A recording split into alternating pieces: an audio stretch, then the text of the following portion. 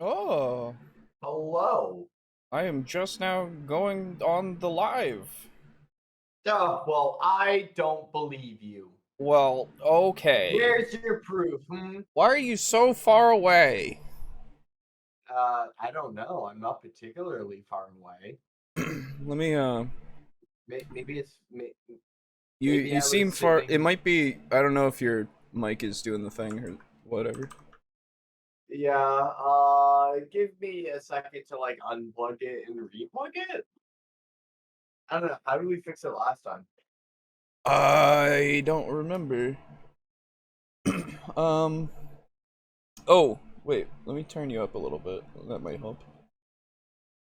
Say more words.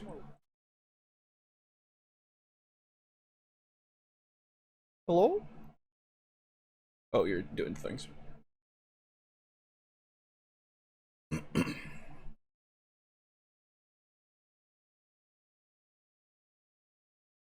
I do also have a big old fucking fan next to my ear, so probably not helpful.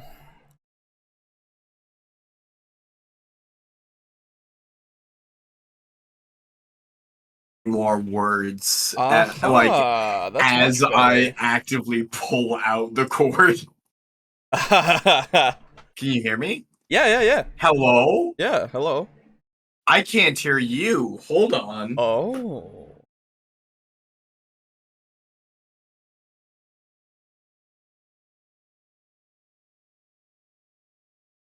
All right, so I can hear my Yeah. PC, so I know my headphones aren't dead.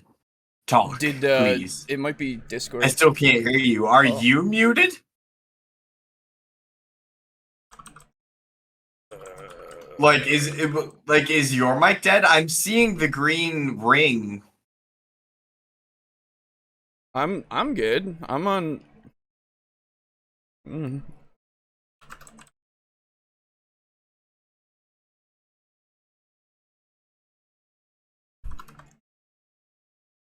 All right, I'm testing. Yeah, no, it's.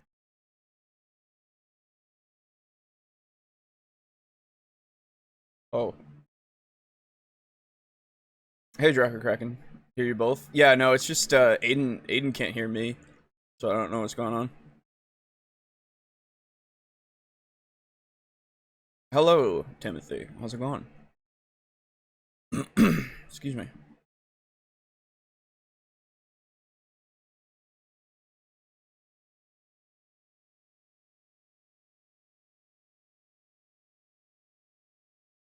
It's not a. Hello. Oh, hello. Can you hear me? I still can't hear you. Fuck. Okay. All right. I can hear the sound effect play of like when you unmuted me and when I'm switching channels. I didn't unmute So you. I'm doing it. I hold on. got.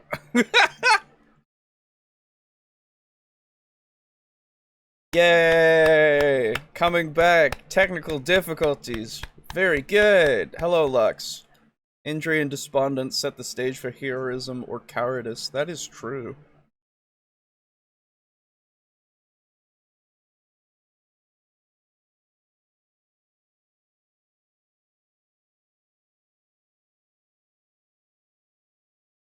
I don't know.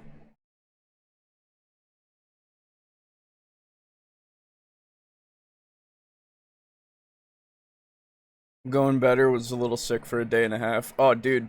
Oh, I'm glad it only lasted that long. I was sick for like Oh a week. Hello? no, I still can't hear you. I'm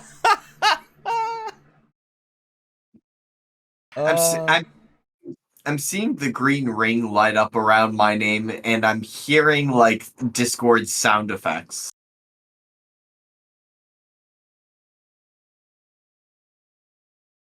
can you hear me now? Hello? Okay. Let me. It shouldn't be on my end. I have an alt account. No, I can't. I'll figure stuff out. I will be right back. Okay. Would it be a Garibay episode without his curse? No, of course not. We'll see if this happens with Boo, because if it happens with Boo, then it's me, and I'll fix it, I guess. But it's good that you guys could hear me and him, so it doesn't sound like I'm insane. Well, welcome back, everybody. Welcome back to TableTalk, Discussion and Discourse. I, as always, am your host, Alejo, aka Great95, and I will apologize in advance for, if I cough during the stream. I'm still not completely over the cough aspect of my recent illness, which I believe was strep, and I didn't go to the doctor, so I didn't get antibiotics, so it lasted like a week. But I got over it, so I'm okay.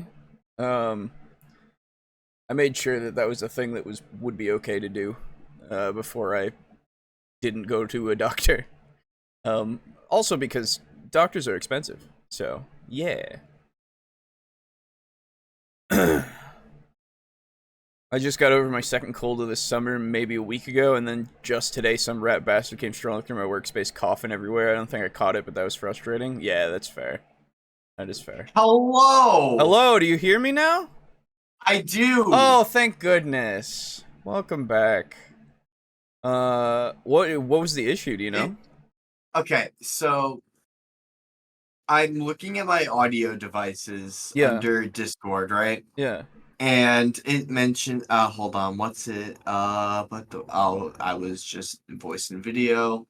Okay, output device. Yeah. So for me, it has, on my, like, when I'm looking at my monitors and I pick an audio device, Yeah. it has, like, all three of my monitors, which are identically named, and then, quote, Realtek HD audio, second output. Oh, second output. Oh.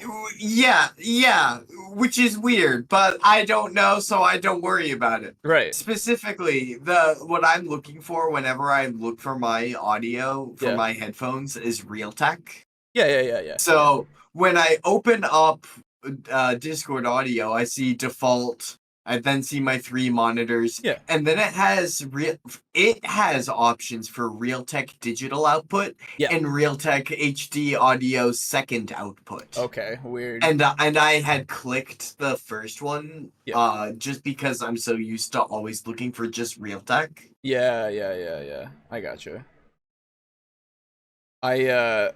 For the digital out, I also have that option, but I disabled it in the settings, in like the actual Windows settings, so I wouldn't get that as a thing. Hello. Hello. How's it going? Hello. Good. How about you? Good. I'm not coughing at the moment, so that's good. That's good. Yeah. Also, I'm playing Armored Core 6. Oh, how is that? Brothers. It kind of rivals Titanfall 2 as my favorite mech game. Ooh. Not as my favorite like FPS, because like it's Armored Core, it's not an FPS. No. And like the movement, if you're as a pilot, is like absolutely phenomenal, and I've never seen it even rivaled by another game. That's fair. Yeah. And the story is pretty fun. But level design and movement aside, in terms of the mech combat, it kind of blows Titanfall 2 out of the water. Really? Wow. The Titanfall 2's mech combat was like very basic, like pick one of 6 classes. I have not touched an Armored Core yet. Dude, even when I'm doing the trainings, they give you different mechs to do different training missions. Oh, cool. Even the fucking training mechs feel viable. Oh, cool. Because like I just had a tank one where I was practicing drifting my tracks.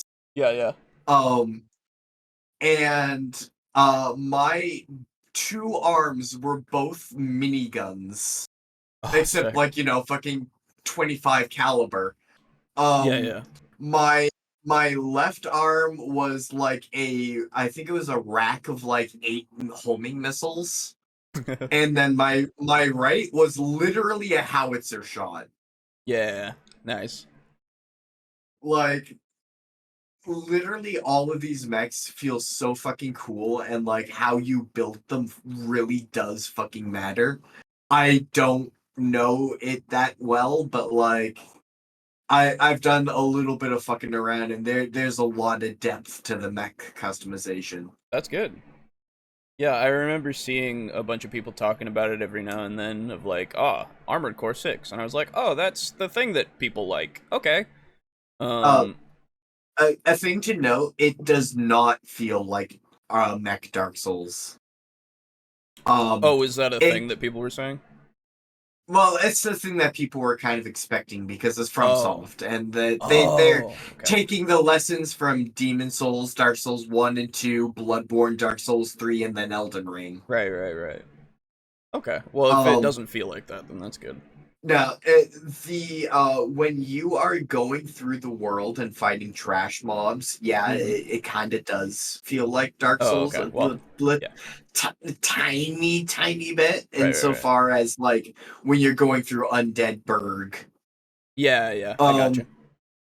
Um, However, when you are fighting the bosses, it does not feel like Dark Souls. It feels more like Monster Hunter. Oh, that's cool. Um, Like I'm fighting like in the intro, you find a super heavy chopper that like launches missiles and explodes the ground. Yeah. And it's like, oh dude, this is just Basil Goose. Um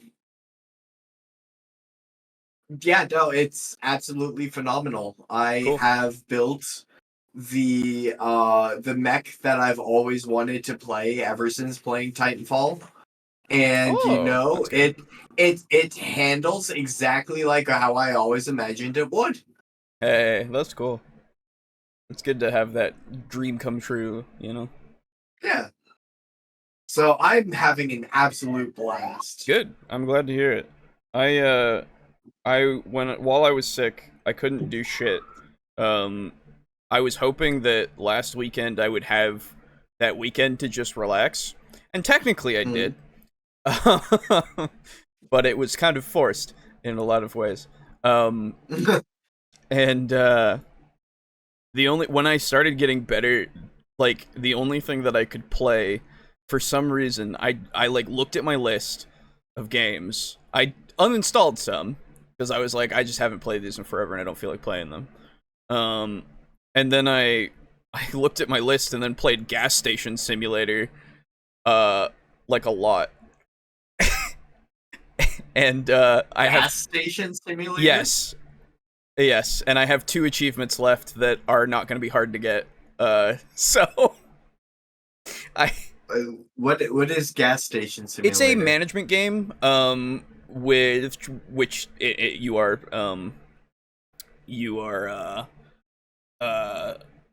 running a gas station. Basically, you get to upgrade the gas station to have like a garage and like a car wash and multiple parking spots, and you get stuff that you can put in like shelves inside of the So store, all that kind of is it stuff. like overly banal, like I'm sorry we're open? I'm sorry, we're open. Yeah. Well, I don't know. yeah. No, actually, because I'm sorry we're open has a whole other aesthetic going to it. I don't know Um that, so I can't comment. Let me. yeah, Um. is it sort of like a trucker simulator? Uh. No. The closest that I could put it to is. Oh, I see. Sorry, we're open. Oh, this is. Oh, this looks neat. Um. The demo for it's actually pretty fun. Okay. Cool. It's. Think of elements of Viscera cleanup detail, power wash simulator, those kinds of like games like that.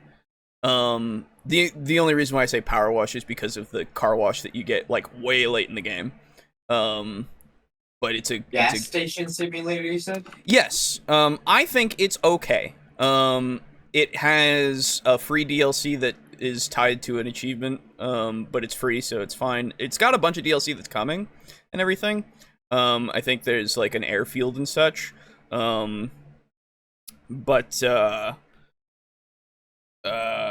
it's like, it is definitely a game that, like, if you want to, put just some time into, like, it's just a little time waster, and you can, like, have that management and have that feel of number go up, mean I'm doing good, right? And then you invest more into it, and then number go up more, This gas station really is in the middle of bumfuck nowhere. Yes, yeah, you are like in the middle of like a Nevada desert, or something. I don't know, but or the Mojave or whatever the fuck.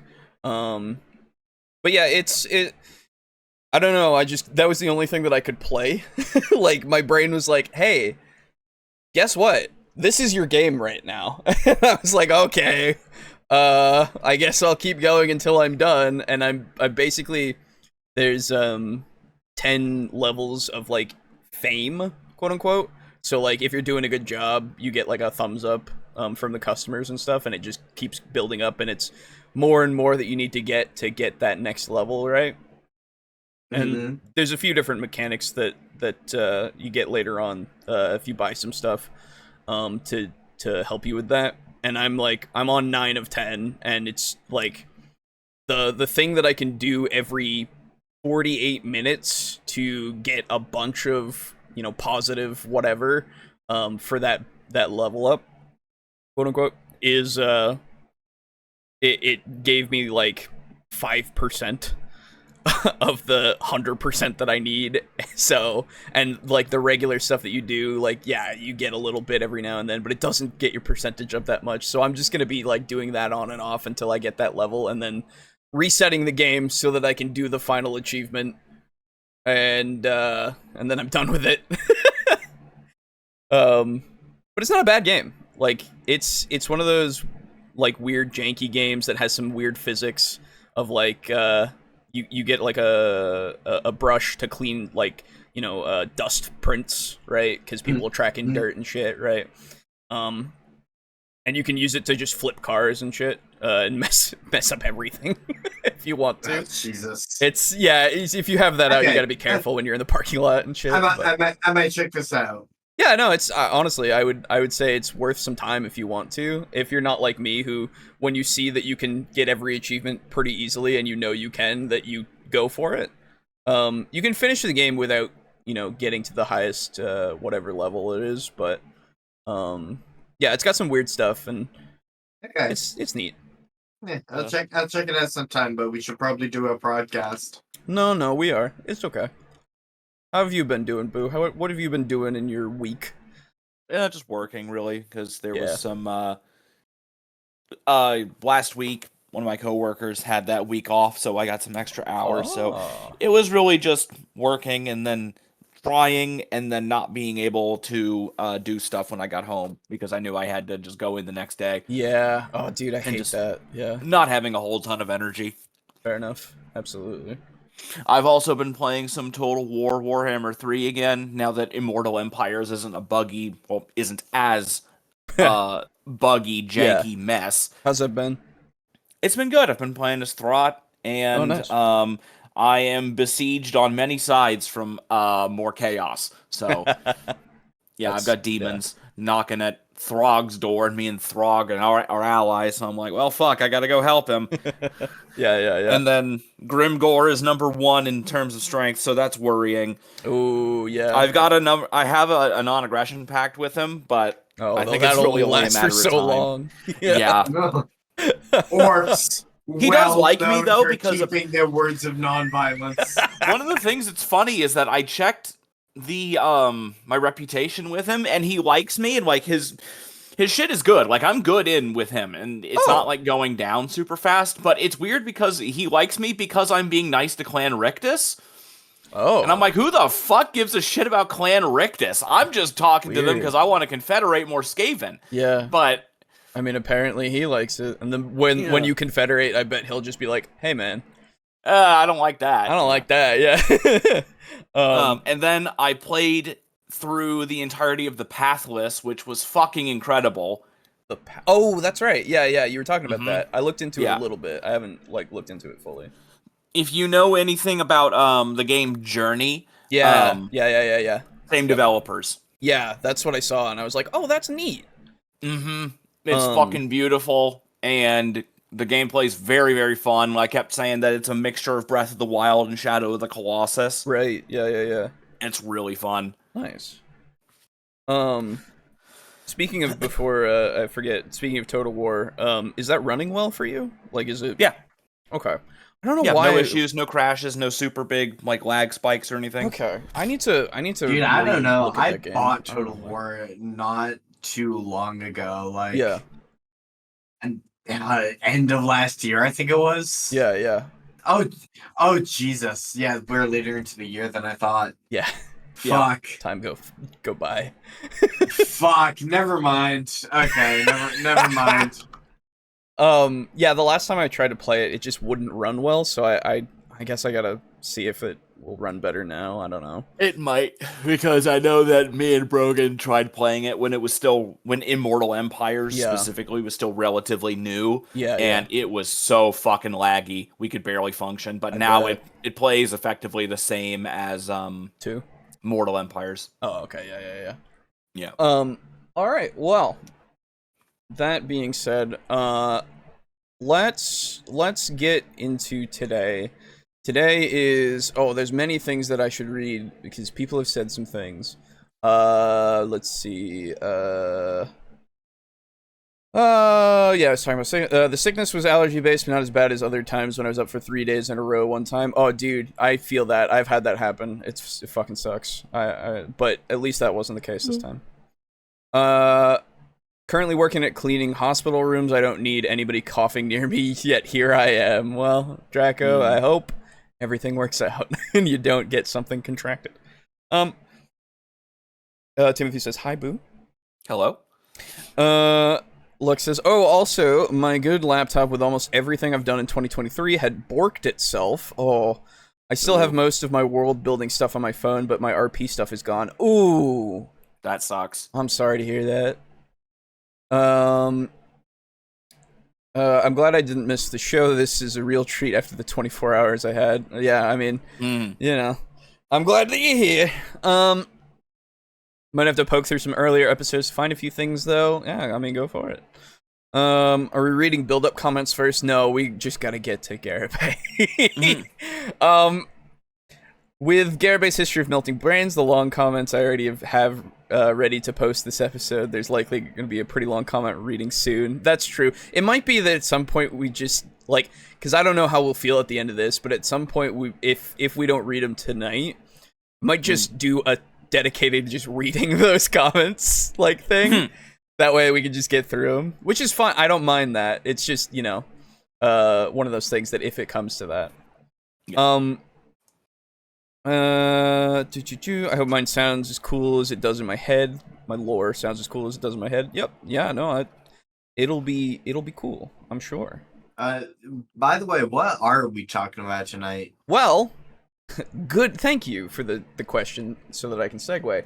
So, tonight is the penultimate of the 10 DM bullet points. The demandments. Aw, fuck yeah. Are we doing a bingo or no? No, not a bingo this time around, because these are their own thing, and I think getting through all these, the next time we do Garibay, just a regular, or just an assortment of Garibay videos, we'll do bingo. But these are these specific topics, and I want to just get through them. Fair enough. We'll do two of them. Oh, sorry. Before we start, I'm gonna go and get a drinks. Yeah, go for it. Yeah. We're gonna do two of them today, and per Aiden's comment and an idea last time that we did some Garibay stuff. No, it was when we did Guy stuff and we had that one video pop up to have in tandem with the last one that we do. We'll do that the next time for the actual finale of this.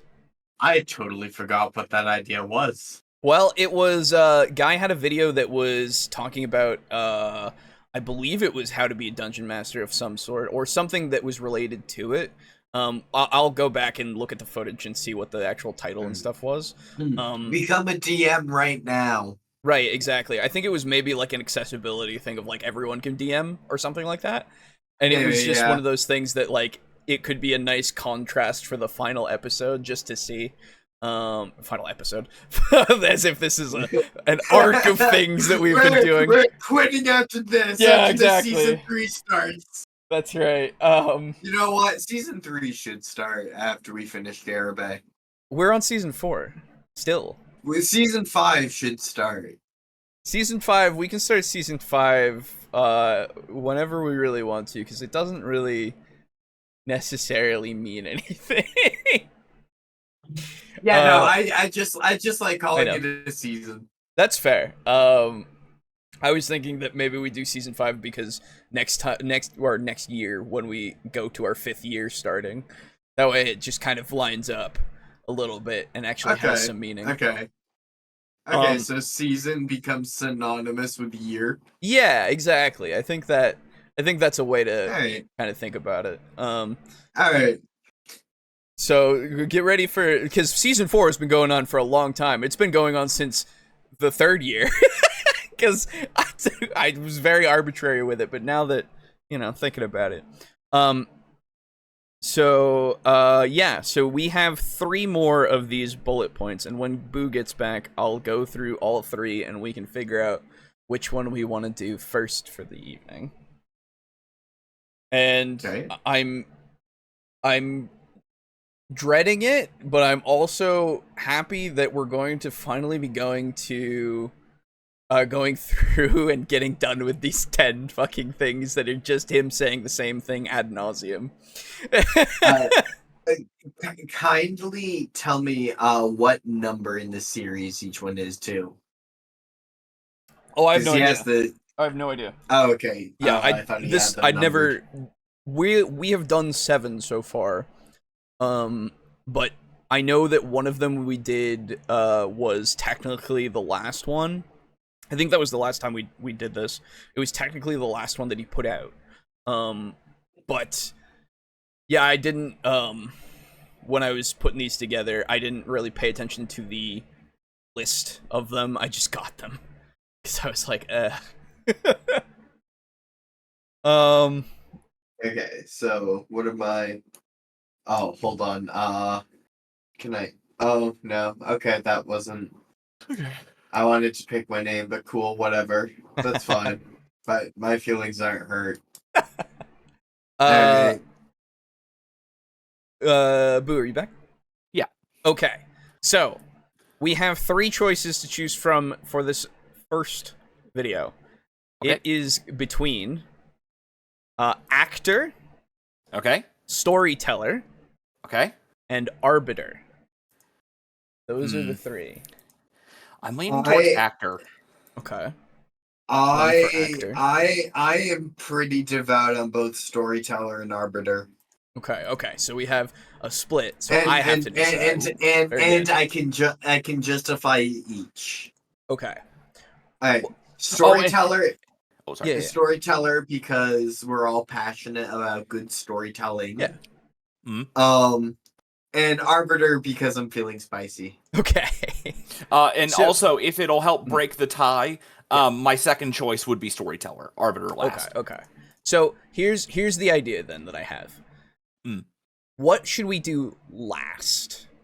Because the next time we do this will be the last one that we do in tandem. So storyteller, actor, and arbiter. I think storyteller needs to be last. That's what I was thinking. I think Okay. Storyteller's a good one to end on. Storyteller makes a good encapsulation of the previous ones. Even though it's like probably one of the middle ones. one of them is homeowner. Never mind. Maybe it's less good of an ending than I thought. It might be, but we have that other video in tandem that we'll do. Yeah, the final that's true. one. So even if it's a little bit of a disappointment, we can see the contrast regardless. Well, I think the final video serves as a good contrast for any of the three. It is true. But I'm fine doing Storyteller last for convenience. Yeah, I think Storyteller last is a good idea. I think that's a good choice. So, in which case, I think that starting with actor, because that seems to be weirdly, I mean, like it makes sense that it would be a topic, but it feels out of place in a way. Okay. Also, like, there will be a less like, I don't know. I see us like receiving actor better than arbiter. Yes, I also see that. I don't know. I picked actor because I feel like he's going to be the most deranged and unhinged. Could be. So here's the thing. We could like go from the video we think we'll like more to the video we like worse. Because as we get like content we like worse, we get more like less charitable, shall we say. That's true, but I don't like. This is the thing. So be in a good mood for as long as possible, or just dive straight into the bad, get angry immediately, and enjoy being angry for 3 hours. My only issue with trying to quantify that is that it's Garibay, and I have no idea if he's going to make me angry with one or the other immediately. I can't. It's a coin flip. That's true. Know? Yeah, like, no, there is that wild card. Yes, exactly. So I think we'll just do it this way, and we'll see how it goes. I'm now imagining, like in It's Always Sunny in Philadelphia, they have like 4 main characters. Yeah. Like there's us 3, and then Garibay for this podcast. Yeah. Garibay's the wild card. That's right. Also, it's Christmas. What? It's Christmas lights in the video. Oh. And actor. That's cool. They're either Christmas lights or water on the back of his windshield. Yeah, that's. I choose to believe it's Christmas lights. You gotta find some. Even though it's in a deciduous tree in the summer. I'm choosing to believe it's Christmas lights. I will say, to bolster you in that kind of respect, people leave them up forever, so it very much could be. Who knows? Okay, let's see. We'll see once the car starts moving if the dots move with it. True. No, that's just a new type of Christmas lights. Okay. They're mobile. Yeah. They fly right in front of your windshield and say "ho ho ho." That's right. As you're trying to like look around them.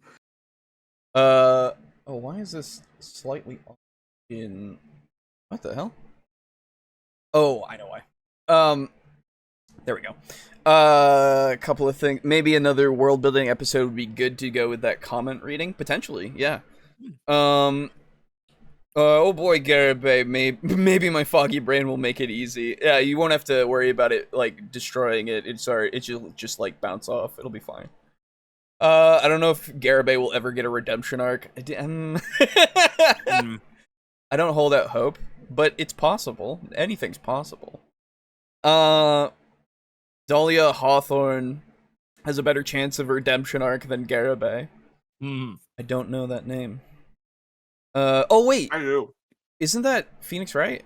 Yep. Yeah. It was his super evil girlfriend. That's right. Yeah. Man, she was real evil. Mm-hmm. That was a great. She was great. Yeah.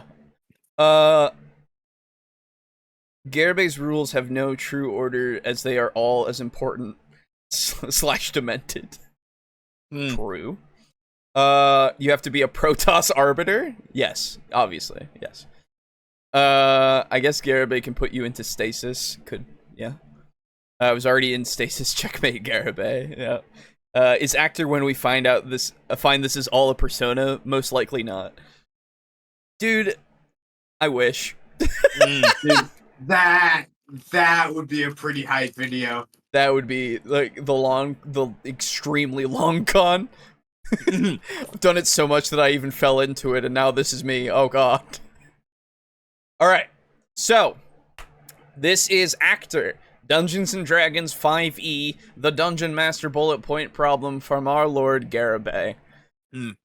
Oh, this is less than 10 minutes, so I'm assuming that at least 6 of it, he'll say the same thing over and over and over again. So actually, in fairness of my Christmas thing, isn't that what is that in his back window? Like the sticker.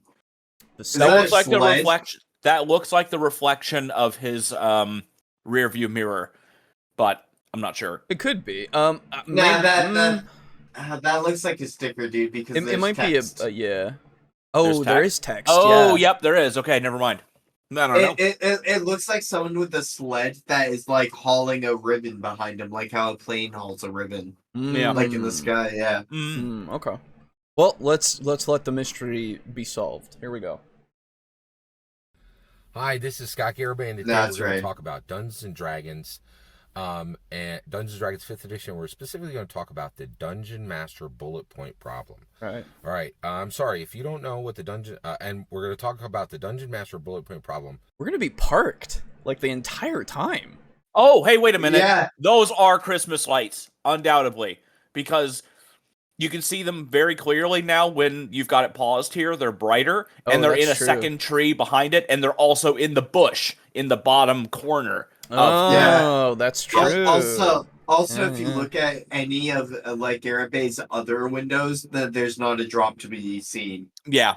So there you go. Yeah, you're right. It's fucking Christmas. In fact, one of them is sunny as shit, meaning it could be raining. No, it's true. It's true. Yeah.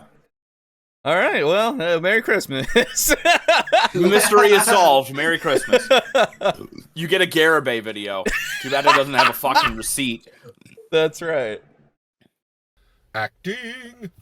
And if you don't know what the Dungeon Master bullet point problem, I apologize. You have some homework. In the doobly-doo below, you'll find a link to a video that sets the stage for this video. Without that, having watched if you don't know what Dungeon Master bullet point problem is, you won't have the context for this video. Apologies, I only do it so I don't repeat myself in a lot of videos. All right, let's move forward. Acting. It is a discipline you must master for dungeon mastering. I'm going to make a confession. This is the discipline I am struggling the most to master. Oh, so you're not a dungeon master? Yeah. You're struggling to master it, so you haven't mastered it. Struggling is current tense, dude. Yeah, exactly. So he's not a dungeon master. You should have said that you struggled with. Yeah. Oh, he's broken everything. Oh my god. God, what a fucking... I followed feel so you. Fucking betrayed. My lord, I followed you. I thought you were a dungeon master this whole time. As fucking not. The car's not moving. Ah, what is going on here? On my phone screen, I can't tell if it's Christmas lights or dirty rear window. No, it's Christmas lights. It has to be. Yeah.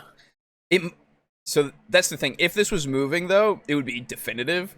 It could be dirt that is just on the back of the windshield, but it seems like it's on the tree itself, so yeah. And it seems it's too precise, because you see in the bottom right-hand corner, you've got it on the bush there, but not on the big bush behind it. Yeah, exactly. It's like the bigger bush is on somebody else's property. Yes. So he's out of Christmas lights. He's a dungeon struggler. Oh, That's good. A dungeon tryhard. That's right. Thank you. He's not infallible. Say it ain't so. I know. God, it's fucking weird.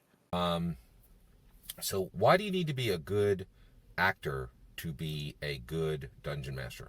By the way, I think actor is used for male and female now. I think it used to be actor, actress. Now people just say actor. It can be either or. Nobody was ever offended by that. But when I say actor here, I mean male and female actors. Okay. We get it. So why do you need to master acting to be a good dungeon master? Well, a lot of players are very responsive to a dungeon master that moves their body and picks up, like, moves their head, moves their shoulders. No. Many dungeon masters stand up, right? And no. Use their No, I say it ain't so. This is not what I thought this video would be. I thought he meant like voice actor and make sure characters are well written. No, of course not. No, he means physicality. No, he means have fucking props, like a skull you can hold like Hamlet. Yeah. Jesus Christ. So now I will qualify with one thing. I have a personal friend that I met where I work, and she also plays RPGs. Yeah. And she used to always be afraid to like voice act her characters. Oh, sure. And because it's just kind of embarrassing to do it sometimes in a group of friends where you're not comfortable doing it. No, boo. Excuse you. It's voice actor. You can use the actor for girls too now, Oh yeah, my bad. God damn it. So, and I just told her that if you start to do it little by little, everybody else will just become more comfortable with it, and no one's going to laugh at you for it. They're gonna think that it's impressive. It's kind of like when you speak another language. Yeah. You're always afraid to try to speak it. You're gonna sound like you think you're going to sound bad or whatever. Right. But 90% of people are going to be like, wow, you can speak another language. That's awesome. At least in America, because everybody in Europe is bilingual. It's really, really handy. Yeah. Excuse me. Alejo, our resident. I know a couple of words. I'm a resident European. Yeah, that's right. Yes, I'm your resident. Shout out to my friend Europe in the front of the audience. That's right. So it's nice. The fuck. It is very, very much a home wiggle. Oh god damn it. That's good. That's good. Anyway, but yeah, so being able to do even just that little bit, just kind of easing yourself into it, will make it easier for the whole group to do it. Yeah, 100%. And so that doesn't really even apply all that much to what he's saying, but I can see it where if you are the dungeon master and you're doing something that, you are moving your hands and like gesturing and stuff like that, and you're being more evocative with your voice and your mannerisms, it will make the other players more comfortable with role playing. Yeah, absolutely. Yeah. But it still doesn't really apply all that much to what he's saying. No, the problem that I have already is, and I know that he's not considering online groups or anything like that, because he's not considering that some people don't play with a webcam on or anything like that, right? And like we do, where we just just let our voices and actions that we say that we're doing kind of speak for themselves, right? So I wonder if that's gonna come up, because that's another thing that you can do to be in I guess his mind an actor. I don't know. If it's purely a physicality thing, if you are a DM, you must video call your players. Right. Like, and to be entirely fair, being able to see your dungeon master and see what's going on and all that kind of stuff is helpful. Like, it's something that can immerse you, because you're seeing somebody, looking at you to get your input or something, and you can see where they're looking and all that kind of shit. Like, in-person groups and such, that you have that interaction that you can really pay attention to who is paying attention to things, right? And who is being addressed without necessarily needing to address them, right? There's a bunch of good stuff about that, but I don't know. I don't even fully know what Boo looks like. And whenever like we're playing Devils and Dice, like I get pretty immersed. Like, no, I get that. Yeah, like absolutely. when we were wandering through the mountains, and I was going Bard every 3 minutes. Yes, exactly. No, it's not a question of I guess immersion into the world or anything, because theater of the mind and all of that. It's just it does add something, I think, when you are in person and or at least able to see somebody else, because it's that human element of like, oh, that's another person. I can see them and they can see me, and like it's like a social thing, I think. But it's not necessary, right? Everybody's proven that. After COVID happened, like everybody's proven that it's not necessary.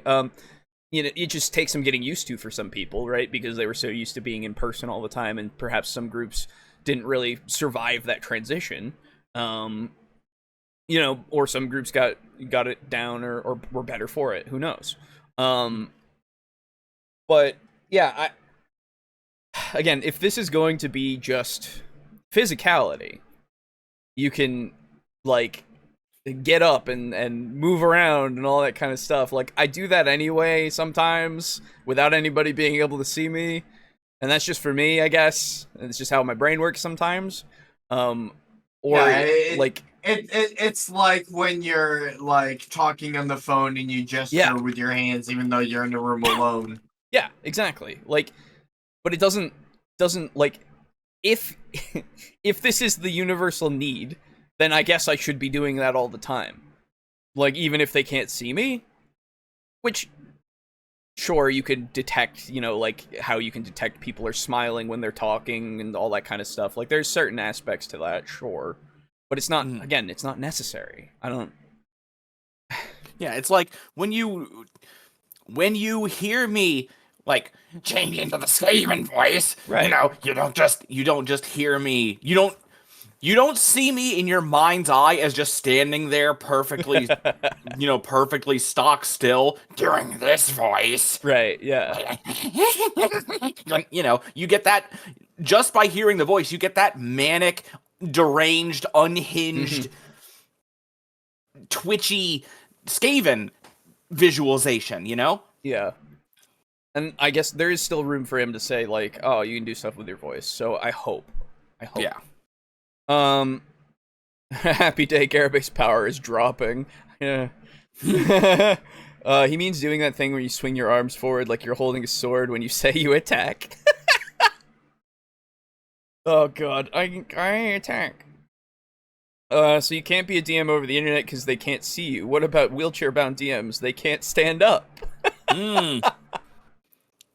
So I was actually thinking, what do you think Garibay's take on house ownership is for DMs that like play like we do, like over the internet? The internet is not a house. Yeah, that's the thing. I don't know. Yeah. Do you own the internet? I don't know. I don't know what his relationship with the online space even is. I can't fathom it somehow. Because I know that he participates because he puts out videos. I know that he understands it to a degree, but I don't know where his feeling is on groups that do it online exclusively. I don't know how he would feel about that, because it's one of those things that I feel like is I don't think he would discourage it actively, but like he does somehow sometimes in these kinds of videos. It's fucking weird. And I don't get it. I don't know if he even thinks about it as like being a part of anything that he's talking about. I have no idea. It'd be cool to be a voice actor. It would. Doesn't pay well, but it would be cool. Yeah. Well, if you're good enough, it'll pay. It can pay well depending. Yeah. Yeah. Aiden can't be a DM because his infantile leukemia would tire him out too much to move that much. That's true. Yeah. Aiden is the worst DM because of his leukemia, his infantile leukemia. Also because I don't own a house. Also that, yeah, that's his right. tiny, soft bones don't allow him to stand. Dude. Good at fitting into mine shafts, though. That's true. We do use him for caving. Yeah. For mine shafts, but you bitches stick me in the chimney. That's true. Yeah, because you can clean it well. God. Yeah. You can get all the nooks and crannies. Yeah, we don't do it too often, though, because we don't want to fill his lungs with even more cancer. Right. Well, I mean, mines are technically slightly maybe they'll safer. fight. Who knows? Maybe we'll have a big cancer fight. Yeah. You guys in the audience, you need to understand. I've tried explaining to them that's not how it works. See, and that was the problem. I don't believe him. I don't know. That's why Alejo had the cough for so long. We had to send him up in the chimney. Yeah. But, yeah, you know, it's not good. That's true. That's true. I ain't going up there. Fuck that. Let's see. Boo's descended from royalty. That's true. Deems it an us work. That's right. I am a direct descendant of Julius Caesar, yes. Julio Caesar. Shit, are you really? No. No. Damn it, Boo. That was supposed to be when you were like, yeah, and I would have been like, oh my god. Yeah. Like, and it could have been the bit of whatever. You should have just gone with "Oh my god" without even giving the chance of it being mistaken. That way, you could have just gone. Mm. Yeah. Goodness. You gotta make it so you gotta make it so that the other person is forced into your bit, so you can't let them escape. Yeah, that is true. A bit is best when forced upon people. No, I'm missing Garibay. Welcome, August.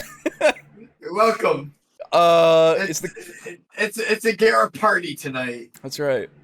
Is the car not moving, meaning Garibay is broken? No. He's just taking a little... No. He's got to move. This is the thing. He stopped because he has to move for the actor bit. Oh, that's why. Yeah.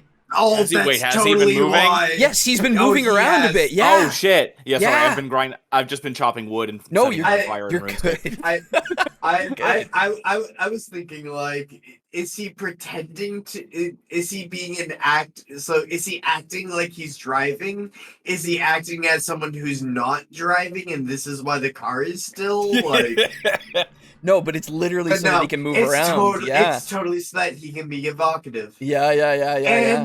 And you know what? Like, God bless, like, our Lord Garibay for having the intelligence to show simple-minded cretins like us who were thinking, how do you DM if you're sitting down, like, online or disabled? Right. He's exemplifying it for us. That's right. His movements you can copy. You can use these things. This truly is a religion. Oh yeah. Welcome. In all seriousness, a cult. It is a cult. Yes. In all seriousness, it can be freeing to not have eyes physically on you as a DM. Yes, 100%. I sweat when I'm nervous, so I don't like people seeing me when I am sweat. Yes, that is the. Yep. So yeah. Alejo. Hi.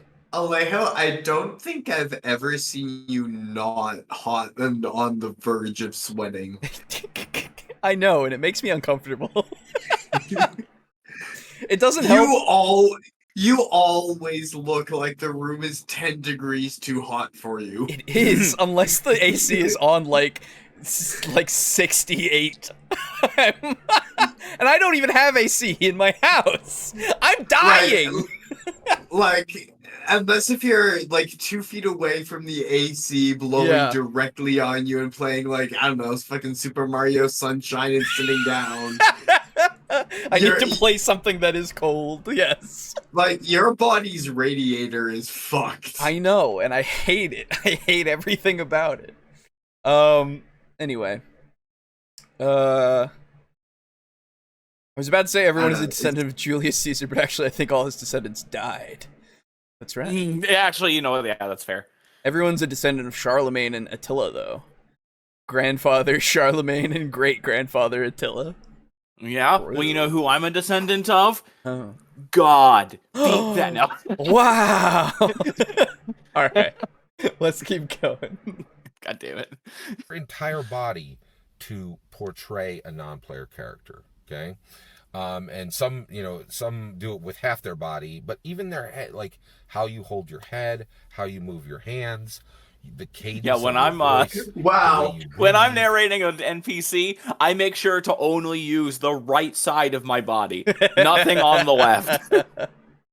Guys, can I just drag the slider back like 10 seconds? Go for it. Because I really want you to pay attention. Oh, what he does when he says what he does with his hands. When he says how you move your hands. Yeah. How you hold your head, how you move your hands. It just immediately does the wiping of the nose. That's not a very good example, but yeah. I mean, it is. Fuck. Like, any possible moment where the audience could potentially be paying attention to you using your hands. You use it to fucking wipe your... Oh, fuck. This is why it's on the bingo card, dude. Oh, alright. Of your voice, the way you breathe, all of that. It's gotta be a bit. A dungeon master is, speaks with 1,000 mouths. A dungeon master lives with 1,000 hearts.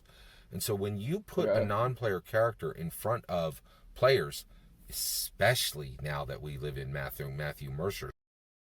Oh, God. Right. I have a theory. Mm-hmm. You know how the next stage of human evolution is D&D player? Is dungeon master, you mean? Yes. Oh, I thought it was D&D player. Okay. No. Remember, it's your mental anguish is exponentially worse because of you being called to be a dungeon master, and you're transcendent because of that, because you're mastering everything and all that. You've lived with 1,000 hearts. Yes, exactly. You are a man of many faces and all. What is your theory? No, it's the fact that the next stage of human evolution is DM. I was thinking is because the next stage in human evolution is dungeon master. Is D&D player. Right. Is the stage after that dungeon master? Oh, I don't know. But he's gonna go into Mercer. Because now that Mercer is an example, you gotta be more like him because he does it so well, obviously. Of like, Matt Mercer moves his face and does the things, and he's physical because he's on the show as well, and also he's got that, good at doing, like, embodying the character on the screen for a bunch of people. Plus he's on camera, so he kind of has to do something. But yeah, I mean, Mercer does it, so you should be doing it better. Okay. Why don't I buy Garibay as an actor? It's because he hasn't mastered it. He is still mastering. So that's why you can't buy it. He's not an actor yet. He hasn't mastered it. As self-admitted. Is Matt Mercer a significant fated time event to him? Yes. I believe so, yes. I recently started watching the Vox Machina anime, and I honestly don't think it's that great of a campaign. Devils and Dice is legitimately a lot better. Whoa! Yeah, not gonna lie. Not gonna lie, kinda same. Oh, why? How? Disconnected. I just don't think the animated show is done well. I don't know much about the campaign. I think honestly, yeah, I think if you were to watch them play the campaign, it would be way better. Yeah, probably. Yeah, because they are trying to compress, like, a ton of shit. Yeah. Down into, like, what, 12, 20 episodes at most? Something like that. Exactly. And it's not great for that. I haven't watched it, and I don't care to. It's one of those things of, like, if I really wanted to, like, have that experience, I would watch Campaign 1, because... yeah, you've got some stuff from before they started, I assume. I don't know. Before they started doing the actual streams. but like I don't think that matters because like you have all this stuff that's going to be done like way better and in the moment, and you get to see like the decisions being made and like them discussing it. There's an aspect to it that's lost when it just becomes a story, I think. At least in this respect, because you have everyone has access to that other version. Like, yeah, it'll take you a long time, but I think the time is worth it if you really care about that kind of story. I don't know, or those characters or anything, because you get so much more, I think. Because I assume they have to cut some stuff out for time. Plus, it's just a bunch of people that have fun, and it's nice to just watch people have fun sometimes. That's kind of why we do digital distractions. Also that, yeah, absolutely. Because, I can only assume that watching us lose our shit at the fist of a bean man will get the best of a mean man. We'll fucking... it's pretty entertaining. I love that fucking item. I know, me too. Or the fucking JoJo son. Yes, the JoJo son in Devils and absolutely. Yep. Like there's a lot of things that like, yeah, sure, you've got the condensed version of the story, and it's easier to consume, I suppose, and plus you can then, I guess, understand what everybody's talking about a bit more. But I don't know. For this kind of medium, I feel like watching the actual live play is better. I don't know. Yeah, and I mean, hell, the full doing what they did with the Vox Machina anime is what made Avatar: The Last Airbender the greatest movie of all time. So, That's right. It is. It doesn't exactly have the best track record when you squeeze something down and condense it, because you lose build-up, you lose a lot of important character growth, unless it's... I think it's just, it depends on the execution, right? It just depends on how they go about, like, figuring out what is the most important stuff, because... And again, I haven't watched it, so I don't know its quality or anything. I don't know how well it is compared to like watching the 600 hours of whatever the fuck for the campaign. Jesus Christ. Right? I don't know how much it is, but it's a lot, right? And I'm not saying that you shouldn't like do it as an alternative if you don't have the time. Like that's fair enough. Like I just don't know if the time you want to spend is that is what you want to be spending on that. I don't know. Bring it back. Yeah. It goes Candyland player, WoW player, D&D player, and then DM. Yeah, but people don't have hundreds of hours to watch that campaign compared to like 20 to 30 minutes per episode of an animation that goes at a quicker pace. That's true. Yeah, it's absolutely that's true. very fair. I understand entirely, and I agree that like it's better for your time if you want to spend that time. I just don't know. Either way, I still think that there's something that's lost. But then again, to be fair, and I'll be 100% clear that my bias is always towards longer form content than it is towards shorter stuff. Because I like spending the time, even if it's not necessary sometimes. I like having all of the context. Like, that's just something that I enjoy. So that's probably why I would prefer that. What I've read said the anime is pretty close to the actual campaign. I guess I don't know how close, though. It probably is. I don't know. Again, I don't want to watch campaign 1 all the way through to compare and watch the other thing. I do not care. Yeah. The transition into the second season is like artless, to be honest. Oh, interesting. Okay. What's longer, trying to catch up campaign 1 of Critical Role or One Piece? One Piece. It's still It's going. got 1,000 episodes, and it's still going. Yeah.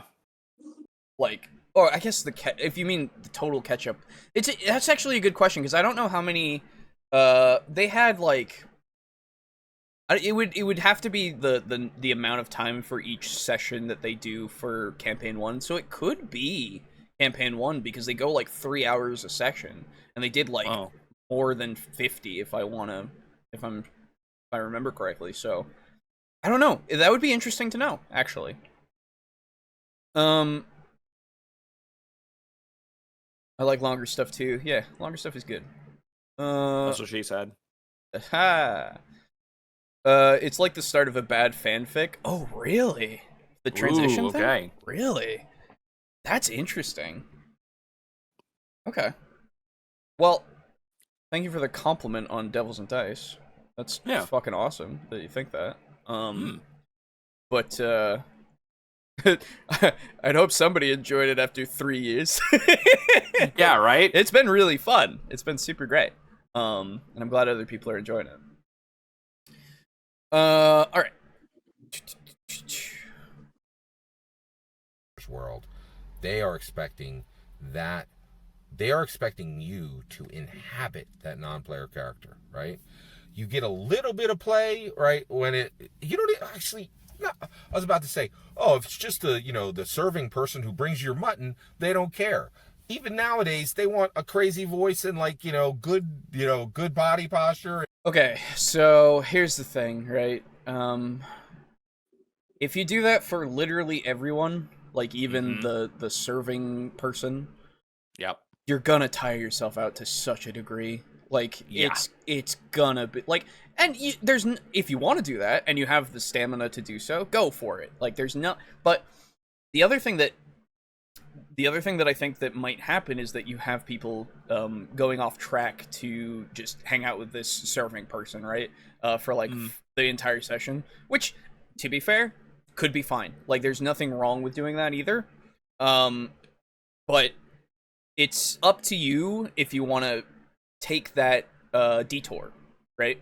Because anybody with a voice is going to be interesting to somebody. Or not, to be fair, but in D&D or any TTRPG, if somebody talks to somebody else, there is a high probability that they will want to know, like, everything about that person. Which is really weird, considering you can talk to however many people a day and just do your business and then just fucking leave. I know that because I work in a grocery store. You know what I mean? And like people will ask me, it's like, hey, do you have this? And then once I tell them or show them where it is, they don't ask me my fucking life story. But the thing is, I think with the way that, D&D and other TTRPGs are, you have that expectation a lot of the time is that you could go somewhere with anything, right? Anything. So like, why not? Why not try it? And I fully support that. That's awesome, right? It gets you to have them engage with bits of your world that you never maybe thought that they would, right? But making every single person so unique to the point of, like, having them expect it, I guess? I don't know. That's something that's, like, incredibly... Like, even Mercer, probably... From what I remember, at least, and it might be a false memory, to be fair, but from what I remember from watching Campaign 2, there were even people that he kind of just brushed over because they didn't really, like, have too much to say. Or they had sections where they just needed to go past the person and not really talk to them. They could just do the thing. And, like, the engagement of the players with every character in your world is up to them. But you do have that little bit of control of giving them, that interesting, unique voice or unique personality. And usually that's planned, at least somewhat for some NPCs. It could be that, you do some stuff on the fly and then it becomes, their favorite character that they have and they adopt them into the party, Yeah, like whatever. Like obviously. Yeah, exactly. His favorite. That's right. Everybody loves him. Everybody does. And I think the biggest problem for me is this happened to me when I was watching Joe Cat's campaign. Okay. Where he essentially did this. Where what's poppin', gents? Hey, well, in his campaign, he had every single character be as unique as possible. Right. And my thing is, I just got sick of it. Yeah. I felt like it was just too much. Because when I go into a town, I don't need to know. I don't care about the barmaid. I don't care about the bartender. I don't care about the kid on the street. And that kid on the street's mom, and her husband, and their daughter, and the guy who runs the stables. And all these people. I don't care. I can fully understand that a society can function with people that I never see or interact with once in my life, because that's how the real world is. that is also true. Yeah, it's like, and that is purely a preference thing. I do realize that. Don't worry. Yeah, no, I got you. And like, I think that's a way to really go into, like, it's. Your mileage may vary if you do that for every single person in your world. Like, make them all super unique, have their super unique voice, all that kind of stuff. Again, it'll tire you out potentially unless you're good with it. Again, if you want to, that's great. I'm not saying don't do it. I'm just saying be cautious. It's going to be hard. It is also going to be difficult, yes, but be cautious with it, because like, people will appreciate it for sure, but it might also be, like you said, something that's just too much, right? Yeah.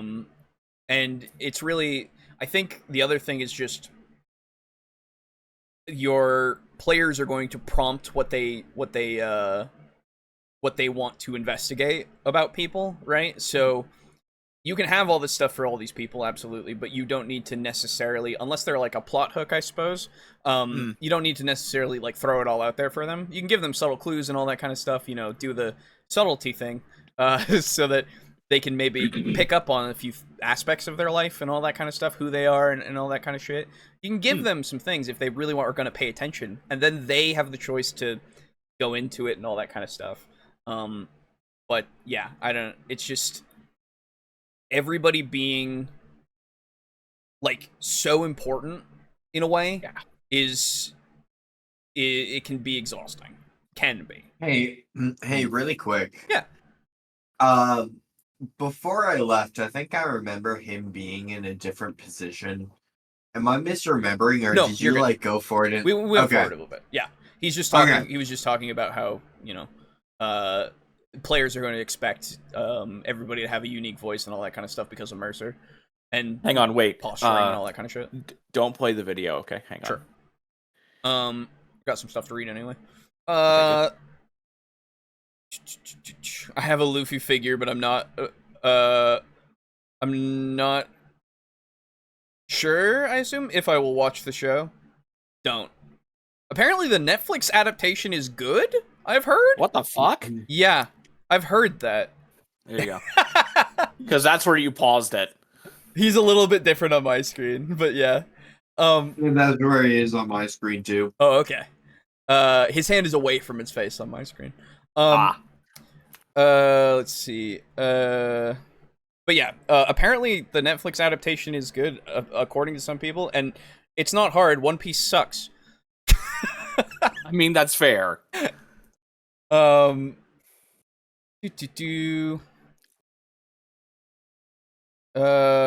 If you are a true DM, hire a voice actor to do it for you. Come on, Garibay, keep up. That's right. That's the next step. Hire professional voice actors to do every character in your game. That's right. That's like that's another thing, that if you voice all the characters uniquely, you're gonna run out of voices fast. Potentially, yeah, absolutely. It's a lot. Yeah. Dude, in a world where every single like master GM to be, hold on, let me chew. Yeah. Well, we're already chewing the fat. There it is. In a world where he assumes that every DM to be can afford to buy a house. True. I imagine he also assumes every DM can pay to like have people on Fiverr voice NPCs. Yeah. Not every character can be unique and vibrant. It gets annoying as the player as well. Kind of like the kid in school that starts meowing for attention. Yeah. I knew someone who coughed. I knew someone who coughed for attention. Oh. The first He's talking season... about you, Alejo. Oh God, no! Damn. No, Oh. Though Alejo knows her too. Oh. Oh. Coughed? Oh. In college. To be fair, I don't remember coughing. Right. It's not something that was so prominent because when somebody coughs, I don't pay attention usually. It's like, oh no, are you okay? If they go, you know, I'll be like, are you okay? But other than that, I mean, they're just having a cough. Dude, Miles informed me about it and went in depth. And I was like, oh my god, you really picked up on this. Like,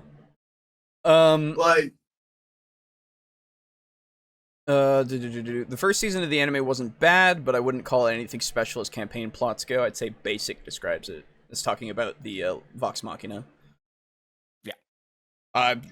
Doesn't surprise me. That's fine. Again, I think it's something made for fans.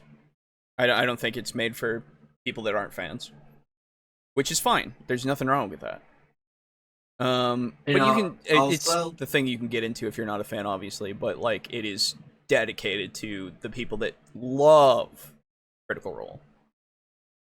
Also, like, if you are going to take the whole stance of Mercer's campaign was basic, like, take into account the origins of how the campaign of Vox Machina started. Like, it started with no aspirations to be good or anything other than a basic game played with friends, like beer and pretzels D&D, kind of. Well, it started in like, Pathfinder. They started recording halfway through the campaign because that was only just that when they're like, oh fuck, like we should make start money recording. off this. Yeah, we should start recording this. Like, hold on, this isn't just a game, a basic game anymore. But that's the thing. There's nothing wrong with it being basic either. Nothing wrong with it. Tharnanar, woo! Also in my experience, the characters that are done with... Oh? There's nothing wrong with your campaign being basic. Like, some might say Boo's campaigns are basic. I mean, honestly, yeah, because they're... I mean, anybody could call anything basic, to be fair. It doesn't mean anything until somebody defines it. Well, I know, I would agree. Yeah. I would agree that my campaign is very basic because it's... I wasn't calling your campaign basic. I was just talking shit. Oh no, I know, but like it's not wrong. It's not wrong because my campaign is the classic fucking end of the world scenario. Ragtag group of people go off and save the world. It's that bullshit. Plus anime. Plus anime. I don't think it gets any more basic than that. Well, so that's the thing. If you strip anything down to its, again, most basic elements, then anything can be basic. But I think that I would call it inspired rather than basic. Because of all the stuff that you've put in that you clearly have a respect for and a reverence for and things that you know and all that kind of stuff, right? Like, it's inspired. It definitely is inspired. No, yeah. It certainly, thus far, has managed to display itself to be of character with every single arc that we see, and every single arc is so totally different, but the only consistent thing about the arcs is the amount of fun I'm having. Like, I think it actually kind of really more speaks to your skill as a DM. Man, are you fucking gay or something? No. But thank you very much. I do appreciate that. Yeah. We gotta, because, give like, you a little the thing is, every now and then. You gotta, because, like, how do I say this? It makes me a lot more confident in what I'm currently writing now. Yeah, for Call of Cthulhu. Yes. Yeah. It makes me feel like it really is going to be very good if something like this can be enjoyed that much. Oh, yeah. Yeah. I got you. So yeah. Also, in my experience, characters that are done with the party shit and want nothing to do with them are the party's favorite people. That's true. They want to be with people that don't want to be around them. That's just a thing that happens. It just is. You're not just exhausting yourself with too many unique characters, but the thing is, not everyone is important, and you're hurting the uniqueness of characters who matter. Also, it can get railroady. Potentially with the last bit. Yeah, I don't know about railroady, but definitely the second one. I don't. Yeah, where if everybody is, it's the if everybody's super, no one will be, and all that. Yes, kind of stuff. Exactly that. Yeah. I get what you're saying. Yeah, I can see that happening as well. Every time I go outside, I always talk to everyone I see until they start repeating their dialogue. Exactly. Garibay, here, let me show you everyone in town. Right. The Netflix adaptation is okay, but I've never liked One Piece, so take that opinion as you like. Oh, I don't like it either, so fair enough. But my point is, it's not hard to be better. It just needs to be consistent, and that's really all it needs. Because One Piece is not consistent with its rules. It's bad with its power scaling. Anyway. The characters aren't really that great. Guys, okay, so AC6, right? This game is actually fairly unique in the fact that it kind of has a plot to it.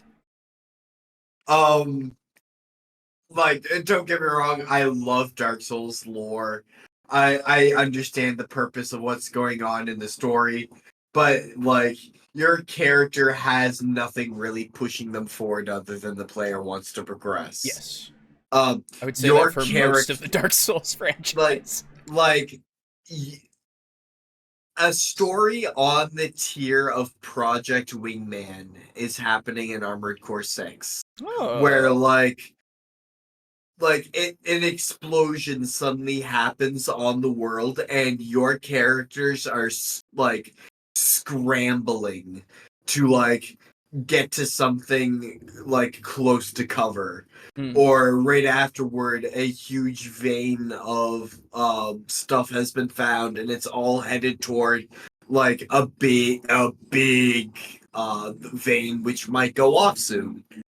And you are struggling to make it there in time, and literally the plot right now is go into an enemy base, take it over so you can climb in the cannon and launch your armored core the distance from the USA to China. That's awesome. Jesus Christ. Let's see. Few other things. Yeah, so basically Mercer's not a bad DM, but he's not the ultimate DM. I think he's a great DM. It's just, it's because of what happened with Critical Role. That's why he's put up as a pinnacle, which he's very good. He's very, very good. There's a lot of stuff you can learn from him. He has a lot of videos on Geek and Sundry that are very good about teaching you things that you can take as things that you can do as a DM. But he doesn't need to be worshipped. I don't think he would even want to be. No, he wouldn't. He would not. Oh, he would hate that. Yeah, I'm sure. It's really weird. Well, I guess it's not all that weird. I think the vast majority of people fucking hate that. They don't. It makes them feel uncomfortable unless you're narcissistic. Yeah. I was gonna say, yeah, exactly. Humility is a thing. Yeah. If anybody looks up to anybody, they feel oh, well, I mean, I'm glad, I guess, but yeah, because I feel it's. See, the thing is, because this has actually happened to me in the past, long time ago. And basically, what happened was this was back when I was still playing Monster Hunter fucking 3, long time ago, and I was just playing with some people who were subscribed to me, or somebody who knew me from my YouTube videos at the time, and we were fighting a Latreon, and someone said something, and I just replied with LOL. Yeah. And the person came back with, "Oh my god, I made the great Prince Boo laugh." And I'm like, ooh. Ooh, I hate that so much. Yeah, no. Cringe. And so it's very weird because it felt there's humility and not wanting to be treated like that. Yeah. And I'm not sure why, but when someone acts like that, it almost feels like there's no respect for me as a person. You have become an icon rather than a person. Yes. Yes. Yep. Yeah. Yep. I've become an object to be gawked at. Yes. Yep. And something to just fish for replies or responses from. You are you are one of those stepping stones to being more famous, quote unquote, right? It's really fucking weird. I know. And so it just brings on this this almost what is the term I'm looking for? Instinctive. This instinctive disgust. Sure. Yeah. I'm not sure why, but my god. So I would imagine that person was younger. Yeah, oh, absolutely they were. That's part of it, right? Because they don't understand. What they're doing. It's just kind of an interesting thing. I'm guessing that probably comes from something something that's ingrained in humanity, unless you're narcissistic, which is a mental disorder, which means you're not normal. Because, there's a lot of shit that we do that's based on, our ancient shit, Yeah. Like Goosebumps, for example. That serves no purpose. That is something that just physiologically happens. The responses to getting nervous, hand shaking, stuttering, those do not serve to help alleviate your nervousness, and in fact, they compound them. Yes. Yep. Because those were things developed when humans were supposed to be doing just surviving, and they don't serve a social function, which is what we do most of the time now, is social stuff. Yeah, we're kind of past the point of needing that fear or that response to show everybody else that, because we have a language as well of all that kind of stuff. I've realized that when we roast each other all the time, that can very, very easily be compared to primate grooming. Instead of it's not, we don't do it to be mean to each other. We're not necessarily doing it to make each other laugh. What we're doing is we are saying, without actually saying it, hey, are you still you? Do you still find this kind of shit funny? Are we still cool? Right. Because primate grooming it's not 100% about the cleaning. It's about establishing and maintaining familial bonds. Yes. Yep. And so that's what roasting amongst the guys tends to be. Sure. And so I'm wondering... Where did you get that theory from somewhere? No, I just knew about primate grooming. I'm actually quite good at logical deduction. It's also how I figured out how induction stoves work. I know how they actually work just by understanding the theory of electromagnetism. That's it. No, that's very cool, Boo. We get that you're very smart. Jesus Christ. Yeah. And so I'm wondering if the immediate disgust of being placed on that pedestal so firmly hails from those times as well. It could. Maybe in the past, when people would do that, it was seen as this guy's building me up, that means they're not trustworthy, etc. Something like that, maybe? I don't know. I don't know. I have no qualification to think about it, neither do I really. It's one of those things where it's potentially, right? I don't know. Yeah. But I think it's just one of those things nowadays where I can just point to parasocial relationships and I can go, bad.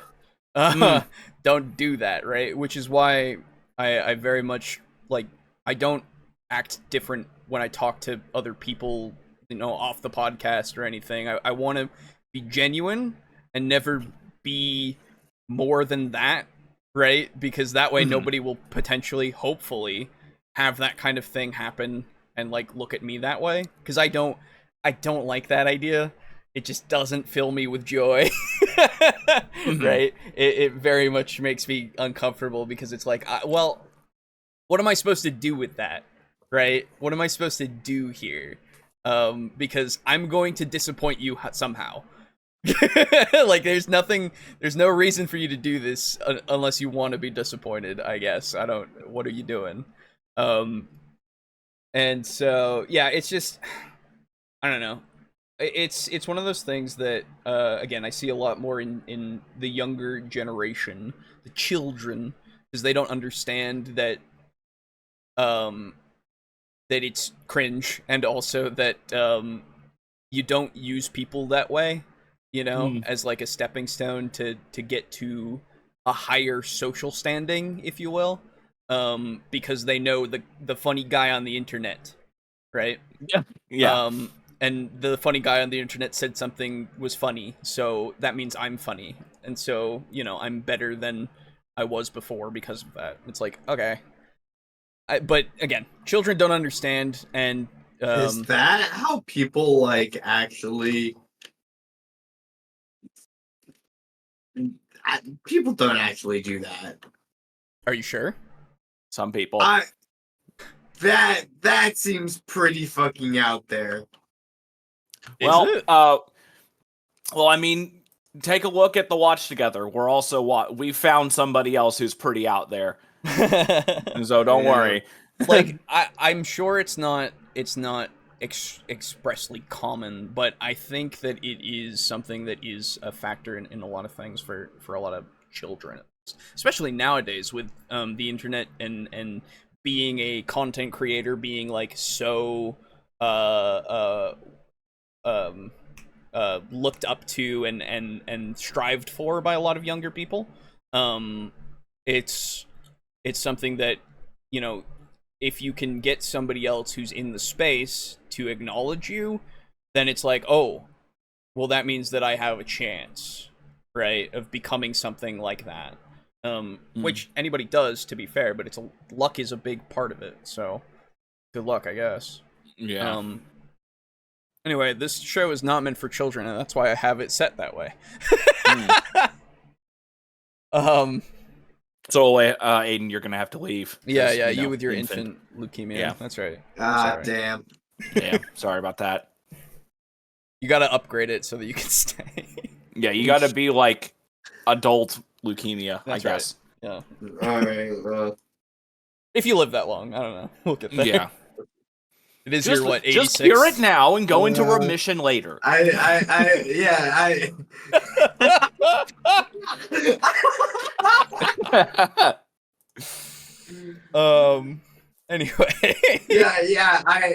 I contracted the leukemia as an infant, and really every single month has been touch and go up until this point where it miraculously cures itself. Exactly. Yeah. Okay, let's see. Find the cure to cancer, cure yourself, and then catch cancer again, specifically so that you can be a part of the podcast. That's right. No other reason. Yeah, that's it. Did you say catch Yes, cancer? he did! Yes, I did! Like it's a fucking cold? Yeah. Yeah.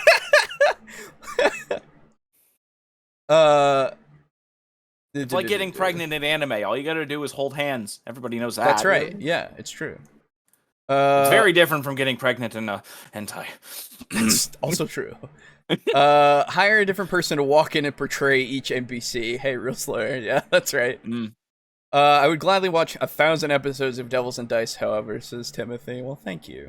Thank you. It's not going to be 1,000. We're almost done. No, we're almost done. I wouldn't call a campaign about devils basic. That's fair. Yeah, actually, you know what? That is pretty fair, because I did specifically make that campaign to not be like other campaigns. I wanted to be the snowflake in hell. Yeah. You guys, since Garibay has mentioned, like, you know, your skill as an actor is how well you physically perform. So far, yeah. And like, you know, what props you have. Do you think he would consider the purchasing of costumes from, like, I don't know, a Spirit Halloween? Oh. Do you think he would consider that an adequate use of his D&D, like, budget? I feel like, yeah. Probably. I think so. And to be fair, it is fun to dress up in costume. Like, it is fun. Oh, no. It's but, like, blast, for him, it would be something more. For sure. Yeah. For sure. Mm. What I'm hearing from you boys is it's good to be a basic bitch. Come on, everyone. Let's be basic bitches together. That's right. Well, while I go through comments, I'll be like, I'm just gonna head out real quick. I'll be right back. Yeah. For character voices, I just like to claim a voice for them. Once I've declared what they really sound like, you can just know they sound like that, even though I don't sound that way. Kind of like a face claim, but for a voice. Yeah, I mean, that's totally fair. That is just another way to do it, because you don't need to speak in that voice all the time, because, again, it could hurt your throat, potentially, in some cases, or, you know, do other things. Did somebody say hurting my throat? Yeah, I was gonna say. Boo, all that means is you got Riz and you didn't take advantage of it. Wait, what? In regards to what? Making somebody, yeah. No. That was when I was still a teenager. I did not have Riz. It's tough to be a god. That's right, it is. Does anybody else feel that after Critical Role, the D&D video space changed from having a good game of D&D to crafting the best game to becoming the best player, or becoming the best player? No one is the best DM or should want to. Well, I mean, once things become popular, it becomes a popularity contest. Yeah, I think now the space is absolutely now you have to emulate aspects, and like emulate aspects of Mercer, right? Like that's what you should be doing is kind of what happened after Critical Role. And then what really should be said is you should take time with your story, like craft it well, you know, kind of make it so that your characters that you have in your world aren't like one note potentially. I mean, they could be, but like they have a little more depth than, you know, just they're there.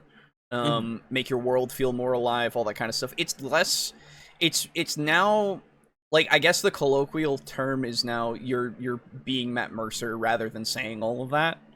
But which is just ridiculous. Yeah, well, I get it as like an idea and like a way to convey the information. Why the term is used, but Jesus Christ. No, I get, yeah, exactly. It's just one of those things where it's, again, you're putting him on that pedestal, which he's great. Don't get me wrong. You can aspire to be like him, but with the like worship and stuff, it's a little much.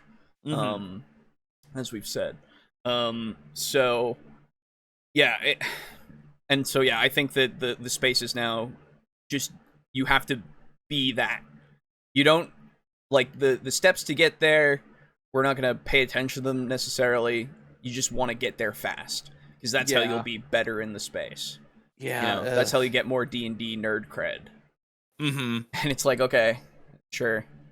Right? Like, nothing... Again, you can aspire to be better. There's nothing wrong with that. Everyone can improve on anything. There is nothing that is perfect, right? And like you having that desire to always improve is not bad, right? But there's a certain point where you look at, you know, a tier, I guess, of like Matt Mercer, and then you go, like, if you're going like that's like basically unattainable, it's only that guy, really. It's like, okay, well, let's pump the brakes a little bit, right? Like you can get to a comparable tier. Just, you know. D&D players, nay, dungeon masters, I return. Welcome back. Thank you guys for being down to earth. You're welcome. It's not hard, right? I hope that everybody is like this, but I know that not everyone is. Yeah. Dude, even if I were to get crazy with fame, it's not like we have enough fame to get crazy over. It's true. It's also like, what does it do? You know, like, what does it mean? Really, you know. Don't let Alejo lie. He pressures me to be funny for content and astatine. Just kidding. Hey, don't you dare tell them the truth. Anyway. Yeah, right? Can't have that on his record. That's right. Some people really do that. Yeah, Aiden's just here for the cancer quota. Yes, that's right. How many tumors are you up to now? Oh, God. Damn it. This bit is so weird. I'm gonna get cancer later in life. I have to make these jokes. Yeah, I also have the propensity to getting it as well. Yeah. Not fun. Nope. Also, I can see myself joking about Senpai noticing me. I couldn't say for certain that I never have. I mean, that's fair. Yeah, now, see, if you were to say something like that, like, Boo Senpai, please notice me, that is such an obvious joke that it's not that big of a deal. And that I don't care about. Even if it isn't a joke, you can't tell over text. Exactly. That's the thing.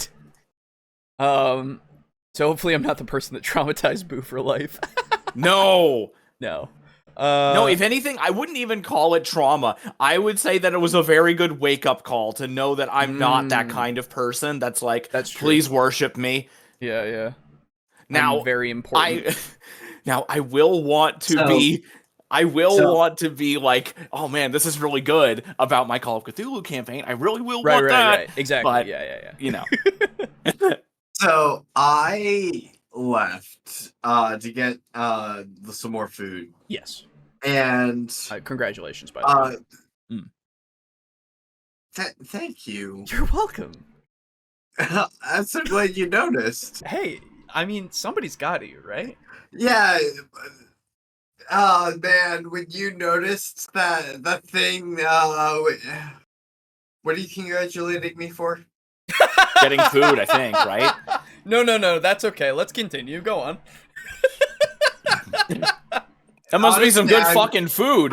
I'm so distracted right now. That's okay. By that. Yeah, no. I'm sorry. The taco salad.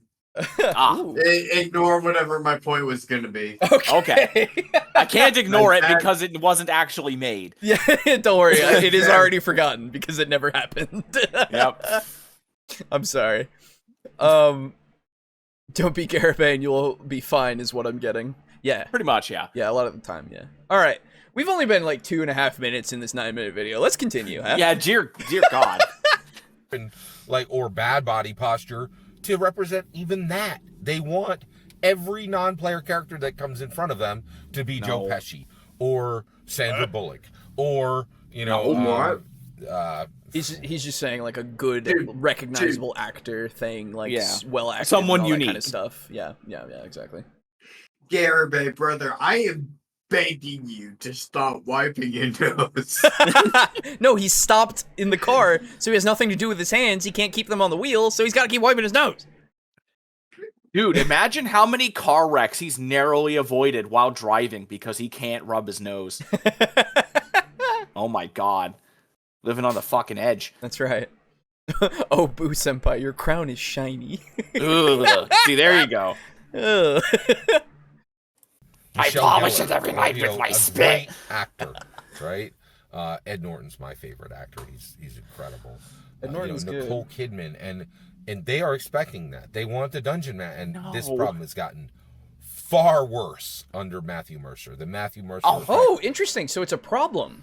Oh, interesting. So instead of, I guess, instead of making it known that it's a problem and kind of, phasing it out in some ways, like with your groups and saying like, oh, I'm not that great at this, so just kind of, I'm like, some of my voices are going to be, the same and all that kind of stuff. I don't have a lot of them and all that kind of shit, so, don't expect like Matt Mercer quality shit, right? Like, don't do that. No, instead of doing something like that, we have to perpetuate it, though. Say that we have to master acting.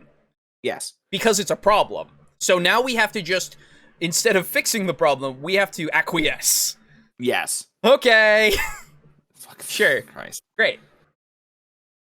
Under Matthew Mercer. Yeah, exactly. It's not like anybody before that was doing any good voice acting or anything with their games. It's just that he was televised, quote unquote, with it. So. Matt Mercer, the president of Dungeon Master.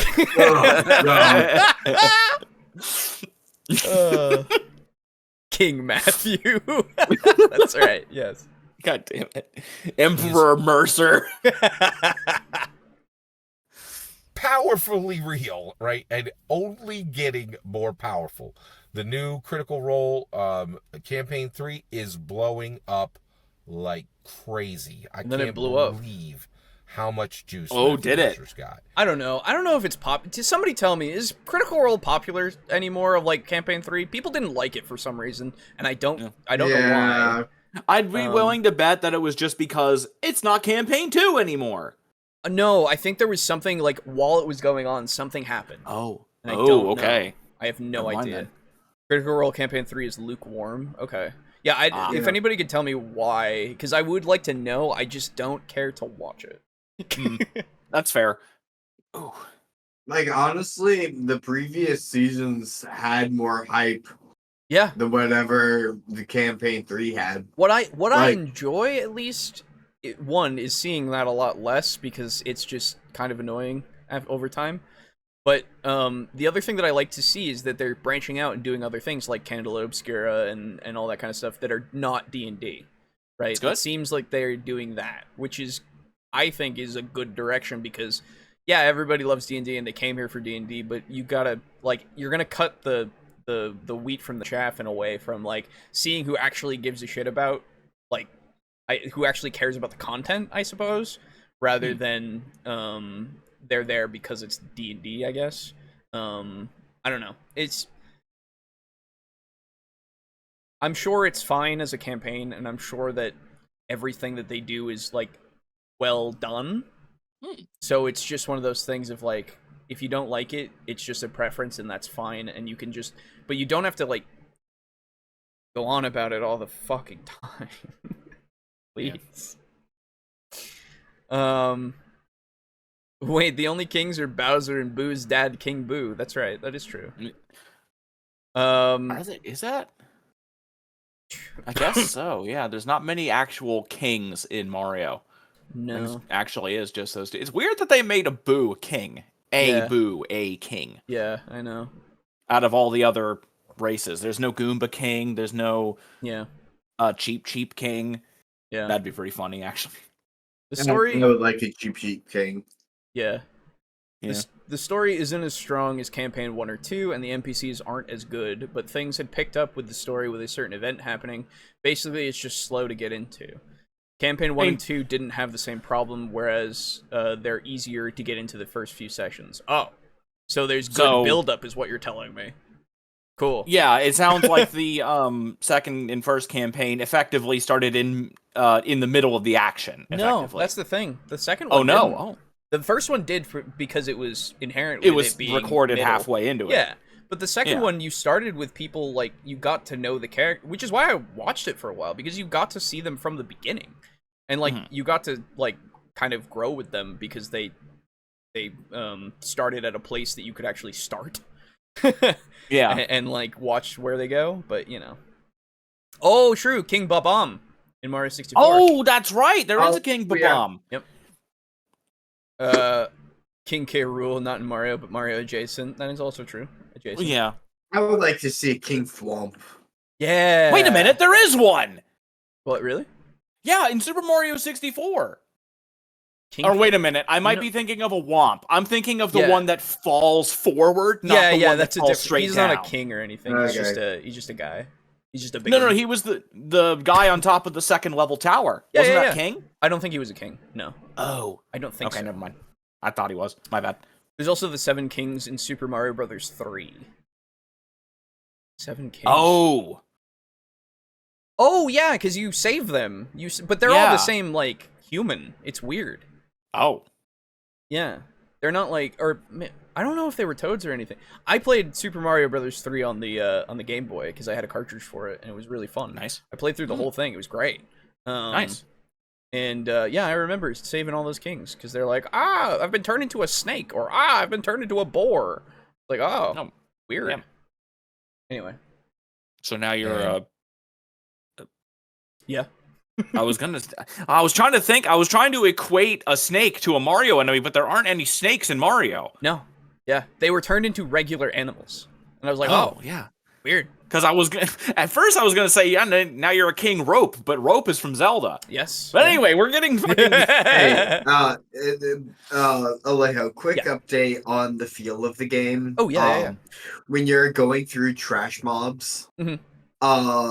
I'm in a very close quarters area right now. Like, I'm in tunnels. Oh yeah.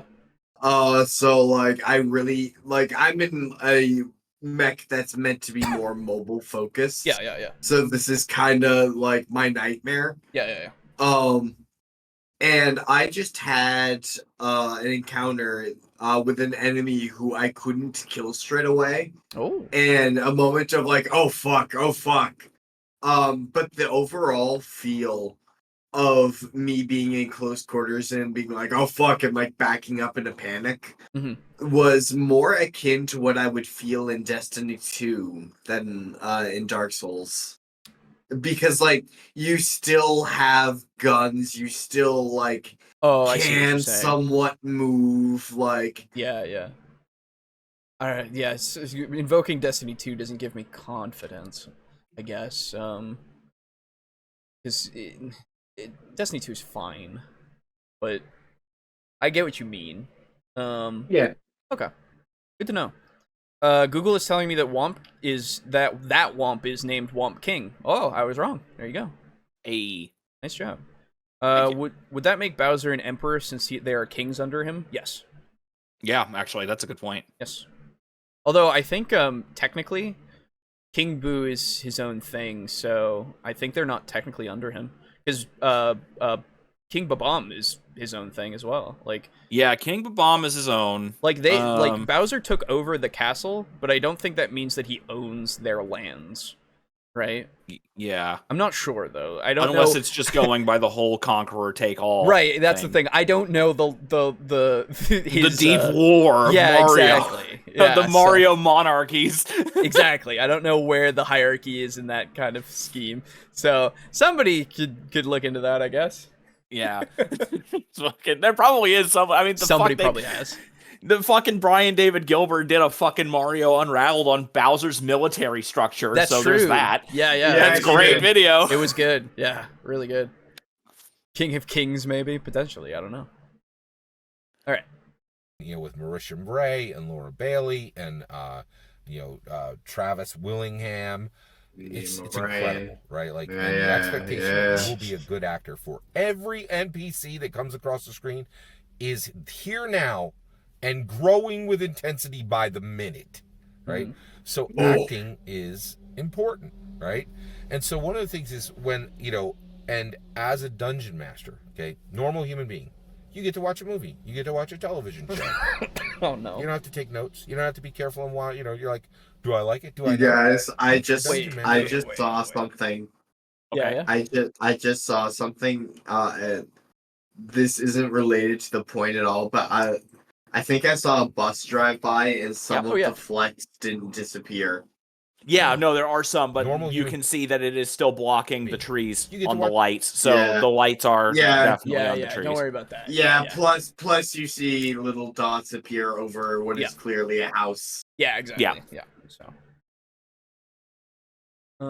Okay, so we have figured out that it is both Christmas time and his back window is filthy. Yes. Yeah. Oh yeah. Both. Merry Christmas, everybody. We did it. We did it. Wasn't that the lesson that Garibay was trying to teach us all along? Yeah. Clean your rear view window. Yeah.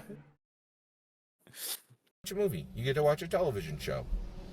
You don't have to take notes. You don't have to be careful and why, you're like, do I like it? Do I not? Once you're a dungeon master, every television show, every movie you're watching, you're like, I just watched Dune. Powerful film.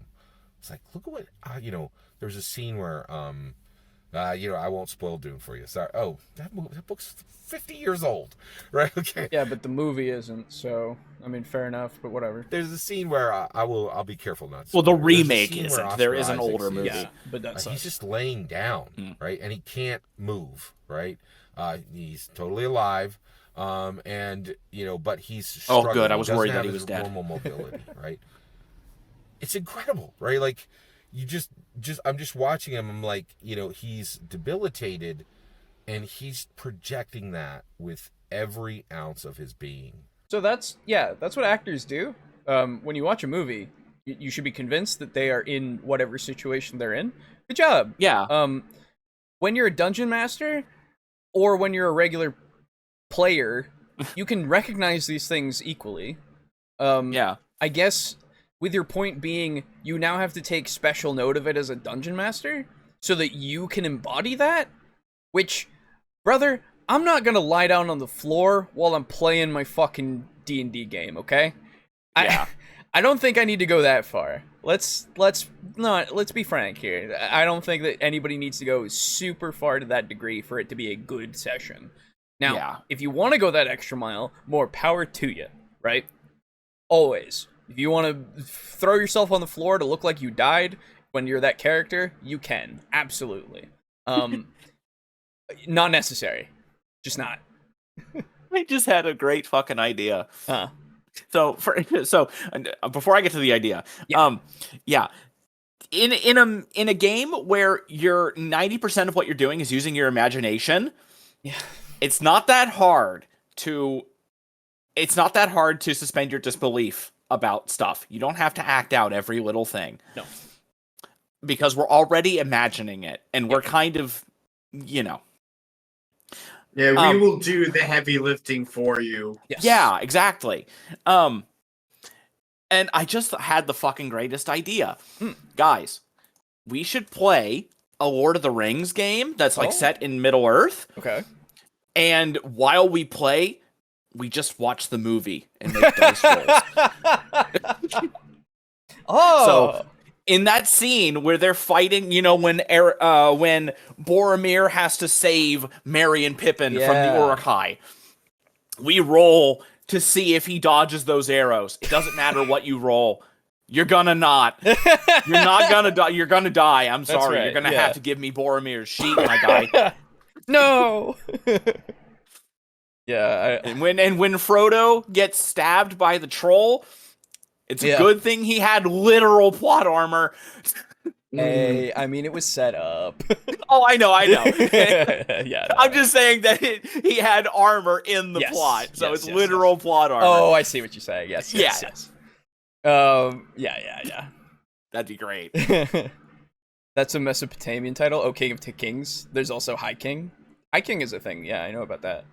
I'm primed with royal titles right now because of my world building. Nice. You know what you need to include, actually? You need to include the Right Honorable Lord Mayor. And that's a real title. Yeah, that is. It's weird. From the city of London, not London the city. Yeah. The city of London is inside London the city.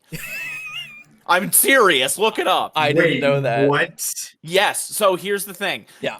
So is it like a Vatican City sort of thing? Kinda, sorta, yes. And it is the only city that maintains trade guilds still. What? That's cool. Yeah. It's basically nothing but tax loopholes. I mean, I'm sure. Yeah, it's fucking probably bad, but like that's cool that there are trade guilds.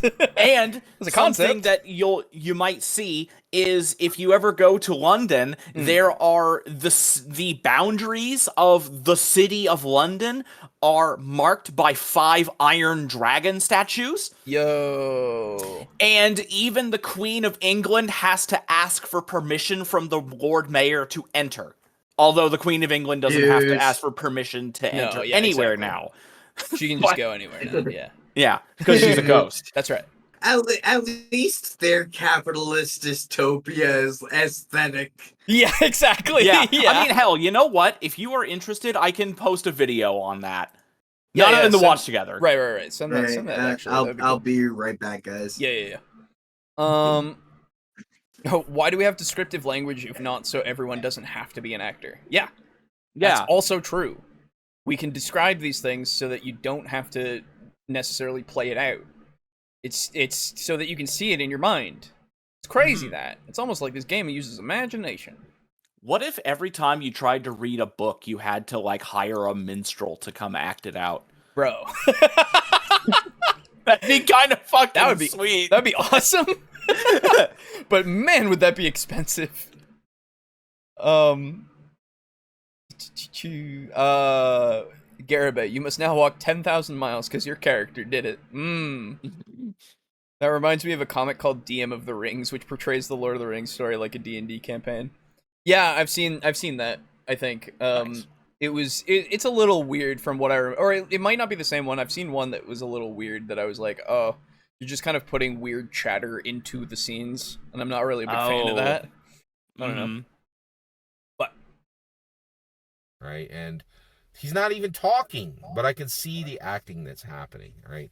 And it's just so powerful. And the other thing is, like, one of the reasons why I struggle with this is I think what actors do to be good at acting is ridiculous. Like they're like me ma moo ma ma me ma, do voice exercises.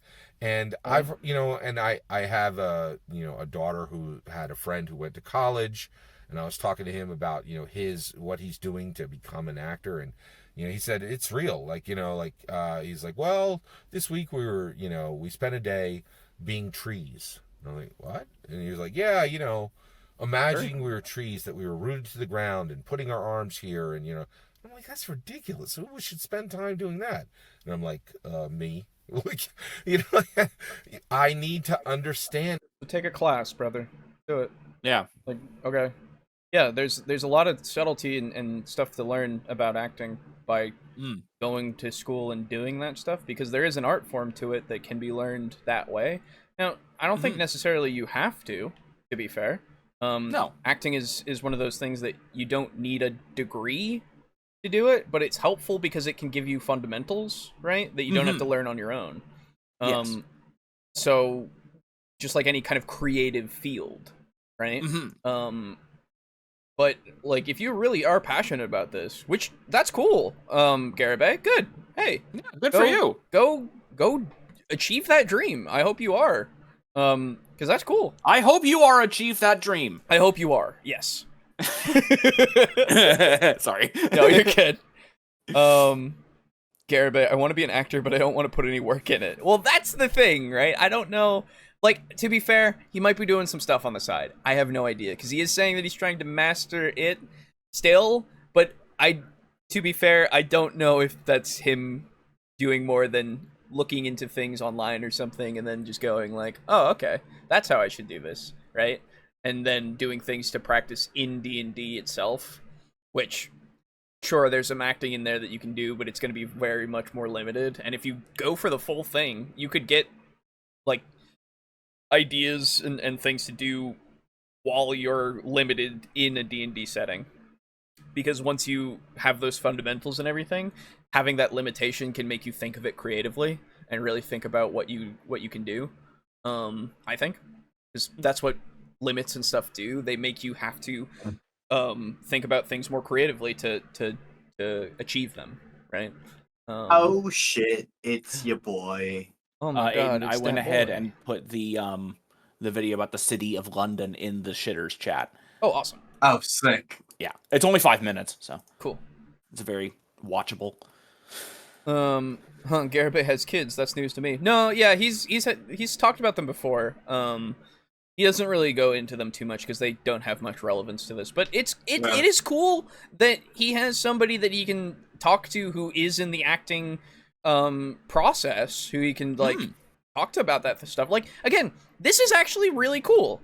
If he wants to, get better at acting, he has somebody that he can turn to and resources to learn that. That's neat. That's like the first really cool thing that's been out of these things that I've noticed. Acting to bring these worlds alive. Okay? Now, so it's people spend their entire lives doing this, Yeah. And this is just a bullet point for us. Oh. We have to master it as just one every video of 10 plus disciplines, right? What if we get it wrong? Oh. Here's the biggest part, man. Yeah. Real deal. Once you set into that dungeon master's scene, Like, Oh no! people Oh no! are terrified of public speaking. And what you need to understand. Okay, what, go on. What if we get it wrong? What if? Yeah. What if we're Jared Leto? Oh no! Oh And God! start a cult? Oh no! Wait a minute. What Yeah. if you aren't perfect? Yeah, I know, right? Ugh. This is the thing. I was thinking that he was gonna start going to it being you're dragged through a broken glass in your brain and all that kind of shit. Well, technically, right? he hasn't gotten to that. He hasn't gotten to that yet. Said... I thought he was gonna go Yeah. to it immediately, though. Oh, okay. I thought that, but he's going now into being terrified of public speaking. Which, yeah, I don't like talking to people in public. I don't like giving a presentation or anything to more than like a person. Even then, it's not great. Which is why I do this, where I don't have to worry about people seeing me do stuff and also all that kind of stuff. So like, And sweating in your room, yes. that's right. I'm so sweaty. It's gross. It's really bad. Giving Boris a run for his money. That's right. But it's just, I don't know. It's one of those things. Even when we do stuff, I talk to people that I've not talked to before. There's a lot of that of like I'm afraid when I talk to people because all that kind of shit. But that's just a natural thing, and I'm very worried now that he's brought it up because I don't know where we're going, and it's always something that I'm like, oh God, you could say something that I could go, okay, yeah, that's fine, or you could say something and I go, why? Yeah. I'm guessing it's gonna be somewhere between those two extremes. It could I'm very gonna well be. I'm gonna actually guess that this one's not gonna. I'm just gonna bank on it not being that horrible. That's fair. That is fair. We'll see. That is a chancy bet in Garibay. It is indeed. He doesn't talk about them because they are not Matt Mercer, his kids. Oh my God. That's right. That's true. They're not dungeon masters. There's no need to talk about them. That's right. Is Jared Leto really the bottom? Because I can think of worse bottoms. Well, so he's a bad he's a bad actor who's very successful and keeps getting gigs and is like kind of a bad person. Oh. So he's one of those, which I can be okay with somebody saying that he's the bottom. I mean, yeah, I can list worse actors too. I just felt like shitting on Jared Leto. Yeah, why not? Yeah, I think everybody knows like better bottoms. For one, Doom Guy is a fantastic bottom. Nice. I'll note Right Honorable Lord Mayor down to you somewhere, but the thing I'm doing now is taking more direction from East Asian history. Not entirely, but probably 70%. Hell yeah. Cool. Steven Seagal is the bottom of the acting bucket for me. Oh, he's bad. Oh, yeah, he's fair. real bad. Yeah. I know. Yeah, I dude. know. I had like a month where my hyperfixation was Steven Seagal. Oh, really? I watched like all of his like true crime shit. Oh, God. Where like he's going along with actual police officers. Oh, I remember that being a thing. Yeah. Yeah. Fuck. Okay. I also watched his fictional like TV series in which he also plays a police officer. Yeah. And is set in Seattle. Yeah. Jesus. That's true. So now I am torn right now between Steven Seagal and I don't know if you know the guy, Neil Breen. Yes. know? But Neil Breen is hilarious though. Yes. Dude, like but he's a Cruise. delight. He is a delight when you watch his incompetence. Oh, absolutely. He's fucking hilarious, but he is still objectively god awful. Oh yes, absolutely. There is no question. But his bad movies, like people talk about The Room and shit, right? That's nothing. Yeah. That's no. nothing. That's There's nothing on, like, Double compared Down. to Neil Breen. Aiden, have you seen any Neil Breen stuff at all? No. Oh, brother. No, one day. I don't even know the name. One day we gotta watch some together. Oh, you gotta watch so the fun. Breenius at work. Yes, the Breenius. He is the real human Breen, really. Yeah. So basically, Dude. let me give you a plot synopsis for one of his movies. Yes. Yeah. I don't remember what it was called, but Alejo, let's get some Saturday or something. Yeah, absolutely. Yeah. Okay. The plot synopsis for one of them, I don't remember which one it was. Neil Breen comes back and he descends in a ball of light, and it turns out that he is Robot Jesus come back to the past to wipe out all of humanity because they fucked up the Earth. And so he starts going after like lawyers and politicians and corporations and stuff. And they are very, very overt with how evil they are. Yeah. Oh, we use the banks to make the poor people suffer. Like, dialogue like that. It's literally, amazing. they're like standing in a green semicircle. screen house, and they're just saying that shit. A green screen, if you will. A green screen! It's fucking great. Oh, and he also uses his powers to cure a girl of cancer. That's true. Because she's kind of nice. She's a little nice. Yep. Yeah. Dude, they're so god-awful. It's amazing. This is such a wild ride. Yes. Honestly, like, oh man, I'm they're getting so like fun. I'm getting like third-hand tonal whiplash. Yeah. Oh, you Yeah. should. They're so fun. Oh yeah, my dude. god. So if you don't wind up watching the movies, you could watch the Cinema Snob review them. He's done all of them, and he's got some good ones. Yeah. Yeah, it's so good. I would also recommend some YMS as well. Your movie sucks. Like he's also a big fan of Neil Breen. Like, yeah, it's great. He's the reason why I know about him. And then I also watched Red Letter Media watch some Neil Breen stuff, and they talked about it, and oh my god, it made them go insane. It was so fun. Yeah, it's like the new Birdemic, really. It is better than that. You think? As I've gotten older, I don't know, like as in like better. As I've gotten older, like I've I've found I care less and less for movie critic channels like Red Letter Media, Mauler. Like really? I don't know why they just don't do it for me anymore. Oh, really? That's fair. Interesting. The Cinema Snob does a lot more like comedy stuff and like more skits and sketches. Yeah. So it might be a little bit more up your alley because he's playing a character where he's playing a highbrow cinema critic forced to watch like really shitty exploitation movies. Yeah. So might be, but yeah. Yeah, I'll give it a try maybe. For people like Red Letter Media, I only watch like 2 things that they put out, which is their best of the worst stuff, because that's always fun. Because they're watching shitty old like VHS movies from the 80s and before. Nice. And it's just fun to watch them talk about them, and that's kind of it. It's just sitting at a table and listening to them talk about it, really. But I don't care about their criticism a lot of the time about like modern stuff, because a lot of the time they don't really care. I stand by their it's either video or videos of them going through the Resident Evil movies. Oh, that is a really fun experience. I watched the EFAP movies of all of those Resident Evils, and now I'm familiar with them, and I'm like, oh my god. Did somebody say FAP? That's right. Yeah. Did you? I thought you meant Jay Leno. When it said Jared Leto. That man isn't relevant. So it's a worse the day the Earth stood still. Oh, Breen stuff? Yeah. Oh, yeah. Yeah, all his stuff is so... Oh, God, it's amazing.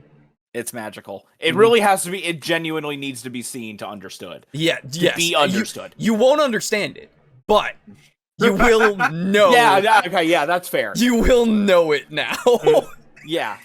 It will live in your brain. I guess it's about as Asian as anime is ever European. I gotcha. Yep. But yeah, so we'll definitely watch some of that together. That'll be fun. That'll be really fun. You understand it. You must you must experience it, receive it. Even yes. The mark of the beast. the mark of the Breen. Yes, exactly. The Breenius that you will endure is so good. Anyway. Yeah, I think because when you were saying Birdemic before, like Birdemic and The Room are those two that are like, oh, you should watch and like those are like, I guess, gateway movies. Yeah, to, like, those the are gateway bad movies, right? Like it's just stuff that anybody can look at and go like, But like when you get into the weird shit of like Neil Breen, then it's like. It's still like I feel like it's a different gateway to another dimension, man. Oh, it is, absolutely. And it's one of those things where it's like, yeah, oh, you like watching bad movies? Okay, yeah. I got some shit. Then we should look at some stuff. If you haven't experienced that, then... I am so fucking intrigued. Yeah, oh, it's good. Good. The Mind Flayer parasite that is the Breen. Yes, exactly. Oh my god, yeah. Yeah. All right. Understand is dungeon mastering is public speaking. You are inviting people into a space, right? Might be your home, it might be a public space, it might be a library, and you're saying that's a public space, but yeah. I thought you need to have a home. Oh my god, yeah. I didn't think what is about this that. contradictory video, man? I guess you can. Sorry. Forgive my questioning, Lord Garibay. I guess you could invite people to somewhere else, and you could still own a home. Yes, you don't want to have them in your home, but you still own the home. That's true. Yes. Thank you. Yes. I suppose that's all that's required. He never technically said it has to be in the house. That is true. That is true. Just because Alejo has a house doesn't mean any of us will ever be inside of playing D&D because he doesn't like us. That's right. I hate you guys. Indeed. Don't worry, we hate you too. Yeah, it's mutual, so it works. I wouldn't say you're welcome to this friend group so much as tolerated. Time, right? And I'm going to take 4 hours, 2 to 4 hours of your life, right? And in that time, I'm going to control what happens, right? And we live in a world where offense is easier than ever. Language, we as humans have done a fantastic job. We're at an all-time low for war. Okay, like there's places where skirmishes, right? When was this one made? I don't know. I'm opening it in a new tab. When was this made? A year ago. Okay, all right. So that explains a couple of things. But I think wasn't it still going on though. I think that it might be a little more than a year because it doesn't go past, like, it doesn't tell you months as well as years. Oh, that's so fair, it might be a bit before it. Yeah. But like, okay, I guess we're here. I would like to see if this was released a week before him saying Matt Mercer called the war in Russia. Oh, that would be funny. God. But no, yeah, like this. Okay, I'm just. God, I remember that. Oh, I forgot about that, Aiden. You've unlocked the mind lock. I unlocked the bad ending now. You're welcome. The madman's insight was gained. Humans were just hacking people apart, right? Like, it was a grind fest, right? It was just like there were humans for no good, actually, no, that's not true. There was good reasons for World War II. World War II. I don't. Oh, okay. Well, at least he said it. Yeah, I'm just gonna let this go. Yeah, we're just gonna let that one go. Yeah, no. I don't want to talk about any of this. If this was Garibay, this would have hit so many people would have won at this point. Yeah. Oh my god. As an afterthought. I know. I don't. What a strange. How did we get here? I don't know where we are. Let's just push through, I guess. Yes, I'm sorry. I'm gonna be. No, you're good. You're fine. You're absolutely fine. Don't worry about it. Each other, right, and just tore each other apart, right? And we've reached a point where that's not happening anymore, right? And we are very Afghanistan was a long war, right? There's not a single missing in action. America does not have a single missing in action from the war. We are getting way better and ratcheting down what war is and what it means, right? What? And What? but all of that energy and all of that gravitas and all of the agita that was in World War II, that's all moved to language. The new battlefield is language, right? What is it? Some metaphysical entity? I don't even know where he's going with this. He started this point with saying it's so easy to offend people now. And I'm like, okay, so don't do that, I guess. It's real easy to not. And intellectualism, is that full? Yeah, apparently. Scott, I don't know what's going on. Scott, don't be that way. Like, hey, Scotty. Again, Jesus, man. I just want to get through this. It's fucking insane. Yeah. And people can be offended if you get language wrong. And so it's true. It's always been true. You were really under immense pressure as a dungeon master to execute perfectly across every layer of the game, right? And perfectly. When you do acting, you might pick up when you say, this is the way this person moves their body, right? Or this is the accent they use. Offense is no, because remember, are we going back to the whole I was doing gonna say accents it is racist? Yes, to do an accent of any kind. Okay. Yes, it's racist to include an accent from a character to have represent. It's racist to represent somebody. Yeah, again, we've already covered that. Let's just keep. I know. God. Oh God. Yeah, this is coming from the guy. This is coming from the guy who loves to have Russian character with Russian voice. It's good times. It's fun every time. There's always Russian. Yeah. Every time. I just really like the accent. Yeah. It's just a very unique and evocative accent. I just like it. And there's nothing wrong with that. There's nothing wrong with it, even though Russia, real world Russia, is at war. It's not a great place to be, but that doesn't mean that it's just one of those things where I feel like he sees things as black and white a lot of the time with a lot of things, and it's just like, but brother, like not everybody is that way. I don't. BRB, about to talk to the cat and get next session demonetized. Yeah, right? Go talk to the champion. Yeah, exactly. Hell, there's a Russian character in my Call of Cthulhu campaign. When the war started, I was like, should I change this? And then I thought, no, I shouldn't. I'm just going to have him be the way he is.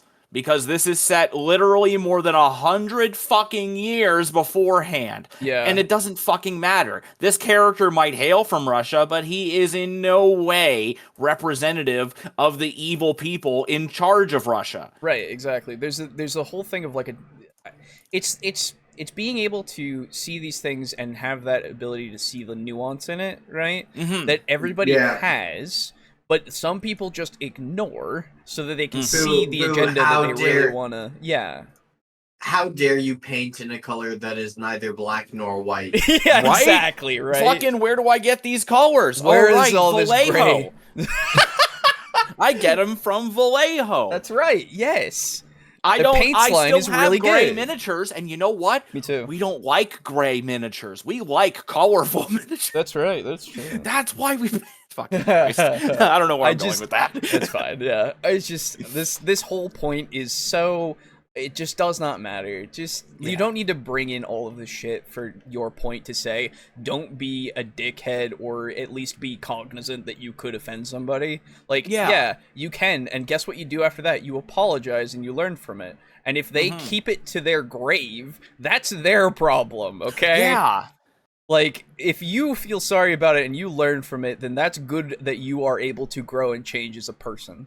Let's just let it be that you can do that if you make a mistake. Please, redemption is an option that everyone can have. Everybody can have a redemption arc. Yes. And just whether or not it's likely.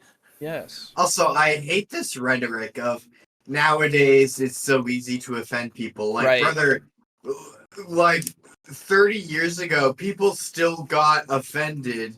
They just didn't feel they were in a space to be able to do anything about it. And also, there wasn't the biggest space that they could tell everyone about it. The internet kind of changed everything. Yeah. You know? I feel like the issue is less people are easily offended and more it's easier for people who get offended to hurt you. Yeah. That's also because true. of like cancel culture and shit. Even though in the grand scheme of things, if you're a DM, Jesus. If you're a DM and you accidentally offend somebody, they're not going to fucking cancel you. Yeah, you can again apologize, And learn from it. You are ostensibly playing with your friends. Yeah. Who would say, "Hey, I'm uncomfortable with that," and you would just say, "Oh, cool, sorry, might be." Yeah, I'll try not to do that in the future, and then you would have that. It's the discussion and the discourse that you can have that you've always been able to have. It's just that nowadays it's more demonized for some reason. I don't get it. I don't understand it.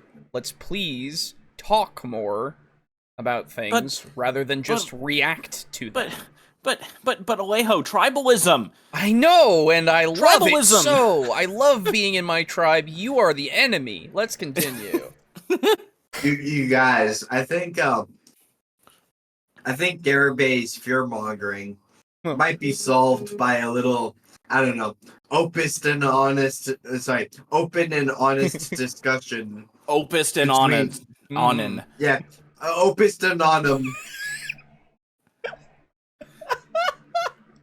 I love that for some reason. That's really good. I like that a lot. Opus and onum. That would honestly be a good t-shirt. Yeah, God. Yeah, opus and onum.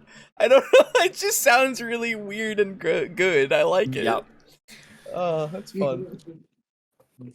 Centimeter away, right? And again, you can have, and now, right? Used to be just at your kitchen table. You get this wrong when you're live streaming. There is risk behind being a dungeon master. So be People afraid. Are wary of it for very good reason, right?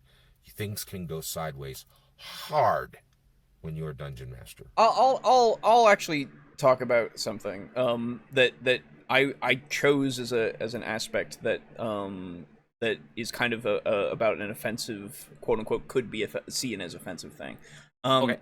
For the games that I was doing with Project Assassine, I'm still doing one with Draco Kraken, and the character the Draco Kraken came up with, we were trying to figure out like what we wanted to have as the mental disorder that was going on because of the experienced veteran thing. Oh, one of the choices that that was like something that I would like to do if it wasn't gonna be a really public thing was a dissociative identity disorder. Ooh. Because that's interesting, and I like the idea of it, but I also thought about it, and I was like, okay, so you can do that, but if somebody is looking in on the outside, and I feel like they just see that and they go, ooh, because like you could play it in a way that could offend anybody, really, right? About it. I was like, so I don't like the idea that I can't have it be a part of the character that you're gonna play, because of that, unfortunately, but I am going to think about it in such a way that I don't want like anybody to really do that to you, you know?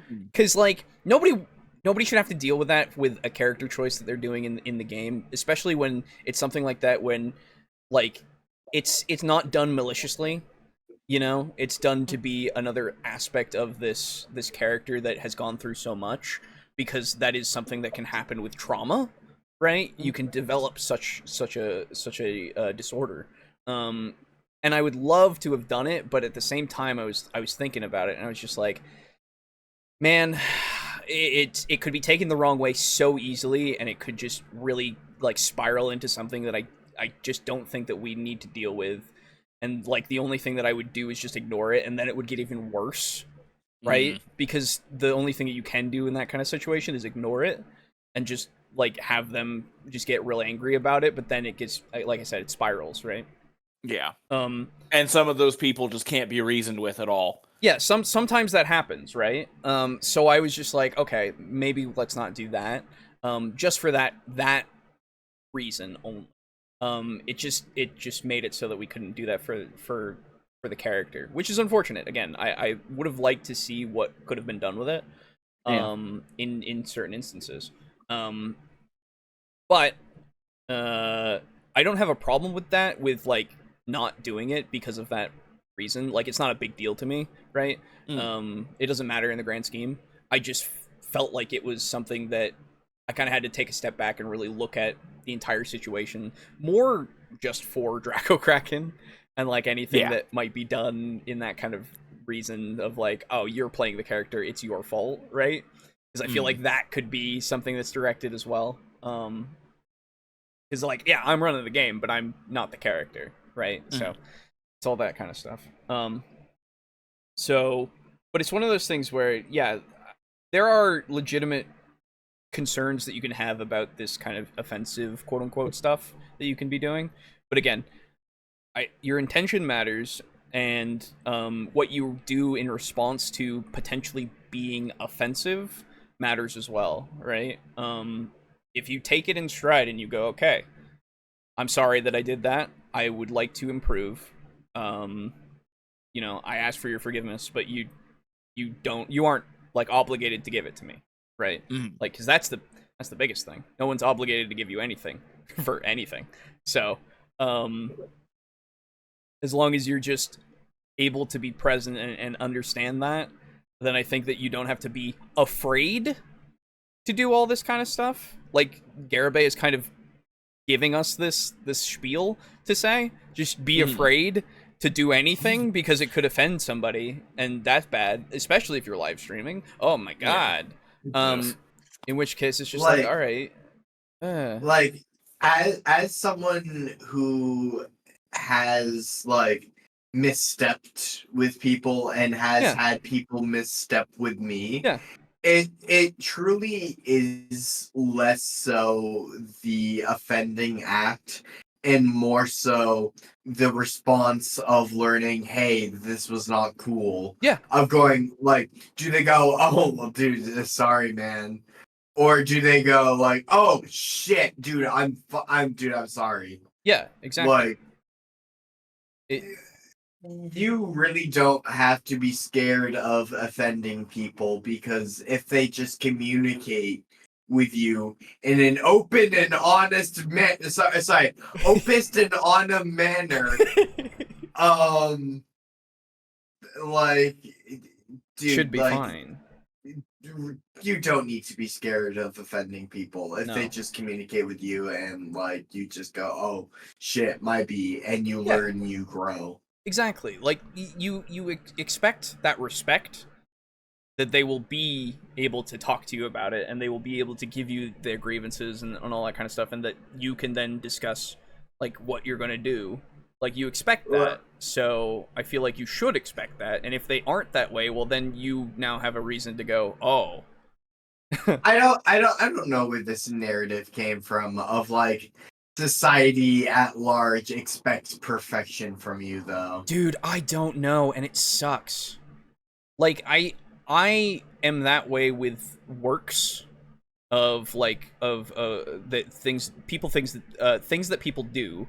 Sure, I expect like a higher standard of a lot of things because I see a low standard being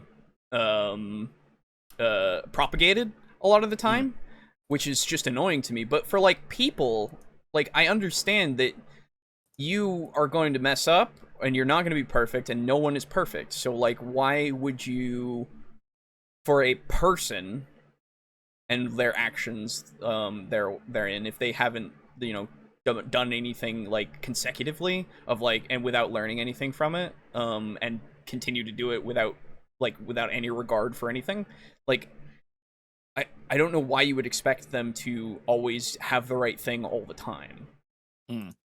Like, like, dude, I'm in Seattle, all right? I'm in an ultra liberal area.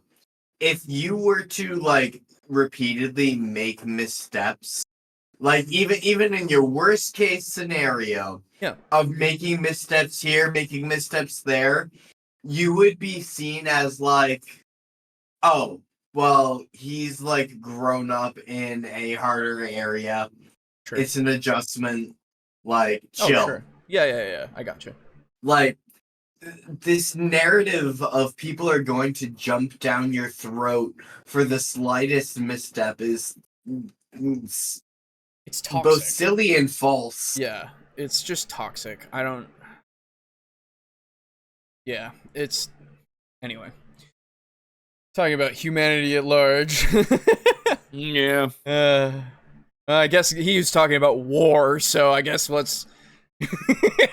Yeah, man. If Filthy Frank was still alive, not alive. If Filthy Frank was still active, gone too soon. Yeah, if he was still active, Garibay's head would fucking explode, along with most of the internet. Yeah, it's true. I miss Filthy Frank, man. That's the world needed him most. He was off making music and being apparently successful. The music is very good though. So yeah, no, like, Joji's doing really good for himself, which that's great for him. I've not listened to any. Oh, of it, really? Actually. Yeah, that's what I hear. Yeah. I did not know he actually had made a name for himself. What did you say his name was? Joji. Joji. Yes. I think I've heard of them before. Yeah. Yep. That's him. Yep. Fuck. Yeah, he's him. Right. Yeah. Exactly. And like I get it because like it also hurt his throat when he was doing the Filthy Frank stuff. Like it was real bad for him. So like I'm glad that he stopped because for health reasons for sure. And he's able to pursue a different passion. So like that's cool. Yeah. No, I'm so happy for him. Good for him. Yeah. Exactly. Let's see. There are a few things. There might be worse actors, but Steven Seagal is the worst actor they got any level of fame. Nothing will be worse for me, in my opinion. That's fair. He's for some reason, famous, even though he never was good. As far as I remember, to be fair, I don't know any his early work. He kind of, it's because he knew the right people. I did like a deep dive into Steven Seagal's life when it was my hyperfixation. Yeah. Like, the man is honestly, truly an SCP. Wow. That doesn't surprise me at all. That man is weird. We live in a world. That's true. I was wrong. Garibay is the real mind flayer parasite because my mind is mush now. we forgot we were talking about acting for a moment. Yeah, me too. Don't worry about it. We're talking about war now, I guess. Garibay, let's talk about acting. First things first, what is war? I think 2022, the most peaceful year of humankind. Yeah. I think the paranoia was a better choice in the long run. Alejo has made for fun interactions. Yes, I think so too. But that's not to say that the other choice could have been also the same or better or worse, But like the option was interesting. But yeah, the paranoia has been super fun. I've been liking that. Soon to come at some point when I can. I have a hard time with editing things together sometimes. So like, one day you will see those exploits, and you will see the exploits of the other team and everything that's going on there. And I've enjoyed all of it. It's been really fun. So, we got like 20 seconds. Here we go. Hey, you know when I said that Armored Core 6 doesn't play like Dark Souls? Yeah. Yeah, no, I was super wrong. Holy shit. There's one particular boss. Well, actually, no, two. One with like a flamethrower that he whips around and has a hitbox like a flame sword. Yeah. And the second is a giant mech that's literally you are trapped in a box room with it, and it is flailing around at you. Oh, interesting. Right, and so spraying lava. You stand at minimum. You stand to offend someone at your table, but you might offend somebody publicly. It is incredibly risky, and it is not for the faint of heart. We call people to dungeons. We call people to dungeon master at great peril, in my opinion. This is not to be taken lightly. And acting is simply the second discipline we're called. This is only number 2. That's my opinion. What do you think? Back in the day. Okay, here's my opinion. You don't have to be scared of offending someone if you're not a shitter. Yeah. And like, brother, fucking the higher calling thing is happening again. Yeah. Oh, I love it. Love it so much. Physical peril. Great peril. Great peril in his opinion. Great peril in his opinion. Yeah, right. just gotta add that on the end there. It's, you know. Humble opinion. Yes. He didn't say humble this time, unfortunately, but yeah. Oh my god. I'd love to hear your thoughts. Let me know in the comments below. Please consider liking and subscribing, and have a wonderful millennium. All Be right. terrified, but have a wonderful morning. Have a wonderful morning. Hey, we got through that first one in 2.5 hours. That's pretty good. It was mostly just us talking. That's right, because So that means the other video might be the same. well, I mean, that one, it seemed like he had the least to say. Yeah. Yeah. And like, I guess it's good that was like in chronological order good, because that would have been the second one that he did for people to see, so it's something they could get through and not have to worry about afterwards. But yeah, I feel like he'll have more to say with the other two. I hope, at least. But before that, hey, remember when we thought that this would be the episode that's better received? Yep. Yes. Actually, I mean, you know, I shouldn't say that. I haven't seen the next episode. To be fair though, I did like that he was talking about acting stuff with somebody else, and like deferring to somebody who's actually in the acting thing, and had that like avenue that he could pursue if he wants to get better at acting. I like that, because it's one of those things that's not him talking about anything really to do with D&D necessarily. It's more just him having a passion that he is pursuing that is technically in accordance to D&D itself and dungeon mastering itself, but it is something that is not like ham-fisted. You need to take acting lessons or something like that, right? It's more just, this is what I did. It's like, oh, technically it's implied, but I'll take what I can get. But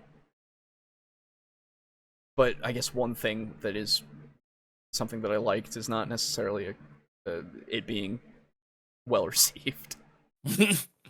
I need the narrator from the beginning of Elden Ring to read Garibay quotes. Oh, Jesus Christ, man. I don't even remember what he said. Acting. He's mastering it, so he's not a dungeon master. And, or at least at the time he wasn't. A year ago, he wasn't necessarily a dungeon master. But it is something that you should master, because do as I say, not as I do. So, that being said, we are at a midpoint. I will talk very briefly about the Patreon and other things. So, because it's time to shill. Yay! So, those of you out there who might be unaware, we are accepting your patronage through either Patreon or Ko-fi. Up to you. They both give the exact same benefits, so you can go either way. Link is in the description below. Little as $1 a month, you can support us and this stuff that we do, and it helps. It really does, every little bit. So, thank you. That is, of course, a big thank you to our current flippers.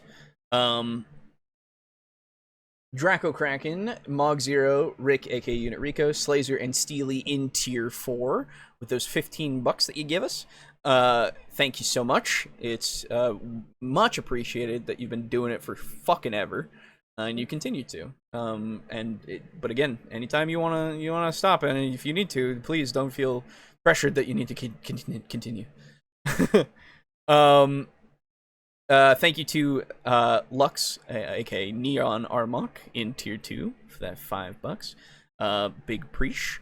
And then I thank you to our tier 1 flipper for that buck. Appreciate y'all. Hope you continue to enjoy what we've been doing, even when we have weeks of nothing that we do because of illness or tiredness or any of the above reasons that have happened. Or any combination. Yes. Multiple reasons. Yes. And then, otherwise, you can go over to our site and get a dice set. I still have all of those, and I have a bunch of things. They're literally right behind me now on my shelf.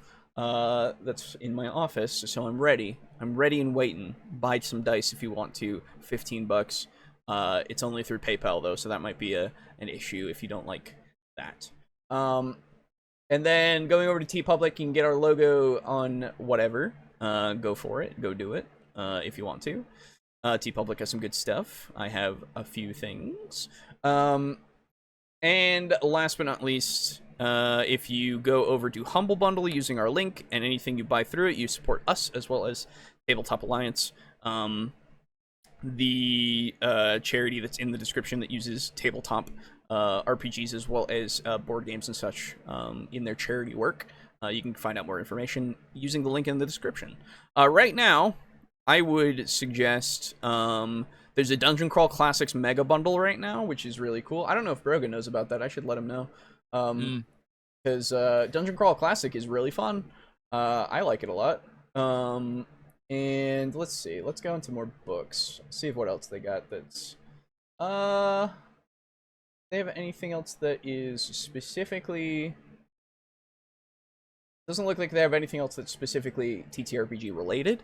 But yeah, go over there for that. There's also any of those games, right? The game bundles and everything. I would say, the Masterful Modern 3D Platformers has Hat in Time in it, which is already like, yeah, I would recommend Hat in Time to anyone that likes platformers. It's fantastic. It's a great Did you ever play Yakuza Metro, actually? I did, yeah.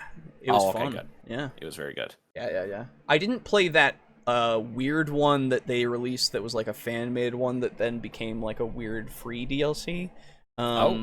Yeah, there's one that's on Steam that's like that, and I was like, it doesn't look like thing that I want to do because it doesn't look like it's actually made as a level or anything. So but Hat in Time, great. Go get it. Yes. Anything in software? Nothing that I would say that I would recommend, but if there's anything there that like Unity stuff and Blender stuff, that's pretty cool. Music stuff, actually.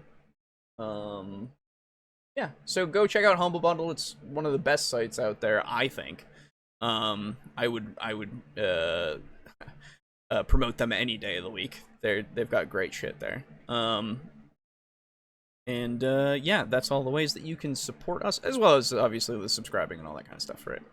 But that's all. You know that. You've been on YouTube before, subscribing. So, that being said, we can move on to the second video. Oh boy. Before we start that, actually, I'm going to use the restroom really quick. Absolutely. Sounds good. Good morning, JR Sonic. How are you doing? Oh yeah, that's right. I forgot that our Lord brings shame as a dungeon gooder. That's right. God. It's so disheartening to see that even our Lord is not a dungeon master, even though he's claimed. But, you know, he's been doing it since he was 12, so apparently he wasn't a masterclass actor when he was 12. Unfortunate. Yeah, and if he's still struggling with it. Yeah. So, he was never a dungeon master. He's always been a dungeon gooder. Jeez. I will set this one up. This next one that we're going to be talking about is Arbiter. Which, I am fearful of this one. Because this could go fucking anywhere, right? Because, that camera's much better. Wait, why is that camera better? Am I insane? Oh, let me take the Humble logo off. Am I insane? Is that camera better? That looks so good. Yeah, holy shit. Okay, I'm not insane. Yeah, that's fucking weird. I can fucking see. I know. It's like it's detailed. That's weird. Huh. Anyway. More than one video, cool. Yeah. I was hoping to do 2, and we're gonna do 2 regardless of how long it takes. Because this might take a long time either. It's a Garibay night. It's a night of celebration. That's right. A night where the rules don't matter. Yes. Rules. The night where if I'm feeling tired, I will just push through. What do you do when what do you do when the one you worship has failed you? Cry. Arbiter, we play in Halo? No, so this is the thing, right? Because it's the arbiter between, I assume, conflicts of some sort, which we've already talked about his view now on how everyone can be offended at any time about any little thing. And that's a bad thing, and you should be afraid. But now you have to be the arbiter between that, or it's the arbiter of the rules. Even that's another thing that it could be talking about. It's definitely the arbiter of the rules and like rule of cool and fun. So that's the thing, because though. it's like when you as a DM make exceptions for your players because you think an idea is hype. So that is true, and that is what I would say that somebody would be talking about as being an arbiter. Yeah. But Garibay talked about war in the last thing about actors. Yeah. So yeah. I think I'm at least well within my right to speculate that it's going to be more about conflicts between each other. You do have a reasonable suspicion. Yes. The camera is much gooder. Good. Yes. Dungeon Shamer. That's right. I stepped away a second, saw the Ko-Fi and stuff, and I figured it was over. No, that's fair. That's fair. It's been a while since we've done 2, so. All right. Here we go, everybody. This is Arbiter, Dungeons & Dragons 5e, the Dungeon Master bullet point problem from Garibay. If he doesn't mention Keith David, I'll be very upset. There's the second Halo reference. Yeah. Oh, was there already one? Yeah, August said we play in Halo. Yeah. Oh, so my bad. No, you're good. You're good. This one's 12 minutes, so he has a little bit more to say. Here we go. Well, I say that, but. Hi, this is Scott Garibay, and today we're going to talk about Dungeons & Dragons 5th Edition. And we're going to talk about the Dungeon Master bullet point problem, Arbiter. Okay? Now, my apologies. Yeah, if you do not know what the Dungeons & Dragons Dungeon Master bullet point problem is, you got a little bit of homework to do. You have to go into the pulling out of a KFC. Nice video that will give you context to understand this video. Apologies for that. I wish everything could be freestanding. I'm sorry. There's a lot of repetition. I gotta say something. Yeah. So there's a guy I watch on YouTube recently. His name is Gaming Harry, and he basically just unpacks stories. He does like the whole story explained in video games. Yeah. And he did one relatively recently on both Call of Cthulhu: Dark Corners of the Earth and then The Sinking City. Oh, Sinking City. I'm playing that on and off, and I don't like my time. Continue. Yeah, you shouldn't. It's really bad. It's pretty bad. And here's the thing. It's gonna sound mean, but the deep ones in The Sinking City. Yes. Man, Garibay kind of looks like a deep one, my guy. Like a hybrid. Because the way I'm getting Boo, why would you do this to me? Because here's the thing. For me, it's the combination of the receding hairline, and also when he kind of turns his head. Yeah. If you look at his eyes when there's no glare on his glasses, his eyes are kind of wide set and big. Yes, I know. Yep. So I really get the whole prodigious bulging eyes thing. I get you. I see it. I don't necessarily see the deep one, but I do definitely see the Lovecraftian character. Like he's got like it's fucking perfect. He's got a coat in a very like New England like sage green color. That's true. He's got the unkempt scraggle on his face. Yeah. He's got the receding hairline. Yeah. He's got a wild, excited look in his eyes. Let me see if I can find a picture of the deep ones in that. Oh yeah. Yeah. So like I'm the thinking deep of it ones, right Oh my now. god. they actually look pretty damn good. I They do look like good that. in Sinking City. They do. Yeah, here I'll put it in here. I just think there's it's too prominent for my taste in that game. Yeah, no, that's fair. That they are too prominent. Yeah. Yeah. But like, damn. I know. I don't know why I know why I'm getting it. Yeah. No, I understand where you're getting it from. I do. Not to mention the batshit insanity that constantly spews forth from his maw. True. Wow, Garibay in HD. That's right. We've seen his conflict resolution in the ghosting video. Oh, that's true. Yeah, that's his conflict resolution. You're right. The car is moving. Everything is going to be okay. True. We are in familiar territory.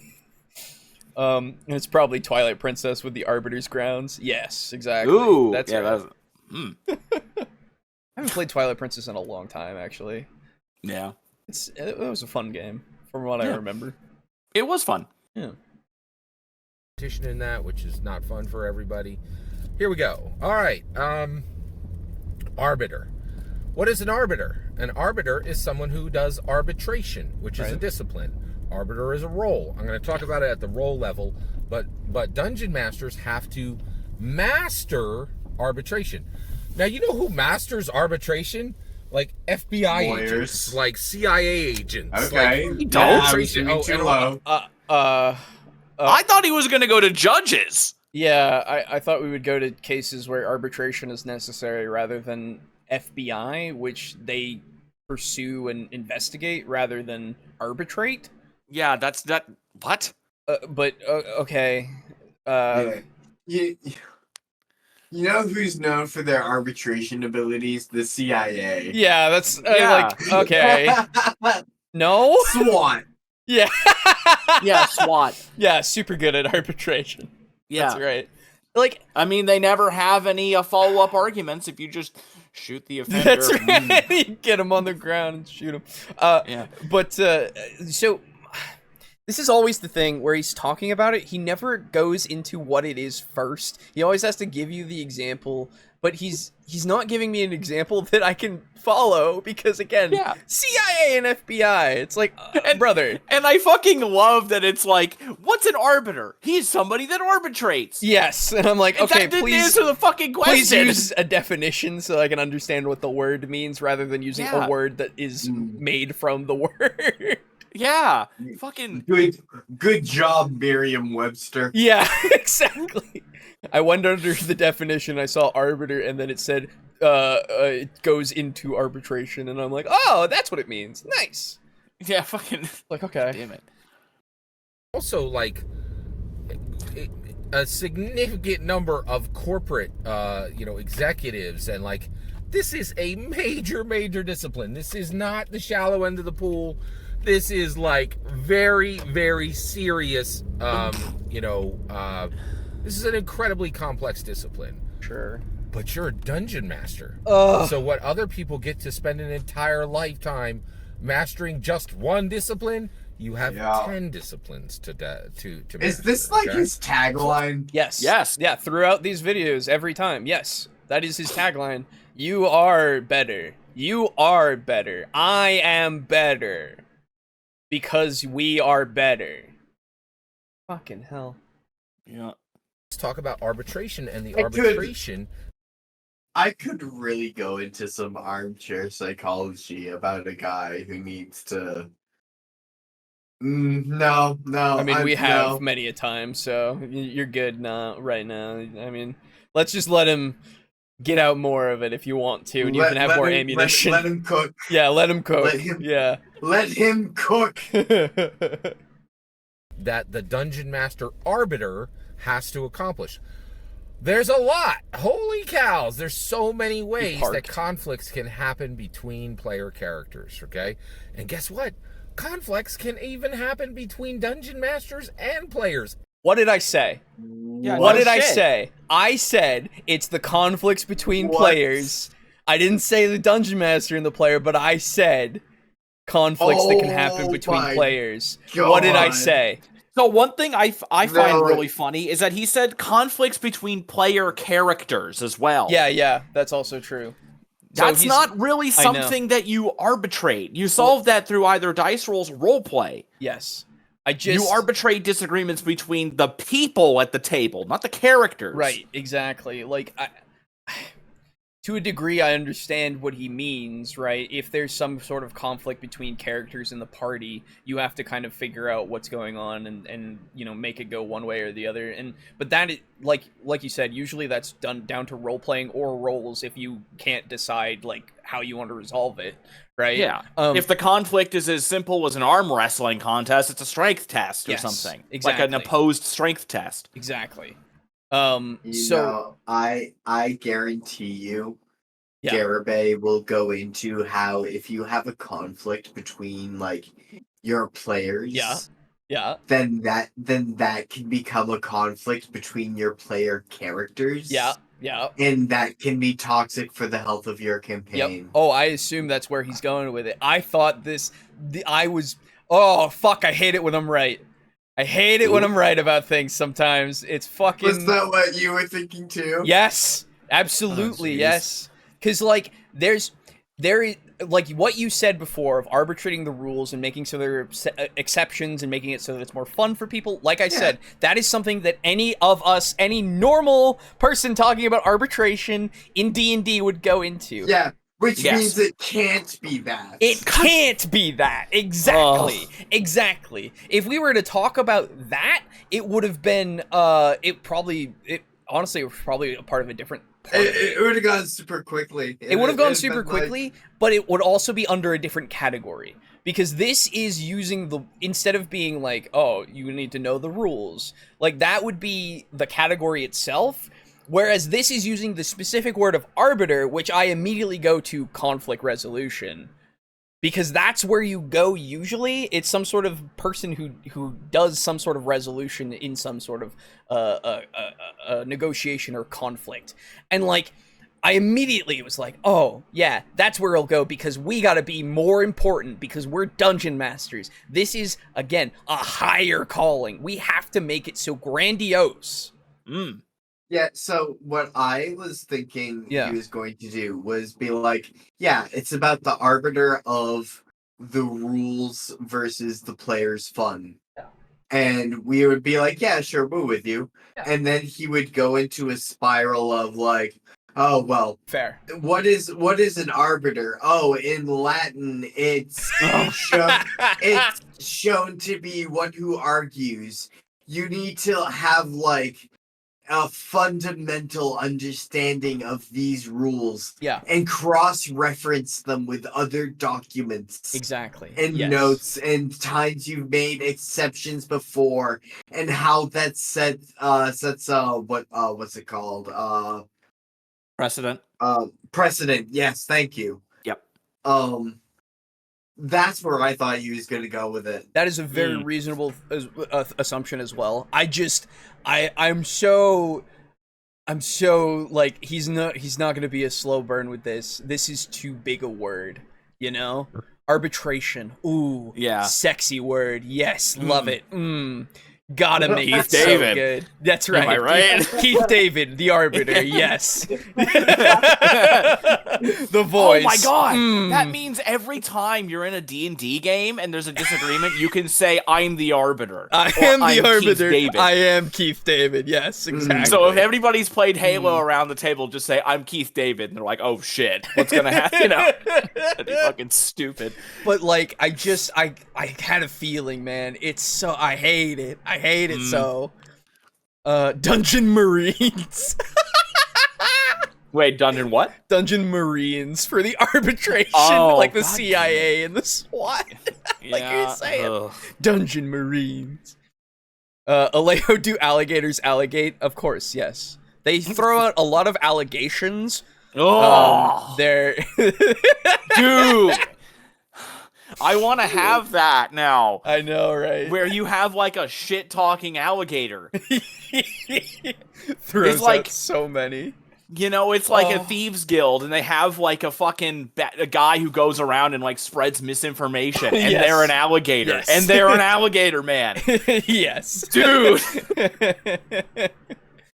God damn it! It's Allie, the alligator, who throws out allegations of alligator, the alligator. Dude, no, dude, Mr. Gator, he'll be your ally in court. Yeah.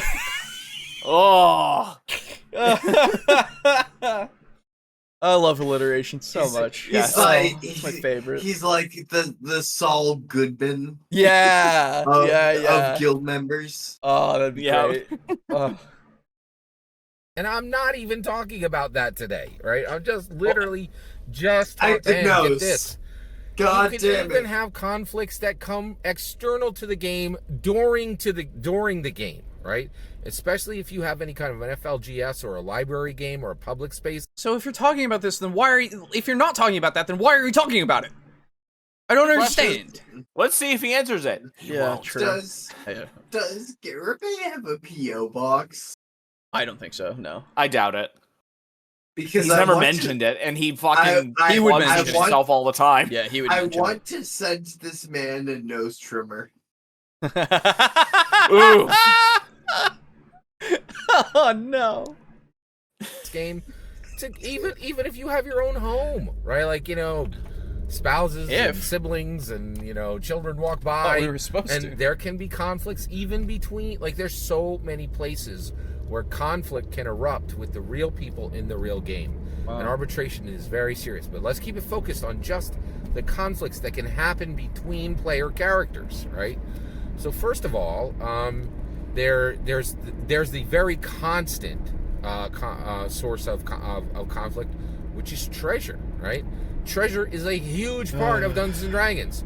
Magical treasure, gems, gold, silver, copper. Like, even mundane objects can be what the fuck? valuable, He didn't mention right? Electrum. Like, if I would have loved it if he said Electrum. I would have shit, dude. I would have just shit. It would have been what the fuck? Why does nobody ever talk about Electrum? No one talks about Electrum. It's gold and silver, therefore it's twice as valuable as both. And yet it's half. It's half gold. Dude, I remember when my players, they had someone offer them a job. Yeah. And they paid, like, twice the going rate of, like, anyone else around. And my players are like, fuck yeah, Aiden's giving us a mission to give us some money. Okay. And then at the end of it, like, so, like, during the whole encounter, I had the character that they got the job from, like, annoying as fuck. Yeah. Okay. Like, really whiny, really snivelly. And at the end of they're like, oh, dude, fuck yeah, like, it sucks that we gotta talk to that character again, but we just gotta push through and we can get all of this money. I paid them an Electrum.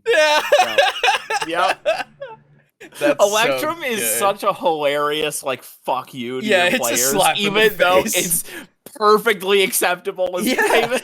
Yeah, it is. Oh, God. It's just people don't want to do the very, very, very basic fucking math that it is. I know. It's great. It's so funny.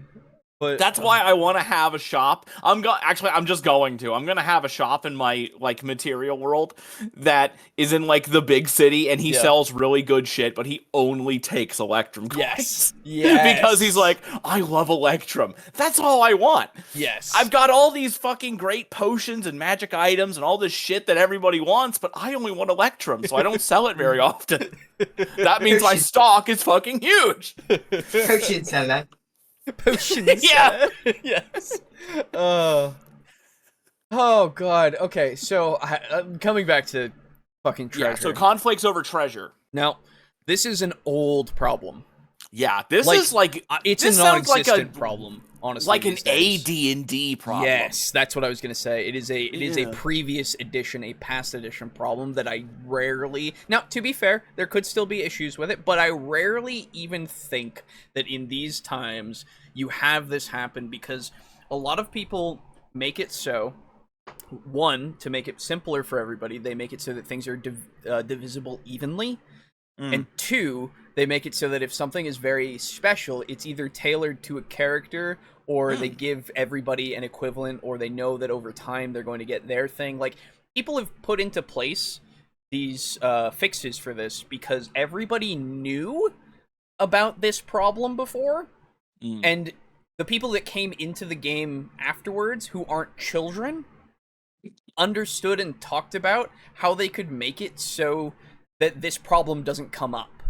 Yeah. Right? And if they ever had the problem, I would assume they would fucking talk about it and fix it. Yeah. And because, like it's not it's such a non-problem. It is a nothing problem. It is just I assume that, like, when a DM, unless the DM is rolling on random tables for loot, which you can't really complain about that because it's fucking random. Yeah, that's something you got to deal with. Yeah. So let's say you've got a fighter, a wizard, and an archer or something. Yep. If you give the archer a new bow or like some magic arrows, I don't think the wizard or the fighter are going to try to fight over that. Yeah, exactly. If you give but he's saying, like, in a scenario where an item lining up like really well for your character is pretty rare, then if you come across, say, a ring that for some, let's say, it boosts your charisma, and both the paladin and the warlock are fighting over it. Okay, fair. Again, I mean, at that point, I would just say have your characters play rock paper scissors. Right, like, and I feel straight like, up. Again, I feel like in those situations, you would understand how you could, like, as a player, you understand in a meta sense that you are going to have to come to a resolution, right? Yeah. And that can inform you at least to how your character is going to act in such a way that at least will not hold the game up to such a degree of, like, I want this, no, I want this, no, I want this, no, I want, like, it becomes something like that. Like, I understand having your players play rock paper scissors is disruptive, but, like, right, but brother, just tell each player, PM me on Discord or text me or whatever, and then have the DM be the, I don't know, arbiter who calls the rock and scissors results for each person. Exactly. So that way there's no chance of cheating. Right. Yeah.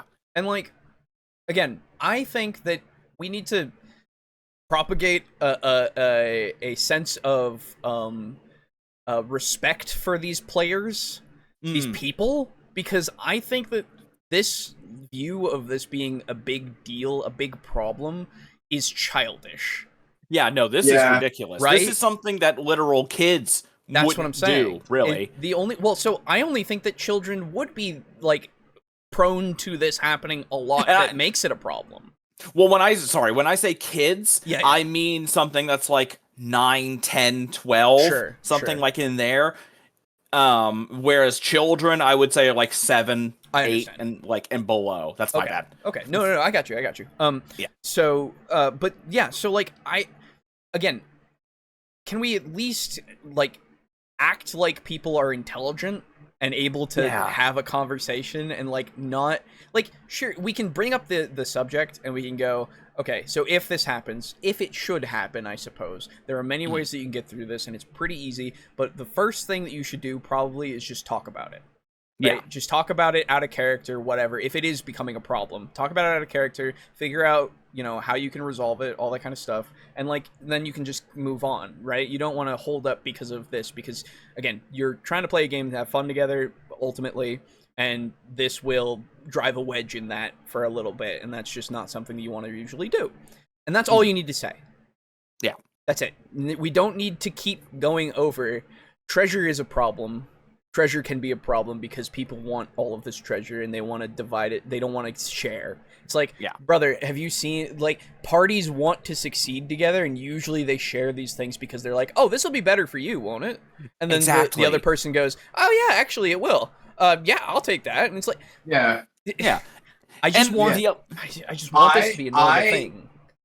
So I take joy in the hyper, like, minutia of optimization. Sure, yeah.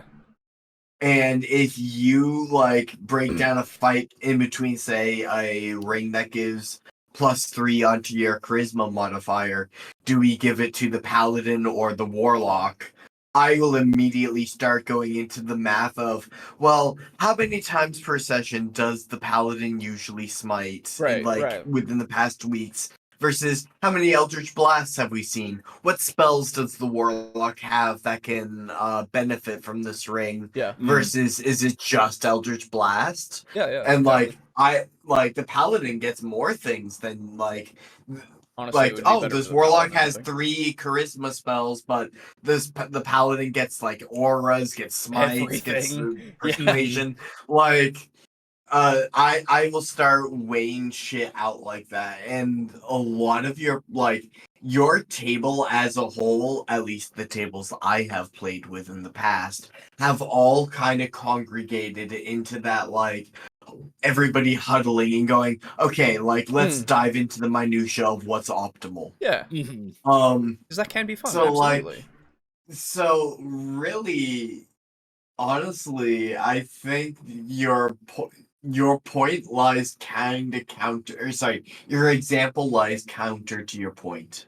Right. Yeah. And there's another thing that we're kind of missing here is the fact that, one, like we said before, this is more an AD&D problem. Yeah. And in 5e, the economy is one of two things. It's either you're fucking rich and you have nothing to spend your money on that you don't need. Yeah. You know what I mean? You have so much money, you couldn't possibly spend it unless you just decide to... most of the time, yes. Yeah. Or you have no money. It's either or. Yeah. Look at this session. Look at Boris. Yeah. His steep descent.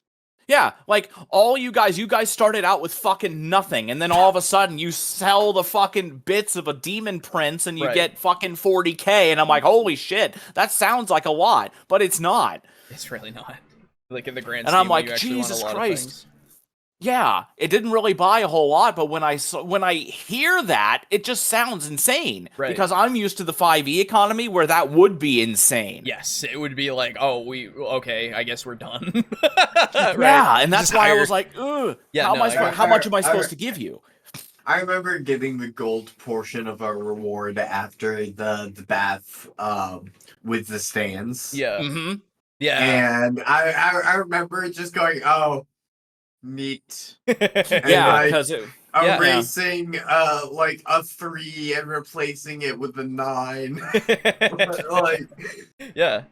No, but like, yeah, you're right, and especially for 5e, since that's what he's talking about. We gotta use that as the metric. Like, yeah, that's the other thing. He's talking about 5e, but I'm like, the economy in 5e is so fucked anyway that this almost never happens. It really doesn't. Like, magic items are so cheap. Yes. You get so much money. Yep. Either that or you have so little money that that's not even on your radar. Yeah. The only things on your radar are fucking like food and lodging. Yeah. If you're on the low end. That's because in my campaigns, like, a lot of enchantment just is very, very hard to do and kind of sucks as a whole. That's fair. So, like, my campaigns are actually, even though a lot of people, like, there's a lot of mages in existence. Yeah. There's not a ton of enchanted objects. So, like, enchanted items in my world are actually super fucking expensive. And moreover, when you like open a chest and get one as reward, you're like, oh shit, a ring of +5 health. Right. Let's fucking go. Yeah. Totally. So that's kind of how I keep my campaigns, like low magic adjacent. Yeah, I got you. Yeah, absolutely. And one of the things that I want to do, I just feel like talking about my Material World campaign for whatever reason. One of the things, like one of the first quests that's available to you guys, depending on where you start in the world, the city of Crown Town. Yep. That area is surrounded, or not surrounded, to the south of Crown Town. There's a big forest. It's actually, it's a separate forest from the Great Forest. Anyway, there's a forest there, and it's like an orchard forest as well. So they've got, they have wood there that they use for lumber, but they also have like apple trees and other fruit trees and stuff that they, eat and sell and transport, yada, yada, yada. There's going to be a thing where, there's going to be a quest where you guys will get contracted to go in there and see who the hell's chopping down trees. Because we have, like, quotas, and they're being met, and somebody's chopping down extra trees, and we don't want that. We can't be having people chopping down all these trees, because we fucking need them. So you're going to go in there, and you're like, oh, is it fucking bandits who are trying to steal the wood or, like, cause problems for the town? And it's going to turn out that there are these, like, effectively like dodo birds. They're around the size of like a German Shepherd. And they're like they have like the body type of a dodo. Where they have like the fat butt, the big head that like sticks straight up. And they have these enormous sharp beaks, and they're axe beaks. So they're in the forest, and they're like chopping the apple trees so they can eat the apple. Makes sense.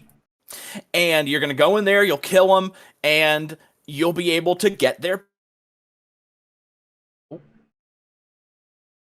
very Monster Hunter, where if you go kill an axe beak, you can take the beak and put it and like add it to your weapon. This is super cool. And so instead of it being like a battle axe +1, it's going to be a axe beak axe that is +1. Right. And you can use it, and then you can also use it as a tool to chop wood if you want, because of the axe beak. Right. Beak axe beak. And so there'll be things where you're going around, you see a monster, it's like, oh man, there's like a big fucking scorpion over there, let's kill it. You chop off its like venom gland, and then you can put venom on your arrows, and now your arrows will do like +1 or +2 poison damage for a time. So that's how I want to do like magic, quote unquote, weapons, where it's more just crafted weapons. Here's the question, Boo. Yes. Will I be able to, like, say, take a level up, I don't know, spend a lot of, like, I don't know if you're using skill points, but, like, stuff to improve my alchemy? Will I be able to make better arrows, like better poison for poison arrows? Yes, you would absolutely be able to, like, distill and increase the potency of poisons. Heck yeah. You would probably need more ingredients. Like, if you just distill... if instead of taking, like, scorpion venom and just distilling it and making it it might be a little bit stronger, like maybe a +1, but if you take that scorpion venom and mash up, like, Nightshade or Belladonna and mix it in there and then distill it, it might be, like, +4 or something like that. So the combining, like actual alchemy and combining, would be the better way to go. But you could still gain a benefit if you just haven't been lucky and you can't find any.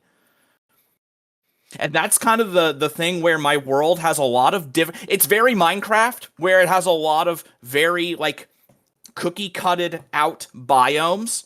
Where I've got, like, a desert, a savanna, tundra, forests, like rivers and lakes and stuff. And so you'll probably not find Nightshade in, say, the desert or the savanna, but you might find it in the jungle. If that's where it grows. It actually becomes you have to know the environment and all that kind of stuff to find these kinds of things, which I like that idea. Absolutely. And so this is going to be one that's a lot more sandbox, like I said before, where there's a story, but until you get to, like, the tail end of the story, you can effectively just ignore it, but progress very passively. Yeah, exactly. By just doing shit.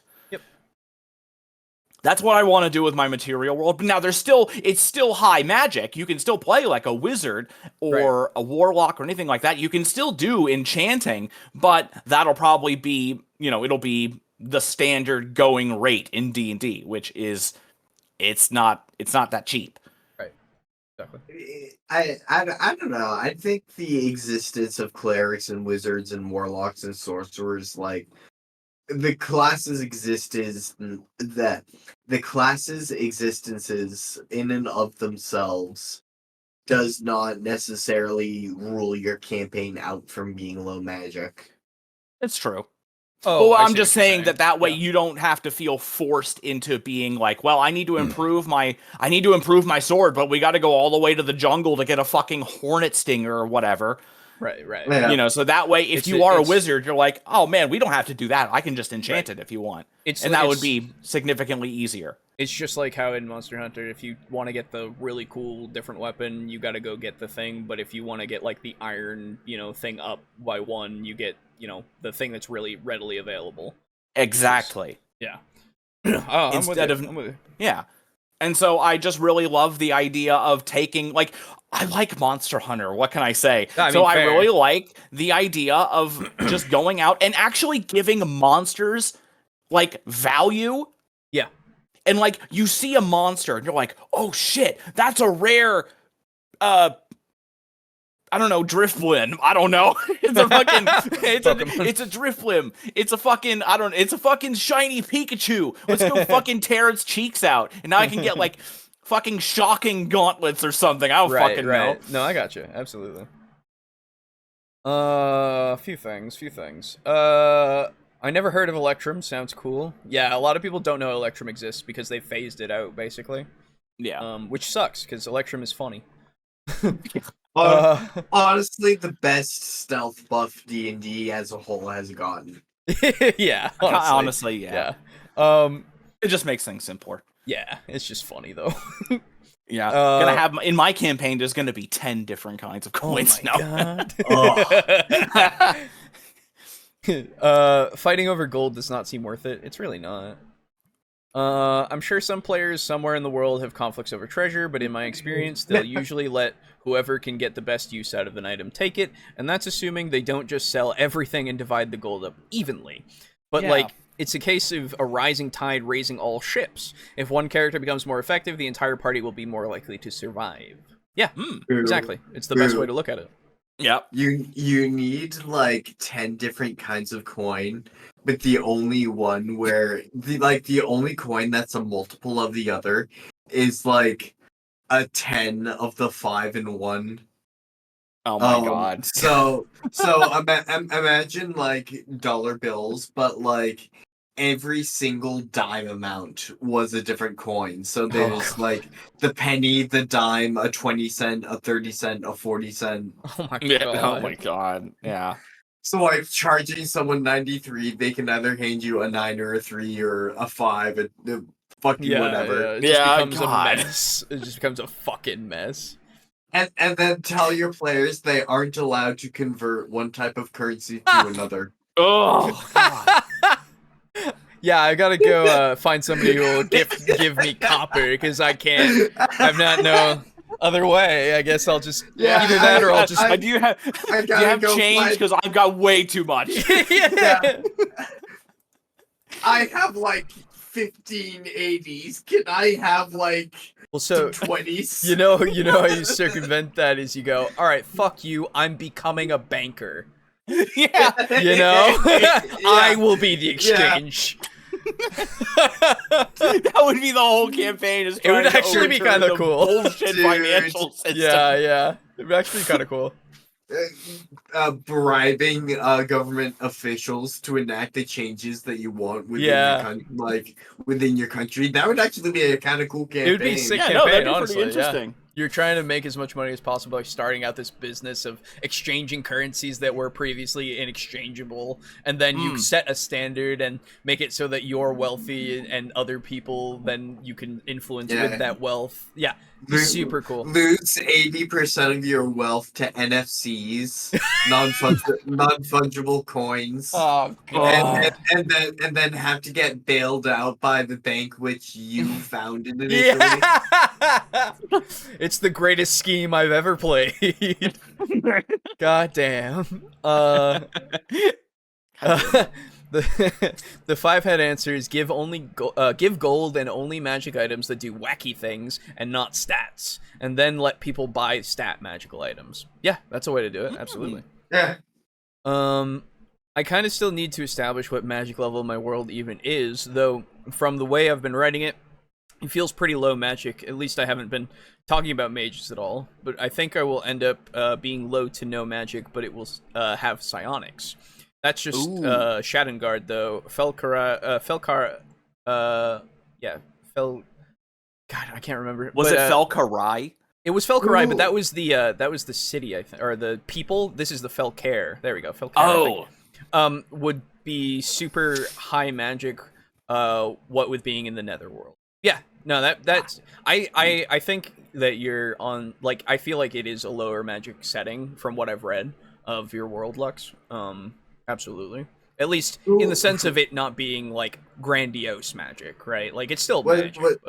Yeah, yeah, so like I just love the idea of a fighter like digging through a chest in a dungeon and like finding a magic ring and putting it on his finger. And then the DM saying, you notice any, like, aches and pains that you might have had in that finger are gone now. Yeah, it just comforts that one finger. Yeah. Well, now you do fucking enlarge reduce, turn that shit into a belt. Ooh, there you go. No back pain ever again. Hell yeah, there you go. That's thinking. See, creativity is good. Yes. The money in my world. world Reduce is like the best fucking spell. It is such a good spell. Absolutely. God, I think it's even better than like permanency, man. Well, permanency doesn't exist anymore. You need enlarge, reduce, and permanency. Because otherwise, if you put that on, it just squishes the fuck out of you. Yeah, that'd be so funny. Just like, this will be great, and then just but yeah, I know that permanency doesn't exist anymore, but I know in everything that I write, it does. Yeah, as you should, honestly. It's weird that that they wouldn't have something that says that things are permanent, because, like, I get why it's so that they can keep everything, like, balanced, quote unquote, and everything, but, like, some things exist and have existed for a long time that have, an enchantment on it, and that just seems real. Some things are kind of critical infrastructure. Yeah. Like the lights and discs. Like the lights, exactly. So like how I do it is permanency does exist. It is a 9th level spell. Yeah. It's super fucking costly. Yeah. Which is why you only cast it on the things that fucking matter. Yeah, I think that's a good way to do it. If you are casting it, you have probably been contracted by a government agency. Yeah. To being do compensated to do it. Yeah. I get you. And you are getting some fucking money for doing it. I honestly, I think that's the best way to do it, so that you don't have it being, like, in the hands of some level 3, There's a lot of, like, fairly lesser hand,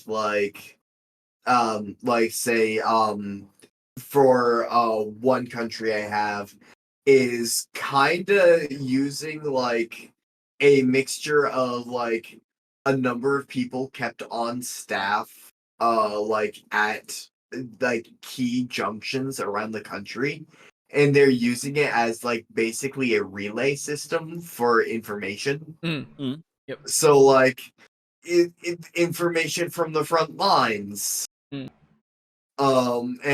like, the way that my country is able to keep something like that afloat is I took inspiration from, I think it's It's a spell in 5e. I think it's something a magnificent mansion. Like if you cast it every day for a year and a day, it becomes permanent. Oh yeah. I think there's a couple of spells like that. I think. So if like teleportation.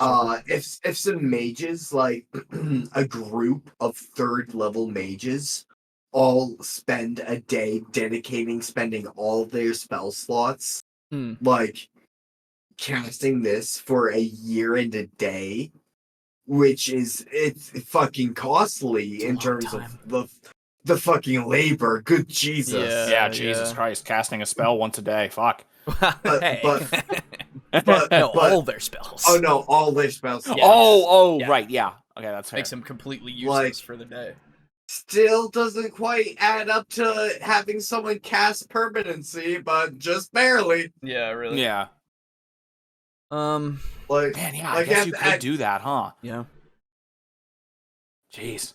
Permanency is fucking awesome. Permanency is really good, and I wish that it was still a thing, even in just a form like what Aiden said, like it being high level, so you don't just abuse it all the time. Well, you know what they ought to do? They instead of just removing the spell from the game entirely, they should have made it so that it was like an ancient magic that can only be found in like scrolls, and it's so delicate that it's the power is such that it can't be copied. Right, yeah, properly. Like I feel like you could justify like a hag secret or something like that, right? Yeah, something like that. That'd be cool. Mm-hmm. Because permanency is just so cool. It's super good. Yeah, I miss it. Yeah. Money. Also, just the mages in my world who like do know permanency. Yeah. Kind of all like looked at each other and said, "Brothers, let's get fucking paid." Yeah. I mean, as fair. Let's set up an economy of like construction and creation based on this fucking shit. It's exactly, I feel like, what would happen with it. Yeah. And then everyone pondered their orbs and said yes. The money in my world is so fucked up thanks to guilds not working together. You never know how far your money will go unless it's a magic thing with the IMO keeping an eye on them. I do enjoy the idea of different currencies in different like towns and stuff, and having them be different things. It's just one of those things that it requires a lot of work. Because one of the things. Oh, sorry. Well, I was just gonna say, because like, you know, like in like New Vegas where you have like the Caesar's Legion fucking things, you've got the NCR dollars, you've got fucking pre-war money, you've got chips and caps and all that kind of stuff. Like they all, you know, feed into each other if you do a good exchange rate, but they are different. And like I like that because it's a thing that makes it so that, like, the world feels a little bit more lived in, because they're trying to be dominant powers in this place. And so, yeah, of course, they're going to try to put their currency as the forefront currency and it having the most value. And whoever actually takes over would have that value, right? It's like Star Wars had credits and the other thing. Did they have ducats in Star Wars or no? No, I don't think it was ducats. I don't remember because you had like Imperial credits and then you had something else. Yeah. Because I'm remembering episode 1 they were talking about that with like what's his face? With Weedo, was it? Yes. Yeah. Whatever his name is, I don't remember what his name is. Watto. Yes, Watto. Thank you. Yeah, and he was like, I don't take credits. Imperial credits. No. It's like, okay, fair enough. Yeah. I like that idea because, like, again, different currencies. It makes sense to me. Yeah, it's just a lot of work.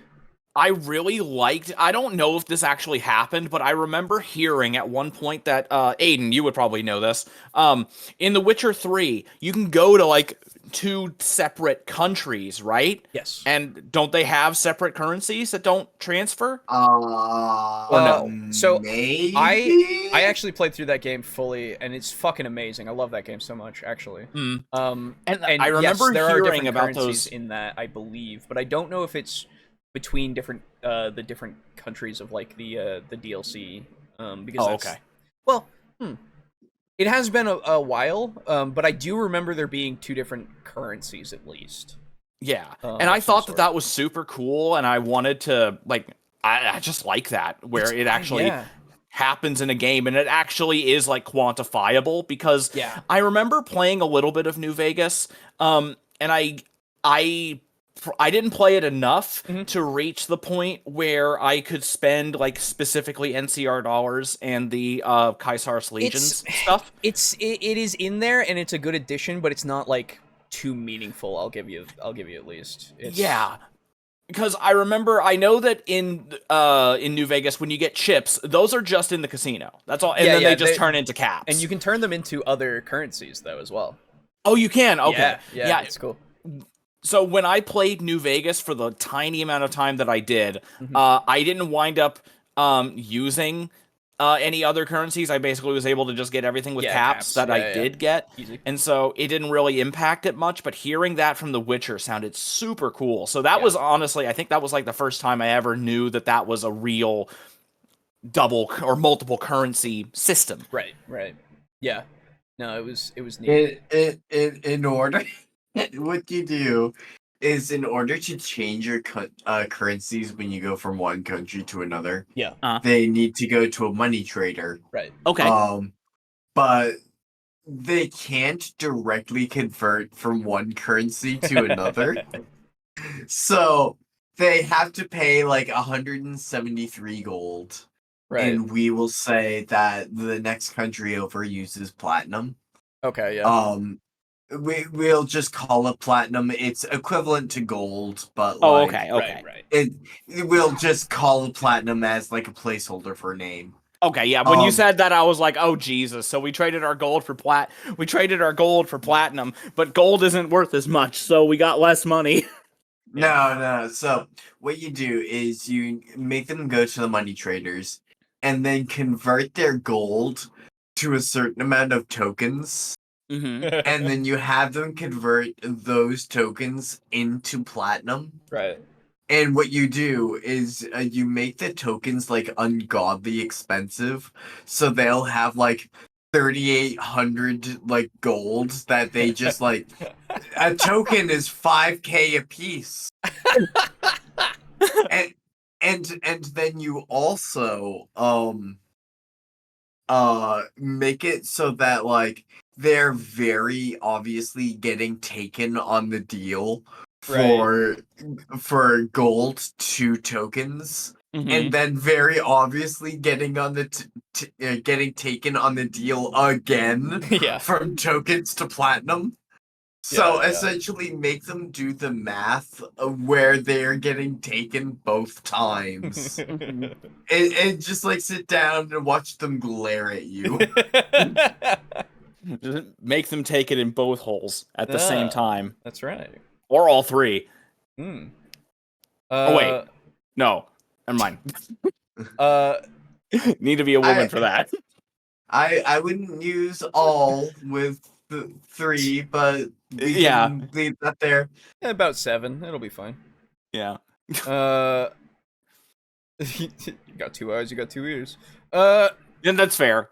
2 nostrils. That's right. Oh, some more. Anyway, can we normalize that villains pay on NFTs or cryptocurrency? Yeah. Oh my god, could you imagine? He's so funny. Wait a minute. Hang on. Yeah. Is a golden vase technically an NFT? No. I mean, because it's all about ownership. I know. And once you sell it to somebody who wants it, you make money. Yeah, I know, but I can't just take the vase and take a picture of it and then have it and decrease the value, right? I could break the vase. I could completely destroy the vase. There's a difference. So what you do, right? Is you create like Marvolo's Magnificent Mansion. So you create like a Marvolo's Magnificent Mansion. True. Yeah. And you make it such that like all of the objects are jailed away, almost like on display, but like jailed away. Yeah. Yeah. And like inaccessible. And then you take photos of the objects and you sell them to people and be like, you own this object in this mansion.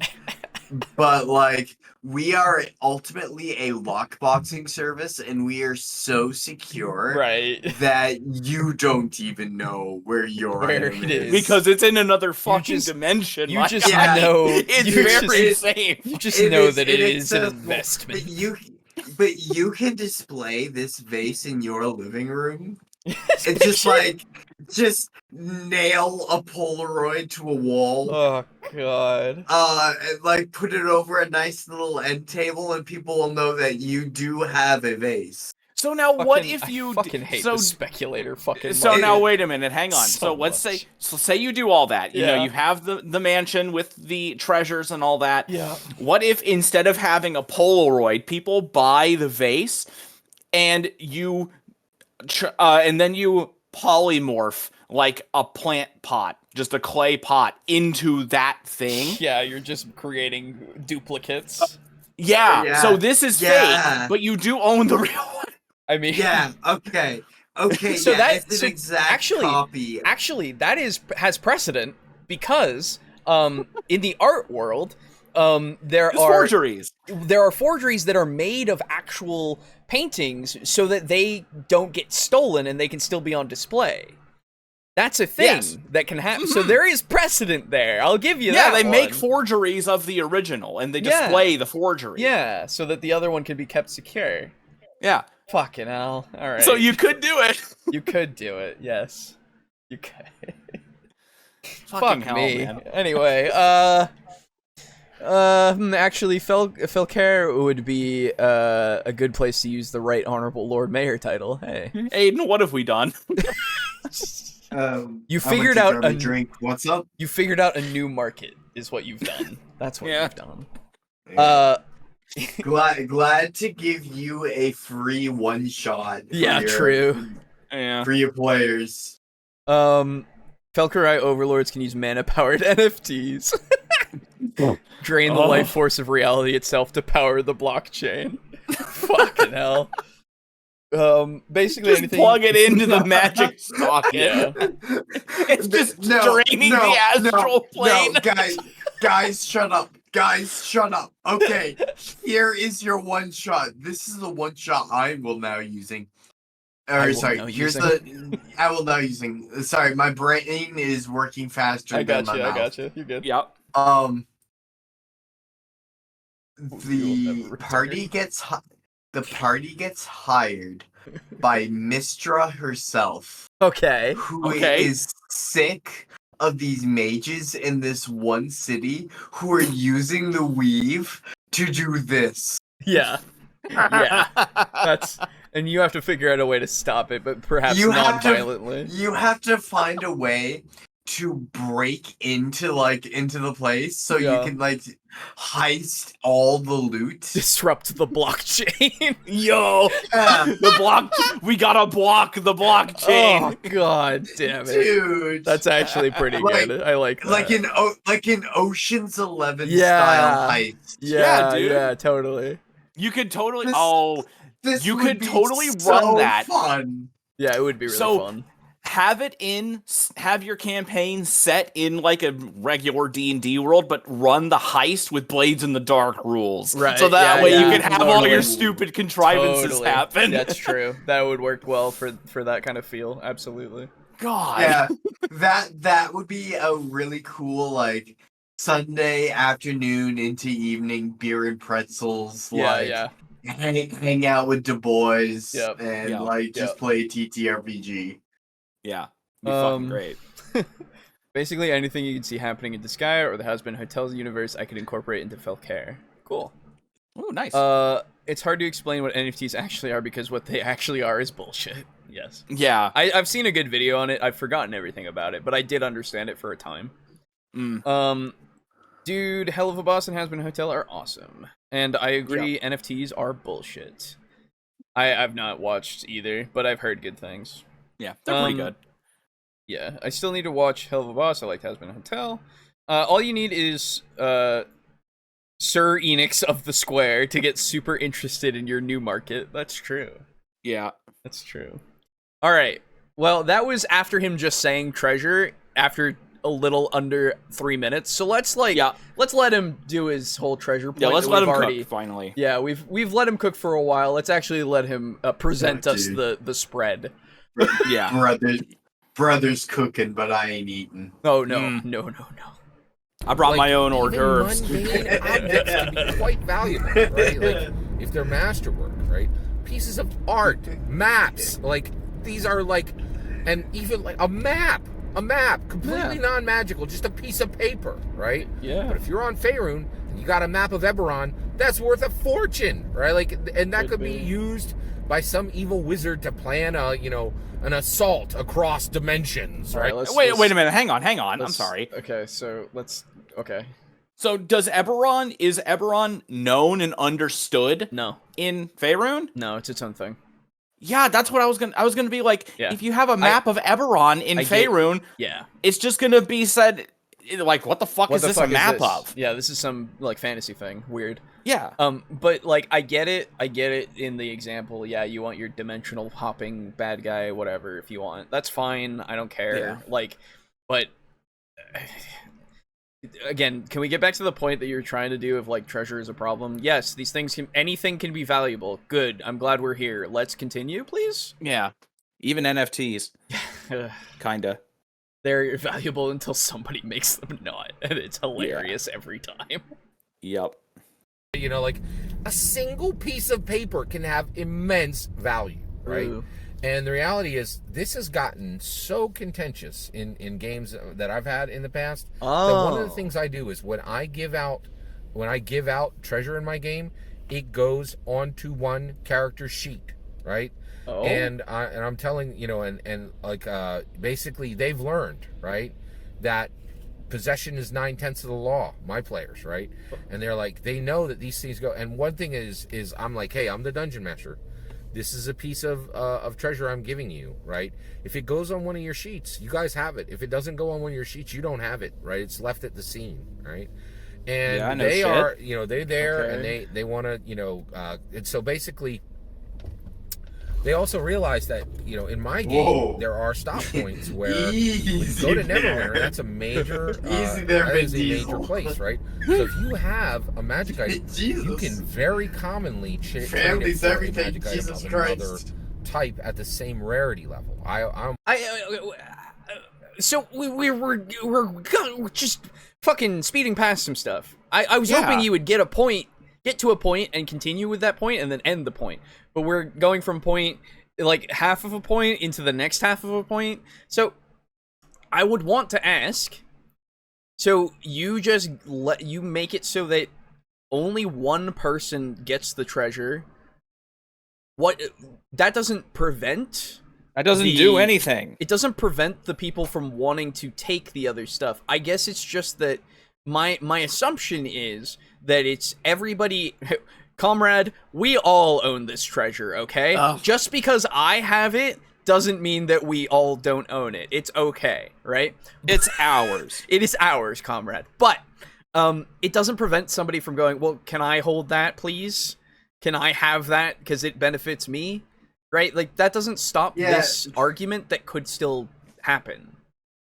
So that you have said happens at your table. So I actually, like, when I'm playing Baldur's Gate 3, sure, that's what I do, just because that's how it's easiest for me to manage inventory for 4 characters at once. I was gonna say, but, in a game, Scott, you can have your pack. You don't. Yeah, but Scott, you don't have to do that. No, that's the thing.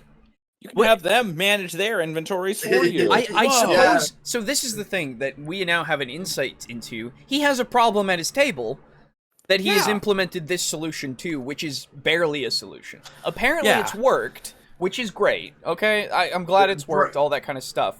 But, like, you've just kicked the can down the road, as far as I'm aware. Brother, this is like a patch to the solution, and the patch is made out of rags and duct tape. Yeah, exactly. Like, again, I don't see how this isn't just I'm kicking the can down the road. Is it literally just everybody just is okay that the party has the treasure? Is that really what it boils down to?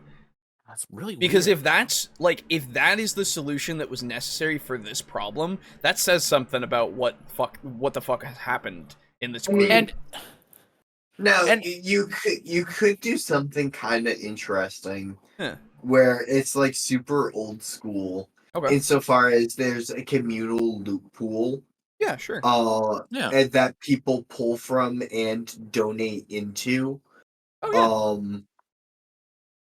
Like as like new items become available, or like there's new ways for them to like spec their items. Yeah, actually, kind of really like that.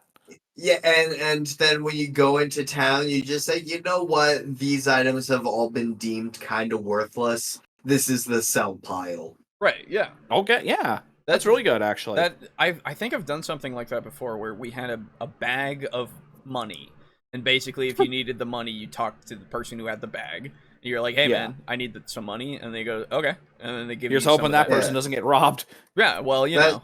That's kind of what I'm doing with one of the boxes in my camp at Baldur's Gate 3. That's like if an item is deemed good enough to keep around, even if I'm not using it right now, it just gets added to the pile, and like, hey, you know what? Someday somebody different may use it. Who knows? Sure. Yeah. Yeah. Like, so again, I'm glad that the solution has panned out for you, but I don't know how it has, because you haven't told me anything that's actually made the situation non-existent. You've just made it so that the situation now has a deeper layer to it. Yeah. Of like, oh, okay, so we have to go through another hurdle to now argue about the sword. And so the other thing that confuses me about this is that he specifically said that if an item isn't on your sheet, it's left at the scene. Yeah, okay. So whose sheet is this going to? How do you... Does he write down every magical item on like the individual lines of like an index That's what I'm card wondering. And hand them to a player? And is he doing kind of like a loot pool and he's just shit at explaining it? Because I'm trying to think, if it's on this sheet and it's not on mine, then that definitively means that I don't have it. Exactly. So how can I actually have something? Does he put it on the sheet and then everybody agrees that I can have it? Yeah, I assume but that seems like that's not even happening. Sorry, I don't know. Mean to keep cutting you off. No, you're good. I'm like trying to butt in, honestly, like an asshole. But because I keep having a thought every time. But like, yeah, no, I think he is talking about something communal, but he seems to pick a person and then say, or they pick the person, the party. You are representative of the commune. Yes, you are where all of our things go. Guess what, comrade? You will carry our spoils. You're the loot. You're the mule. Yes. You are now the bank by which everyone else is fed. Right, exactly. So like, I don't know. Maybe I listen to it again because I try not to die. yeah, exactly. I'll listen to it again because I don't understand how this has fixed the problem, unless it is something communal that anybody can just go, I'm taking that. But then again, you get the point of like, how would that be any people, different from what's going on? Yeah, if two people then go, oh, I'm taking that, and then they fight over it, you've kicked the can down the road. Yeah. So what are we doing? And then they took one step towards that can, and they got to the can again. Yes. The thing is like, if like two players are arguing over like some loot that you gave out, you have already opened the door for your entire table to discuss the matter. Yes. Because it's their loot too. Yeah, yes. It is communal at that point, if that is the way this works. So, like, comrade, I know that you want that, but comrade, it is for all of us. You can't have that. But comrade, everyone's survival is most assured if we give it to this person. But comrade, I want this. But comrade, no. Yeah, exactly. But comrade. Yeah, exactly. Who's gonna stop me now? Yeah, no, but like, and you're right. You are just getting to that point of just saying, well, why don't we just discuss the loot? Yeah. Like, why don't we just, at that point, just discuss it so that we can Depending on the age of the players and the maturity of the players, this is a problem that solves itself. Yes, exactly! I want us to now have this, like I said, perpetuate the thought that people are going to act intelligently. We need to give them credit. Please! Yeah, because we're not fucking barbarians anymore. Like... Some of us are. Okay, let's be honest. Some of us are. But please, just, like, say that you want to have a conversation rather than say, well, then we just choose that all of the stuff goes to this one person so that it's there. And otherwise, it's not there. And it's like, what? What are we... Did that do anything? I need to listen to it again. I do. No, that's fair. And I'm telling, you know, and like, basically, they've learned, right, that possession is 9/10 of the law, my players, right? And they're like, they know that these things go. And one thing is I'm like, hey, I'm the dungeon master. This is a piece of treasure I'm giving you, right? If it goes on one of your sheets, you guys have it. If it doesn't go on one of your sheets, you don't have it, right? It's left at the scene, right? And they are... wait a minute. So does that mean that he's like, here you go, this is your loot, choose who gets it or nobody gets it? Is that what he's saying? Maybe that's what he's saying? Dude, I don't know. Maybe, yeah. My brain might just be, like, grasping in the dark, and I'm finding a ray of light that has nothing to do with it. It's something, right? It's either something communal that way or something communal in the way that we've been talking about, but he's just bad at telling us that. I don't know. Like, I don't goddamn. have any idea. Now, that's a very heavy-handed way to do it, but that is a way to do it. It is a way to do it, if that's the way. If your players are really... decide it now or never decide it at all. Yeah, that's one of the things that I was going to do. Like, if I had two people fighting over that ring of charisma that Aiden was talking about, it's like, look... And this is where, like, they're arguing, and it's like, the game has stopped for this argument. And I would be like, okay, guys, stop for a second. Either one of you gets it, you both share it, or neither of you get it. Yeah, I was gonna say. And that's what I would have to do. Because but that is something that's like, specific, that's a last fucking resort. Yeah, it's unruly at that point, and you've done everything else that you can. Like, I can understand that. But, man, I don't know. God damn.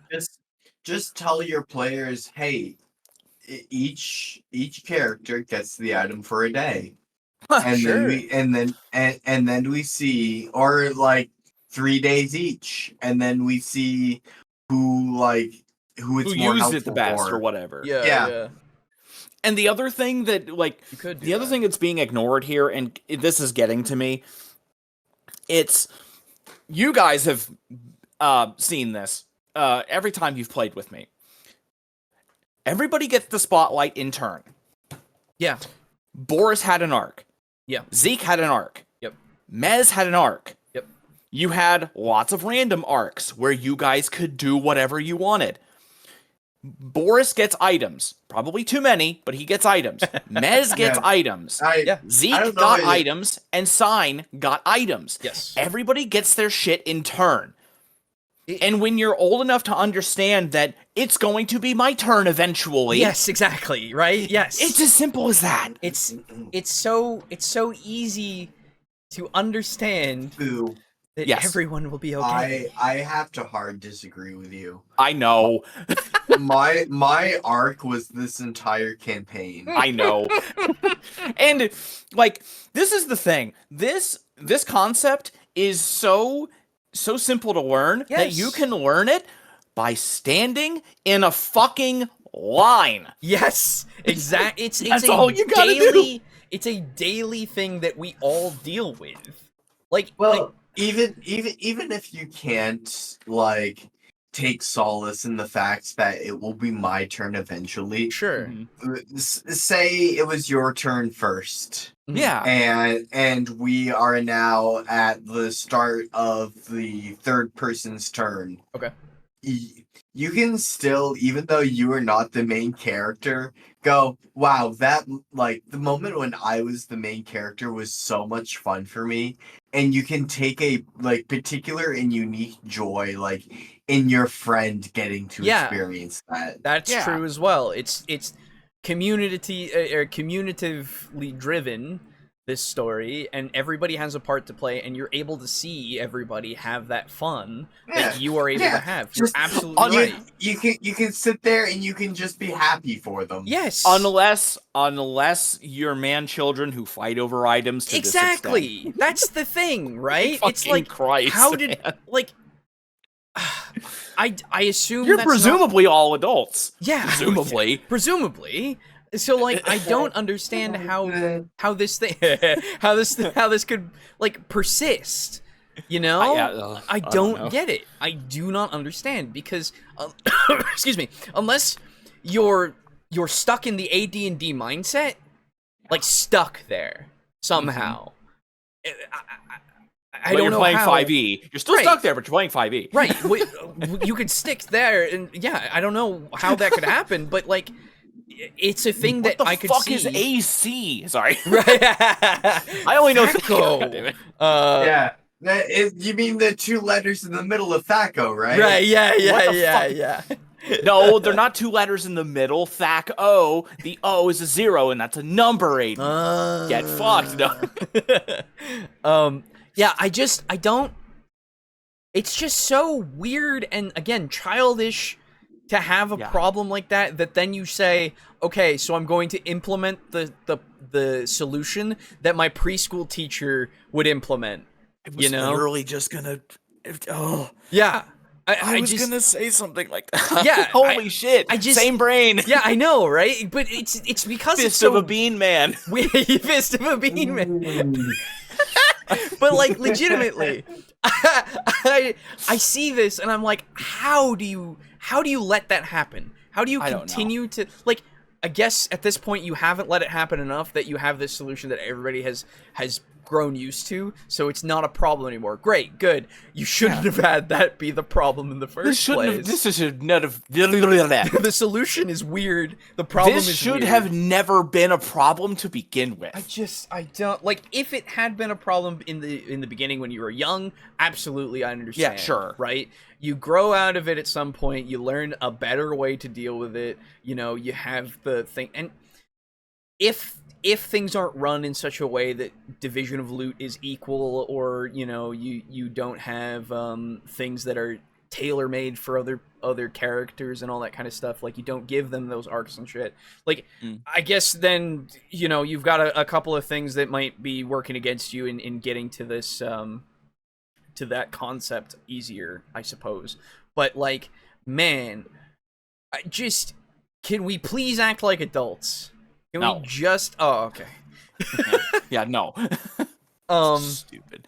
Anyway, how much you want to bet Garibay just makes everything up as he goes along? No. He's too specific. Yeah, no, it's too batshit. You can't make some of this shit up, dude. Yeah.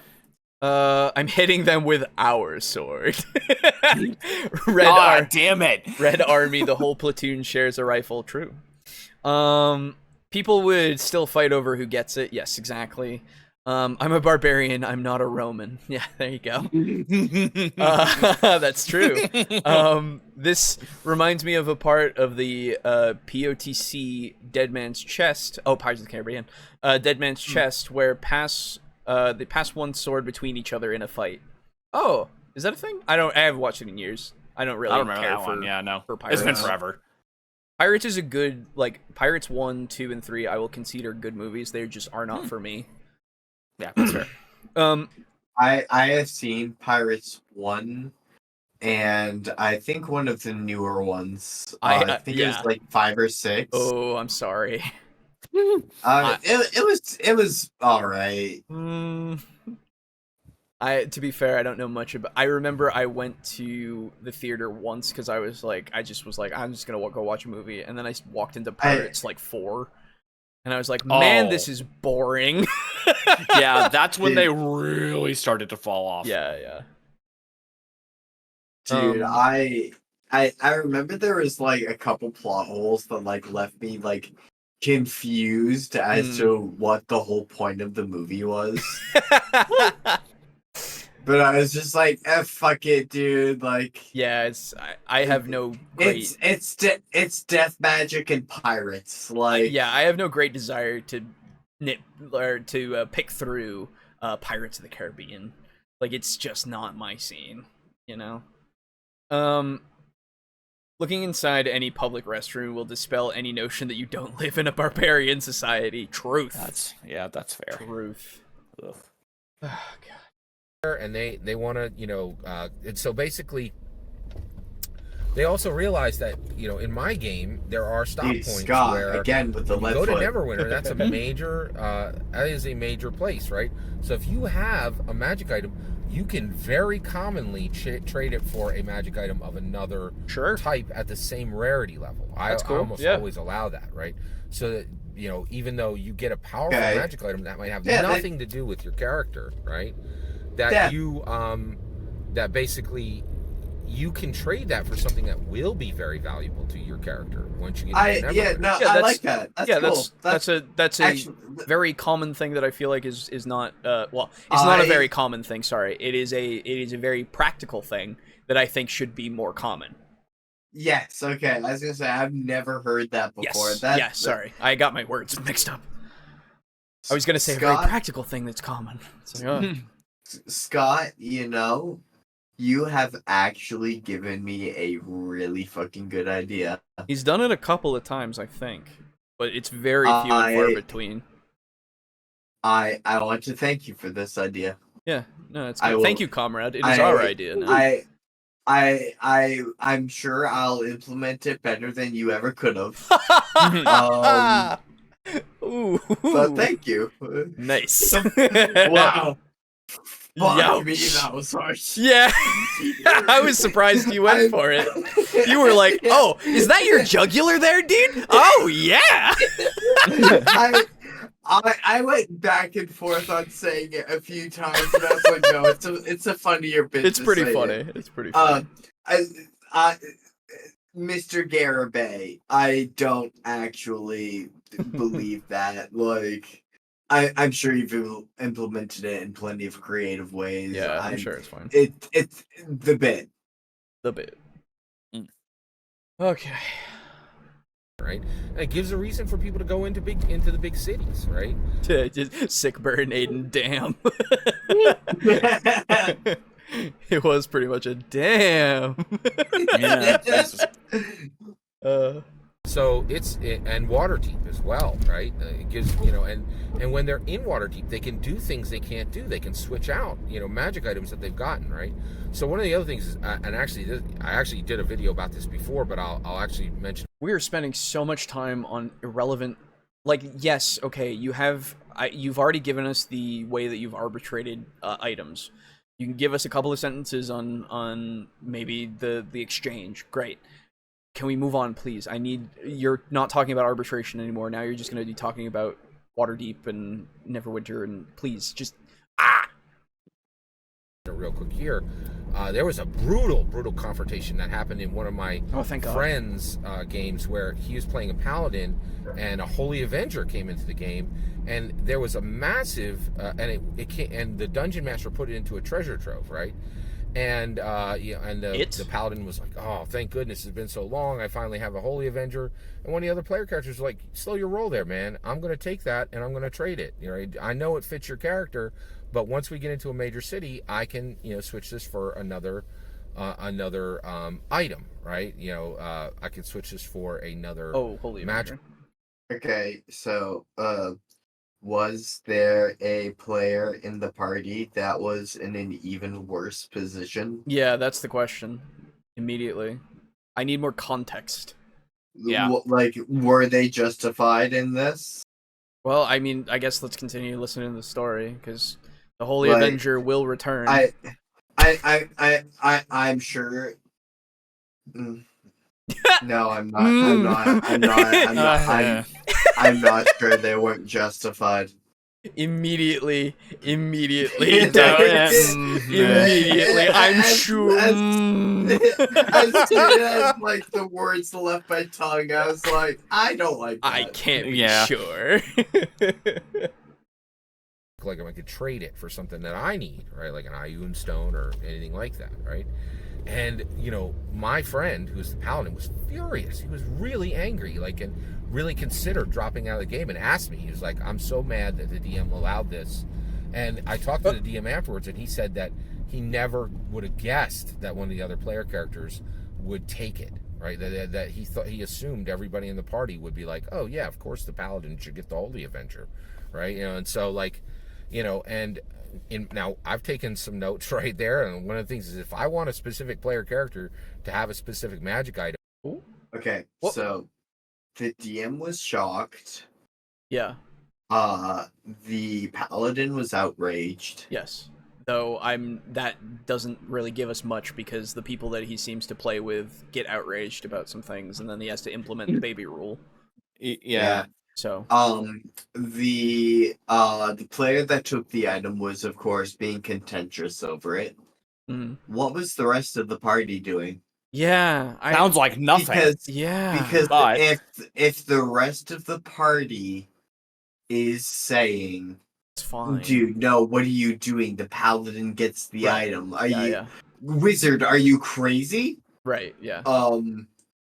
Then like it falls on you as DM to go like. Well, like if the paladin's already writing it on the sheet, be like, one of you has to erase it. But honestly, I would probably recommend like the wizard that I kind of made that item for the paladin. Yeah, that's the thing, right? Like it's so the assumption is there, which I can understand the assumption. It's the Holy Avenger. It's meant for a paladin. That it's weapon. It's specifically meant for his class. Yes, exactly. So like we have talked about it and developed the item together. Well, no. It's not even the Holy Avenger is an actual D&D item that is meant for paladins. Oh, I know. Yeah, yes. I'm just saying like items in general. I understand. Yes. So like, but like, so you've given just for colloquial knowledge, you've given out this Holy Avenger item. Everybody seems to know what it is, right? That's the assumption. Everybody seems to know what it is. So the other person decided that they would just take it from this paladin, okay? That is the story that I am being fed. Now, if I'm going to be as good faith as possible and just say, okay, I believe it, let's go. So what you're telling me then is that everybody assumed that the paladin would have it, and this person was out of line, saying, no, I will take this item and I will trade it away. And what happened was that the DM just said, yeah, okay, that's something you could do. So I won't stand in, and I won't say, especially since the DM specifically made it for the paladin. You would, especially since it was dropped in for them. So you would assume they would go, okay, no. I mean, so you got to agree on this, unfortunately, because I did kind of give it to the paladin. Like, I made this item specifically for this new player.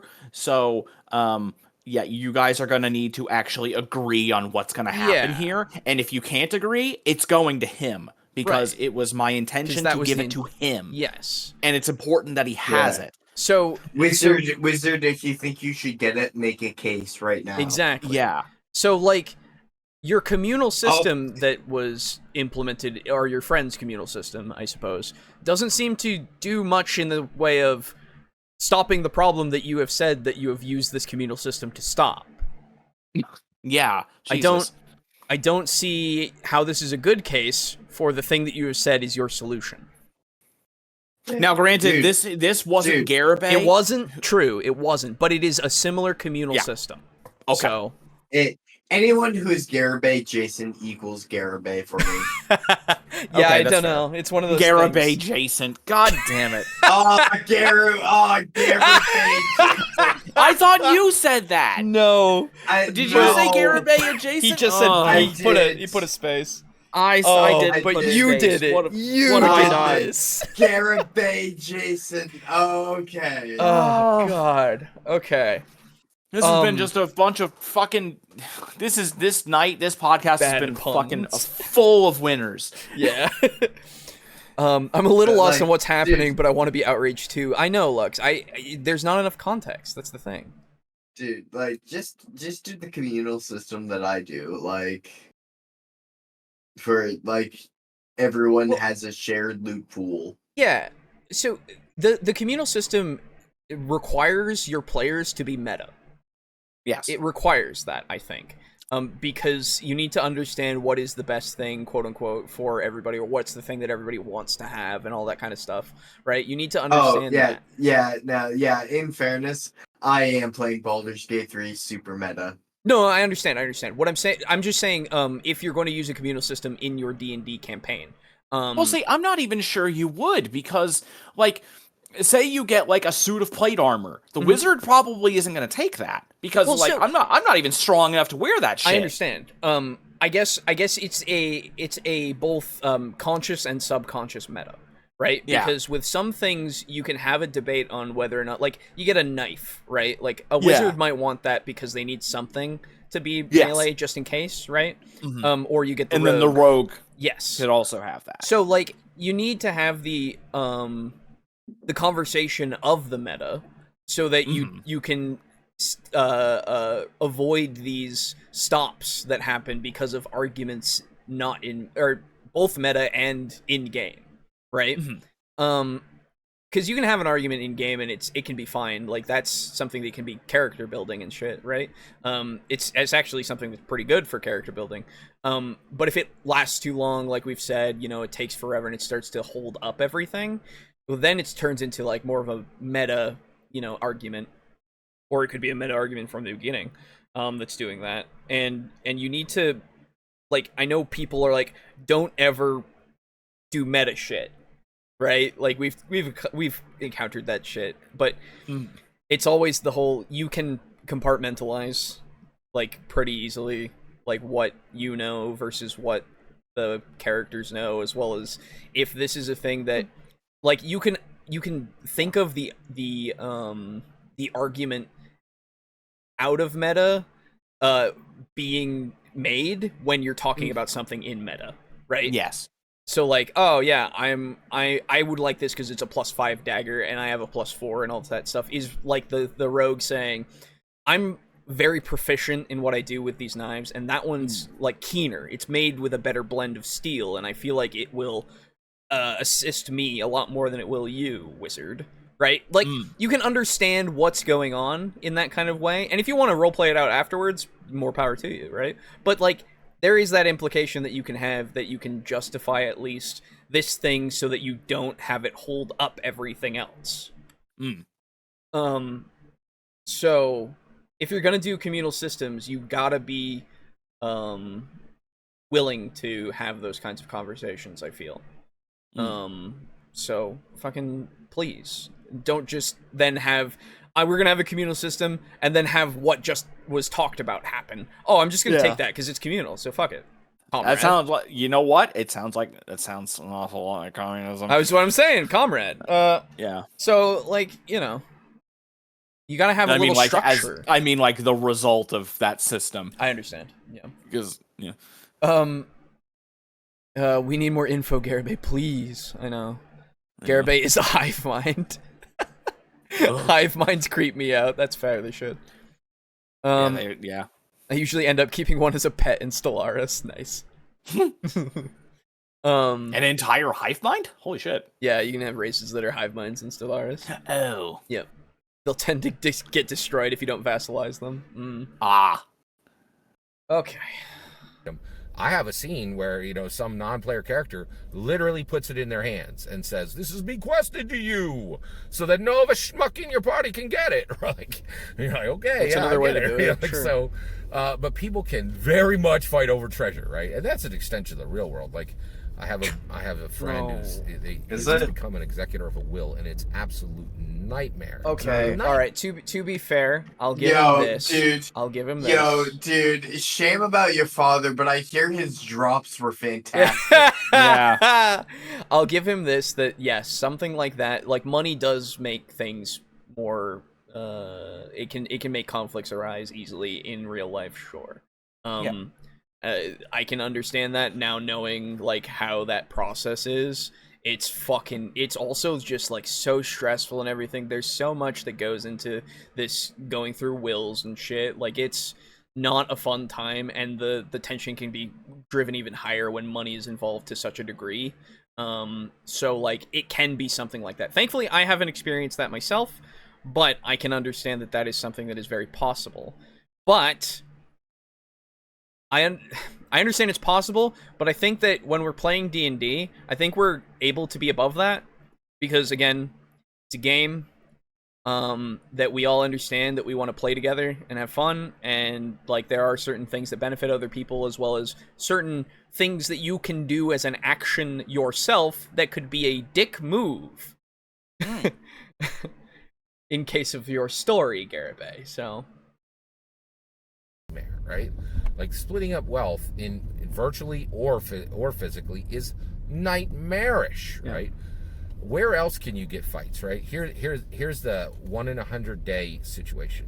You got players at your tables, right? And 99 days out of 100, they're fine, right? But if you've got a game that goes 4 months, you're gonna hit day 100, right? You know, like, and they may have just a really bad day, right? And they may be frustrated or angry, right? And this is shocking to me, right? And it's the game is. Dungeons and Dragons is Dungeons and Dragons, right? It is what it is. I wish there was a mechanism to. That's like something that I would never think that he would say. Yeah, right? It is what it is. No, you do not believe that. I know you believe it is more than that. Come on. Yeah, you believe it was literally sent by a reincarnation of Christ. Seriously, with Gygax. Yeah, you ascribe spiritual significance. You do. It's insane. So calm down. Calm down with your trying to be normal. Stop it. Yeah. Tell people if a player character is rolling against a player character, your game has failed, right? And not necessarily. So you know what would be nice? A little bit more context here. Like if they are rolling against each other in a friendly competition, sure. Yeah. Versus rolling against each other with the rogue trying to stab the wizard in the dick. Right. Yeah, I have. Yeah. If it's like an arm wrestling competition, sure, but like I think he's talking about like two players rolling persuasion against each other. Well, so here's my 2 cents about rolling off about something. Oh, also Rules Lawyer says Matt Mercer lets PvP skill checks happen. So yeah, even his Matt Mercer does this, but like they're allowed to happen. They're just kind of discouraged on account of the fact that it's cooperative. Well, so I think that it can still like it's one of those things that as long as you've had a conversation with the other person to make sure that you understand the stakes of the situation as well as the possible end point of the situation, as in either you're fighting to die, to the death, or you're fighting for a certain item or some, like, you can make it work just fine very easily if you have an understanding beforehand. That is not a failing of your game if you allow this to happen, if you've put in the safeguards of, well, let's make sure that we talk about these things and make sure that both of us are okay with the fact that we are going to fight now. Because I talked about it before in the Dungeon Crawl Classics thing that I did with Brogan doing it. Myself and another player, we got into the motions of these two characters in our party, in each of our parties, that just flat out just then like hated each other at the end and wanted to kill each other, and we both like in the moment were like, yeah, no, this is fine, this is good, this actually makes a lot of sense, I like this, right? Because it worked. And so we were how this is coming dangerously close to suggesting open and honest communication at a table. I know. I I'm so sorry about this. I'm so sorry, but if you'll allow me, what would Garibay say? He would shun me. But like legitimately, it could be something that's incredibly satisfying if you get it to the point where it really does feel natural in the moment and right. And you both agree that it's like, yes, this is what should happen in this scenario. Yes, let's do this, right? So like, blanket statement rolling against another player is a failure of your game. Man, oh man, I hate that. Yeah. That's so narrow-minded. Not to mention, I don't know if it says this in D&D. I'm willing to bet that it has something to this effect. But in Call of Cthulhu, there are rules for opposed rolls. And there are also rules for if a investigator rolls against another investigator. Oh. And one of the ones that comes up is interpersonal rolls, which is like persuasion, fast talk, bluff, that kind of thing. Yep. Let's say that your investigator wants to do a thing, and then another investigator rolls persuade to get you to not do that thing. Yeah, sure. It is not mind control. You are not forced to not do it. But if you try to do it anyway, if they have succeeded with their persuade roll, meaning that they have effectively illuminated you on why you shouldn't do that, you can still attempt it, but you are at a penalty die to achieve what you are trying to do if a skill is involved. Sure. Or if it is not, if it's more like, I just want to do this thing that doesn't involve a skill, you make a POW save, which is essentially like willpower. Yes. Yep. It's the same thing. You just have not a bonus die, a penalty die. I'm sorry. Yeah, you're good. So in D&D terms, you roll with disadvantage. Yes. So I'm willing to bet that D&D has that. I don't actually know. That's I hope so, and I'm not hoping that people just overlook it. No, I'm not entirely sure that that's a thing that's ever stated in the book itself. Oh, jeez. I'm not entirely sure. I don't know where my DMG is right now. Well, regardless, I at least don't remember that being a rule or at least a guideline that is put in there. But that could just be a failing on my part of not knowing. Yeah, and I've read the DMG once and never touched it again, basically. I looked at it for like gods and maybe some magic items. Yeah. And that was it. I think that it's one of those things that we, at least as players and people that know the game, and even people that are I guess if you've had experience with playing D&D in any form, you usually come to the conclusion that persuasion and all that kind of stuff is not mind control. It shouldn't be, because it kind of breaks everything, right? Yeah. And I think that everybody can kind of deduce that, at least, and get to the point of like not acting that way. And we can at least implement something similar that you're suggesting that Call of Cthulhu even puts in, just inherently. Just because we at least are understanding of the thing, or we just talk about it, right? Yeah. There's many ways to go through it and all that kind of stuff. And I'm gonna be honest, after I made that point, I have already forgotten what Garibay was actually saying, so I don't remember why I was making that point, but I hope it was still relevant. Yeah, it was, because he's making the point that if you roll against another player, you've had a failing in your game. Good. Yes, you're good. So, like, there are games that have built-in systems that will let you do that, and it's still not a problem. No, it is literally something that you can fall back to and account for. And I mean, hell, let's extrapolate this even more. Sure. How many times have you guys seen a movie or read a story or done anything that involves a group of people and where there's a disagreement? Yeah.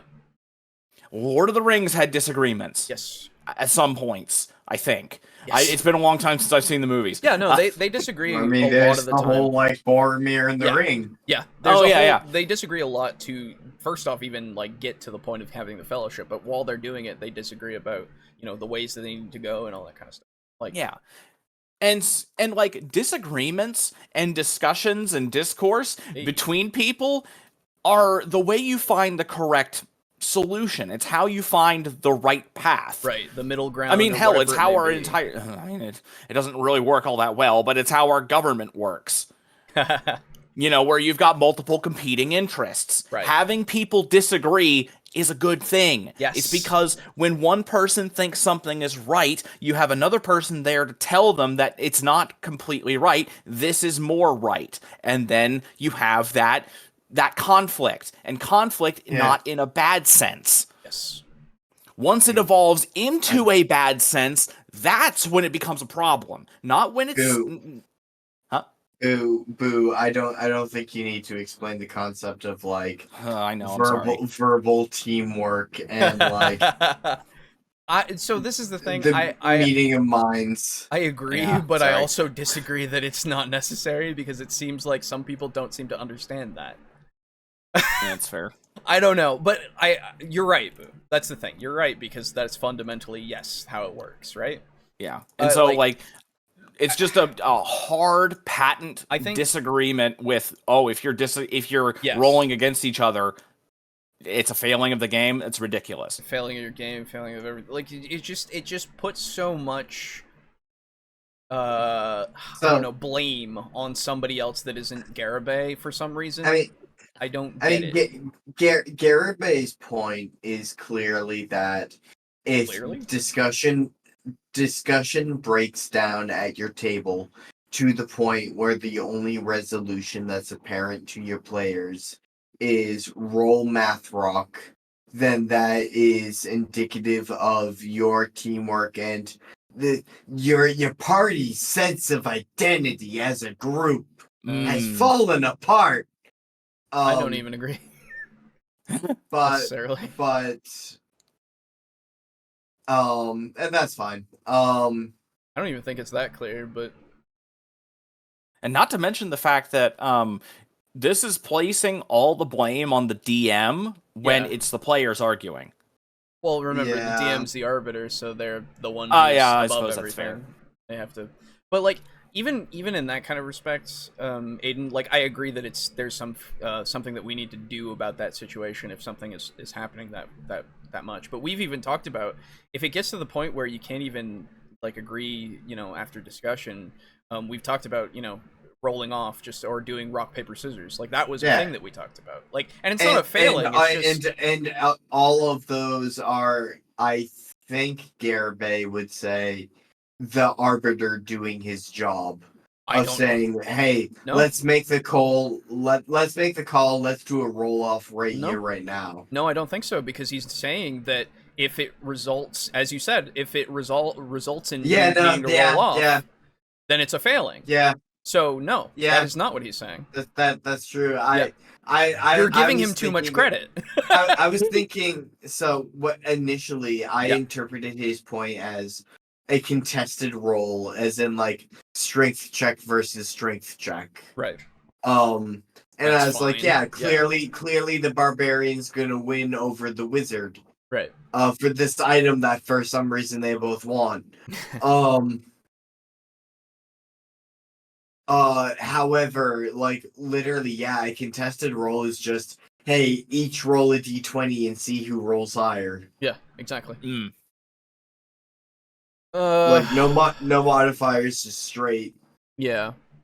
That is, all right, never mind. I appreciate that you're trying to go to bat for it because I agree with you if that was what he was trying to say. But he's not. He's just flat out telling us. At least I'll bring it back in a second, and we can listen to the full point hopefully and see if he maybe redeems himself midpoint. But it doesn't seem like he thinks that it's a good thing to ever happen. The only open and honest communication Garibay allows is screaming while they leave your game. Really honest to get your feelings out there. Give them a chance to hate you. Exactly. Oh my god. Fuck off. I forgot he said that. My piece of shit computer is starting to run hot. Gonna see if my Chromebook will work here. Oh, good luck. D&D doesn't have that, at least not in the player's handbook. I wouldn't know if it's in the DMG has it. Buddy, there's so many horror stories out there of people playing high charisma mind control. It's a nightmare. I understand, but that's the thing. I've done it. I've also done it, but like I think that again, the horror story thing is a subset of people, at least from the popular ones of like Crit Crab and all that kind of stuff, right? To be fair, though, forums and stuff, there are a lot of that kind of talk. So it can be a problem, but I feel like once you recognize what that problem is, you can easily like fix yourself and how you use persuasion and all that kind of stuff. So I think it's an easy fix that people just don't seem to be aware of until after the fact. Alright, looks like this is working. Boromir, crap. That's right. Frodo and Sam had some conflict. There we go. Yep, that's true. Oh, yeah. Doing a roll-off would be easy. That's why Garibay does not do it. No. He finds himself above a lot of things, so I don't know. Oh, and of course, Gimli and Legolas have a whole thing about overcoming their differences and becoming friends. That is also true. It's a very, very solid arc that they have of actually respecting each other. Okay, so let me bring this back because I wanna know specifically what we're talking about here. The game is, Dungeons and Dragons is Dungeons and Dragons, right? It is what it is. I wish there was a mechanism to tell people if a player character is rolling against a player character, your game has failed, right? Yeah, so he wants a mechanism to tell you somehow, so he wants this to be written somewhere, that if you're rolling off against another player, that your campaign has failed. Very cool, man. Fuck? I love it. So weird. And again, we're not going from, I'm not gonna say that, I'm not gonna take the bad faith of like, oh, it's the easy, like, oh, we're just having a little skill check or something like that, we're doing a little friendly thing. No, he's just talking about in general, if you're having a conflict and you need to then resolve it with a roll off, then you're fucked. It's like, okay, cool, great. And I struggle so hard to make sure that I put enough NPC villains in my game and make the environment so dangerous that the player character says, I ain't got time to fight my player character brethren, right, and sisterin.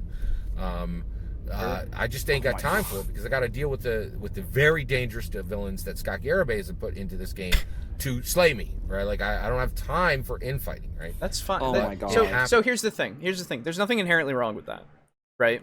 There's nothing inherently wrong with making it so that people are paying attention more to the world and the threats than each other's personal conflicts. Yeah. There's nothing inherently wrong with that. What I would say is that not allowing personal conflicts is a little bit of a narrow-minded way to go about this, because inter-party conflict can be, like I said, very revealing of character. It can really help with the building of relationships and figuring out, how they're going to act together in the world.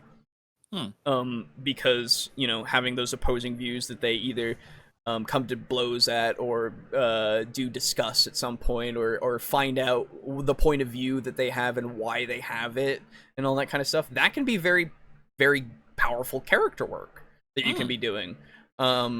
So if you're allowing that, then I feel like that's fine. I guess if we're going to go by just specifically conflicting over stat upgrade items, gold and stuff like that, sure, let's keep those out, because again, seems childish, and I don't see how that's a problem that continues to persist. If we're going by that metric, then sure, I agree, but otherwise I disagree that we should just keep that shit out. Garibay wants drones and AI observing D&D games and policing out the PvPers and in-game conflicts. That's not his D&D. The thing that I just don't understand is how, we already know that Garibay has been a dungeon master for a very long time. Since he was 12. Yeah. And I don't understand how you can have so much experience and have this problem be so persistent in your group that it's like you have to go to these lengths, right, to get it to stop. And second, how you haven't, how after all these years of playing, this is the solution you come up with. Yeah. I don't like when he was talking about having so many, I gotta put in a ton of villains and make them, make the world so dangerous that you can't focus on anything else. Yeah. Why is that your solution?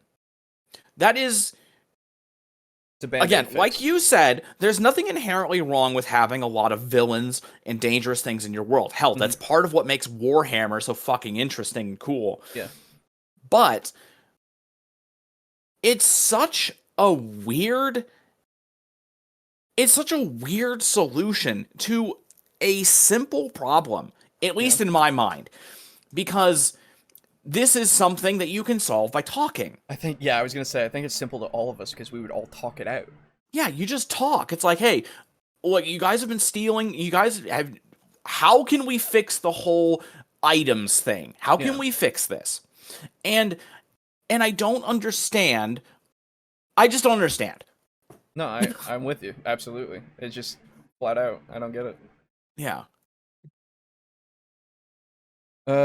Humanity should put aside its hatred and strife with itself, so that we might come together to face the true menace in our skies. That's right. The aliens. The aliens? That's right. Yes. Yeah. They're coming. Yeah. We're gonna make the... Oh, wait, no, I can't clap even make... them cheeks. I can't... I can't even make the Space Force joke, because that's a thing. I forgot. With Space Force? Isn't that a thing? Am I mistaken? Oh, no, I just don't know what it is. What is it? I thought that was a thing that was implemented. New branch of the military. Yeah. Yo, cool. It's not, they have lasers? Actually, it's not that cool. Oh, no. damn it. It's literally something that was implemented like 2 years ago, I think. Oh, man. Such a waste of taxpayer dollars. It is. I was gonna make the joke if we make the Space Force to go against the alien, but there's no threat, first off, so why does it exist right now? And anyway. Yeah.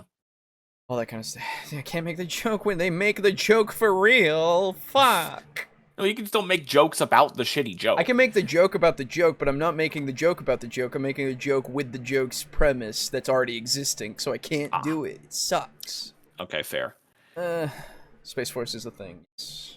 Yep, and there that's are times fucking where hilarious. a player character could get to the point where they are actually plotting and then actually executing the murder of another player character. Okay. Right? And now we're escalating. Hold up. Now we're escalating. That's... So that's a whole... We had this... Oh, Aiden! Do you remember Guy's video? About evil PCs? Oh, no. I didn't catch all of that. Yeah. So I probably missed something. We had the same thing come up with remember the skit with the rogue who wants to go and kill the paladin and then stage it so that God, and then how he was like, no, you can't have evil players because you'll do that and it's bad. It's like, yeah, no, I remember that. Yeah, that would be so fucking interesting. It would God damn. So it's an interesting, again, if you did a thing with like, you know, making sure the other player, like with the paladin, would be okay with it, then you could go through with it, no problem. Yeah, like if I'm role playing as my paladin, and I'm pissing off the rogue in game, and the rogue is like, fuck, man, my character might actually try to kill you, and I'd be like, fuck, really? I'd be like smiling ear to ear. No fucking way, dude. Yeah, that's the thing, right? That's fucking cool. Right? Like, we talked about it in that one, but like, there's so many ways you can play evil, and it's fine, and all that kind of stuff, and there's many ways to do that. With this, I guess we'll take just the example that this is a problem that is happening where somebody is just killing off another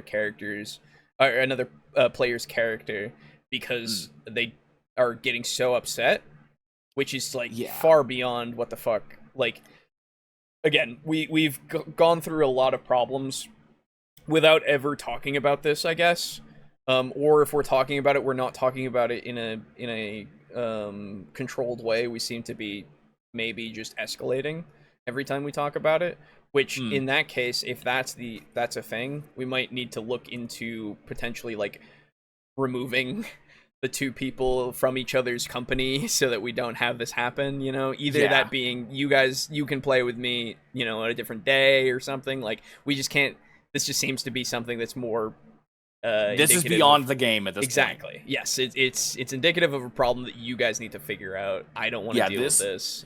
This is a person to person conflict, not player to player or character to character. Exactly. So like, but I guess we've gone past that and we've not done that either. So we're now at the point of like the DM is now allowing this situation to happen. And I suppose if that is the case, then man, what a good DM, huh? Let's just let that play out, I guess. Unless both players are into it. So this I'm not even putting that as the possibility that okay. we're past like this being right. Yeah, rational, my bad. I'm sorry. Right. Yeah. So again, if this happens at that point, we've got an escalation there. It's like, okay, so the DM just doesn't let that happen, or if they do, man, what a great call. Let's do that, I guess. Let's do nothing. Like there's so much that you need to do if that is like the point that we have gotten to beforehand, to have maybe nipped that in the bud before it sprouted, you know? Like all right, I know I stopped it before that. I guess let's see where he goes with it. Or a player character could get to the point where they are actually plotting and then actually executing the murder of another player character, right? And if you go here, man, that is major conflict, right? Like, so you could have major conflicts at your table, and you, as the dungeon master, are on point to be fair and to be an arbiter and to make sure. Now, you know what an arbiter is? An arbiter is someone who ends conflicts based on their authority, okay? Sure. Is that true? I don't actually know what the. I do want to know what the colloquial definition. Let's see if he actually looked it up. Yeah, an arbiter is a communally agreed upon judge. Yeah, okay. That's what I figured. Instead of it, like, I guess you are giving them authority. The authority that you give them over you, of like, I will abide by your decision. All right, that's fine then. That's what a dungeon master is, right? But when you end conflict, you need to do it in a fair manner where everybody feels heard. Everybody feels that fairness has been brought forward. That's true. You are a judge. You are arbitrary. Brother, you're getting really passionate. You are the declaration of justice at your table. Arbitration is not small. It is massive. It is massive. Okay, so what if the thing is literally just, I think that I want to pay for tonight, at the inn, and the other person's like, no, I want to pay for tonight at the inn, and then they start squabbling over that, and that's like such a small thing, and then you just go, well, why don't we flip a coin? And then, no. Yeah, right? Can't but like, it's such a, like, come on. Rules lawyer, amen! That's right, brothers and sisters. We're here to talk about arbitration. Fucking hell. I'm glad to finally know what an arbiter is. Yeah, that's true. He's finally now talked about what an arbiter is. 9 minutes into a 12-minute video. Exactly. So I'm glad we're there. I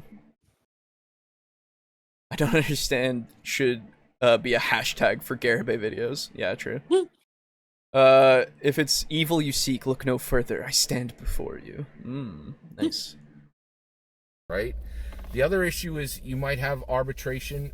You might have to be an arbiter in IRL. No. This is crazy, right? Ooh, oh my god. Yeah, in real life. Yes, exactly. I fucking love it. The ATM machine. Fuck off. Fucking 7 a.m. in the morning. Fuck off! Anyway, sorry. Bugs me so much. It's like, brother, you even understand the acronym you're using? Please. Technically, it's at morning. Yeah, well, you know. What is PM for, anyway? I don't actually know what both... Past midday? Yeah, post? Oh, post? I thought it was, I thought the M was a Latin word. Is that not true? Yeah, dude, I don't know. I'm just making this shit up. Oh, okay. Oh. That's fair. Fair. Yeah, not sure, but Leroy might get really accepted in another character and something, and do something to them. I mean, yeah, that's fine. Post Meridian. There you go. Yeah. Oh. And then the first one's, I don't know. I think, I thought it was Latin, but I guess not. Oh, by the way, so yeah, stuff can happen in real life, we've talked about things that go outside of the game, but at some point, you are not responsible for a conflict that is happening between two other people. Like, yes, if it's happening in the game and such, and it's happening around your table and such, but it's something that you can agree on that has to do with the game, you can be an arbiter for that easily and fairly sure. But, like... Just because you have more power than others to help does not equal you are responsible. Exactly. Like I said, if something is happening to such a degree with my example that I gave before of, like, we got to the point of, like, now he's just trying to kill somebody in game. If it's so deep rooted and it seems to not be, like, working out at all, you are not responsible for that situation. You just say, hey guys, I'm done with this situation. You guys need to figure this out. Otherwise, you're not gonna be at my table. Okay? Like, I'm not doing this for you. This is something you need to figure out. Right? Because, brother... Well, it doesn't sound like you're being a very good arbiter, not choosing to finish it. You're right. And I'm fine with that, because, again, it only goes to a certain extent. Like, your authority, you shouldn't need to stretch it to such a degree that seems outside of the game, right? Now, whether that being, now these two are friends and you want to arbitrate for them because they're both your friends and you want them to at least be friendly to each other, that's fine too. But, like, at the same time, me, personally, I've had instances where I used to put myself in the middle of situations so that I could be that person and help with that situation because I felt like I needed to. How disgusting. Well, yeah, because it fucking made me so stressed out. You guys. So I'm playing Baldur's Gate 3 right now, just because it's relaxed and turn-based. Sure. And I need you to understand, I'm playing through as, like, a spin on my paladin idea. It was, like, what my paladin almost was. Yep. Or what my paladin fears himself becoming. Yep. And I need you to understand, I am in a graveyard playing a necromancer adjacent paladin and a content whore. And there are a lot of tombstones to read. Nice. You're learning about all of them and how they died. That's cool. Every single one's eulogy. Nice. Are there any funny ones like in Fable? Oh yeah. No. Town crier died loudly. That's pretty good. That one's a pretty good one. But anyway, so like I was saying, just as somebody who has done that to such a degree that it caused me to become extremely stressed and really, honestly, way more depressed, because fucking putting yourself in the middle of other people's problems and trying to fix them and finding that there isn't an easy solution or a comparable solution that will help really anybody else is something that really does not feel good. And it's kind of something that professionals do who can actually do that kind of shit. So that's called couples therapy. Yeah, I was gonna say therapists, psychiatrists, all that kind of stuff, right? Like there's people that can do that. But at the same time, like, you gotta know your limits and you gotta make sure that you take care of yourself first. Because if you're not taking care of yourself and that shit is something that you're like getting involved with, and it's just something that compounds issues onto you that you just did not need to deal with, it can be very detrimental. Yeah, so, and it's just not your responsibility. Yes, and in that case. And just like Timothy says in chat, like I always say, I'm not your dad.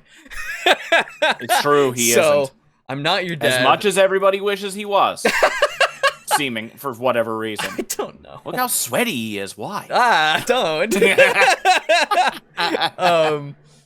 But yeah, so like it's just something that you need. And so I don't like this point that we're going to potentially be going towards of we need to stretch ourselves thin outside of the game to arbitrate this shit. Because sure, you can for some things if it really matters to you. But man, don't always do it, okay? Please. It can sometimes lead to a slippery slope of bad stress. Yes. Oh, and AM would mean antemeridian. Oh. Antemeridian means occurring before noon or of or relating to the forenoon. Okay. That makes sense, because meridian is the middle. Yeah. Antecedent, Antichrist. Yes. Exactly. Antediluvian. Yes. Exactly. Antebellum. Yes. Antechamber. I don't like the GM telling two arguing players figure it out yourselves, because more often than not, I've not seen the conflict end. You have to put an end to the conflict. Well, so this is the thing. If it is something, again, if it is outside of the game, I don't care if you're going to end the conflict or not. That's not my business. Just don't bring it here. You know? That's my whole thing. After the fact, because again, if we have gotten to that point, brother, I don't want to deal with that. That is not my job. I'm not being paid, first off, and secondly, I'm not being paid to fix your problem that you have with somebody else if it's something that's outside of the game. If it's something inside of the game, we can talk about it, and we can figure it out, and we can really figure out why that's the case and get past it. I'll do that.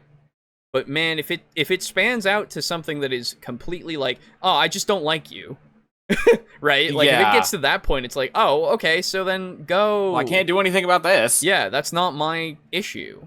I'm not going to do anything about this because I don't have to, right? I don't know if Merriam-Webster has imperial sanction, but it is on the internet, so it's probably right. I mean, it's a resource, you know. Anyway, can come in to just stomp on your game, right? And so one of the things that can happen is often people play with their friends or they play with associates, right? And those associates are connected in different ways. They may work together. They may be working on projects together outside of Dungeons and Dragons or outside of your Dungeons and Dragons game, and those things could go south. You could have two people who are working on a novel together, right? And one person was supposed to turn in their chapter this week so that the other person could do their chapter, and now the whole project's halted, right? And you have tension between two players at your table, right? And again, I would say that we're all adults and we can talk about that stuff before, after, or just any time outside of the game and figure that out, square it away, and not bring it to the table. Yeah. Like, it's so easy to just do that. So, like, again, outside of the game, nothing to do with me. Yeah. Fuck off and deal with it. And it has nothing to do with your Dungeons and Dragons game. Oh! But you need to be the arbiter, and that may mean you need to make peace with your players outside the table, literally arbitrating between your players when the table isn't even in scope, right? No. And why? He didn't even listen to me. Aiden? I said no. Oh, okay. Fucking Garibay. No, I'm just making a joke. Yeah. It's just like, I said all this shit before and why it's not a good thing to do, and he didn't even fucking listen. This fucking guy. What the fuck? I know. It's not, I mean, like, come on. Yeah, no, I mean, like, ugh. I don't... What a horrible thing to... Like, again, Yeah, if it matters to you that much, and you are close to these people enough that you feel like you can do this, sure. I don't see why you can't try. Again, making the attempt is not a bad thing, and is not something that will necessarily lead to anything bad happening in your life of, like, stress or anything, right? But you have to, like I said, know your limits, and know when you aren't going to be able to fix everything. You know what I find so fucking funny about this in particular? This is that, where you're like, you need to make peace between your players outside of the game. This is one of the first things that he's ever suggested that I feel actually would offend somebody. You know what I mean? I don't know. You know, it's like, oh, I need you guys to stop because of the game. No, this is not your fucking problem. Right. You stay out of this. Yeah. You know, it's that shit. It's just bad advice. It's just bad life advice that you should not take, because this guy seems to think, again, remember, he seems to think that since you're a dungeon master, you're above everybody else. You know how to do all this shit. You're a master of it, quote unquote. It's like, oh yeah, so basically what I've done then to become a dungeon master is I've gone to school, taken my psychology degree, gotten it, you know, all that kind of shit, so that I know exactly how I can arbitrate most every conflict. I need to have done that. Because I'm prepared for every single conflict that might come at this table. That needs to be me. It's like, and I'm able to do it outside the table. Yes, exactly. I need to also own my therapy fucking session couch, I guess, so that I can get these people to sit on it so we can fucking hash it out to such a degree that I can, like August says, go on Garibay, you go save your player's marriage with your arbitering. Yes, exactly. I need to be able to save their marriage. Like fucking goddamn. What an insane ask. Yeah. That you would make for anybody. And I'm sorry, that's right, because you're calling them to this higher fucking purpose. Shut the fuck up. Yeah, no, it's really stupid. Yeah, no, it's ridiculous. You have to swear fealty to me before I can resolve your out-of-game conflicts. Yes, exactly. What chapters? Amen. Yeah, I know, right? What chapters? My entire Call of Cthulhu campaign is literally just one sentence with no spaces. It is no punctuation. That's right. It's just like the world. It's all woven together. Oh god, man, oh my god. The world doesn't stop for anything, and neither does my writing. my Call of Cthulhu campaign is an over 100-page sentence. That's fucking awesome. No, thank you. Well, not for a sentence, no, but just in general. No. Like, Jesus fucking Christ. Oh god. With fucking hell. No spaces, no punctuation. God, dude, I'm having a panic attack. Yeah, I know, right? No spaces, no punctuation, but double spaced. No spell check at all either. Like it's over 100 pages with regular spacing. Yeah, I know. I figure. Yeah, that's fucking impressive. It's very big, and I'm like 20% done. That's insane, man. Yeah, I commend be you. Great. I commend you for your diligence. Thank you. Are you a dad yet, Alejo? No. No. I'm not, God. I'm not anybody's dad. I'm not smart. I just know things. You know? That's all I know. I just know things. My dad has a great quote. I know a little about a lot and not a lot about a little. Yeah, exactly. Right? Like, that's true. I like, the only thing that I'll say, if somebody ever, like, I've done this so many times, because people are like, oh, you're pretty smart. I'm like, no, I just know things. Yeah, exactly. I'm not intelligent, brother. If I was intelligent, I would have, like, a fucking multi-million-dollar company or something, you know? Like, I would be somebody, I guess. You know? Like, I could apply it to something that would actually be beneficial in some way. I'm not smart. I just know things. I can use that knowledge for some things. Sure. That's it. Fucking hell. Gotta dad the shit out of this argument about Warhammer in my D&D game. Can't have that crossover happen. Oh my god, could you imagine if D&D characters wound up dimension hopping to fucking Warhammer Fantasy? Holy shit. They wouldn't last a day. I was gonna say they're cut off from their source of power, so... Yeah, they're fucked.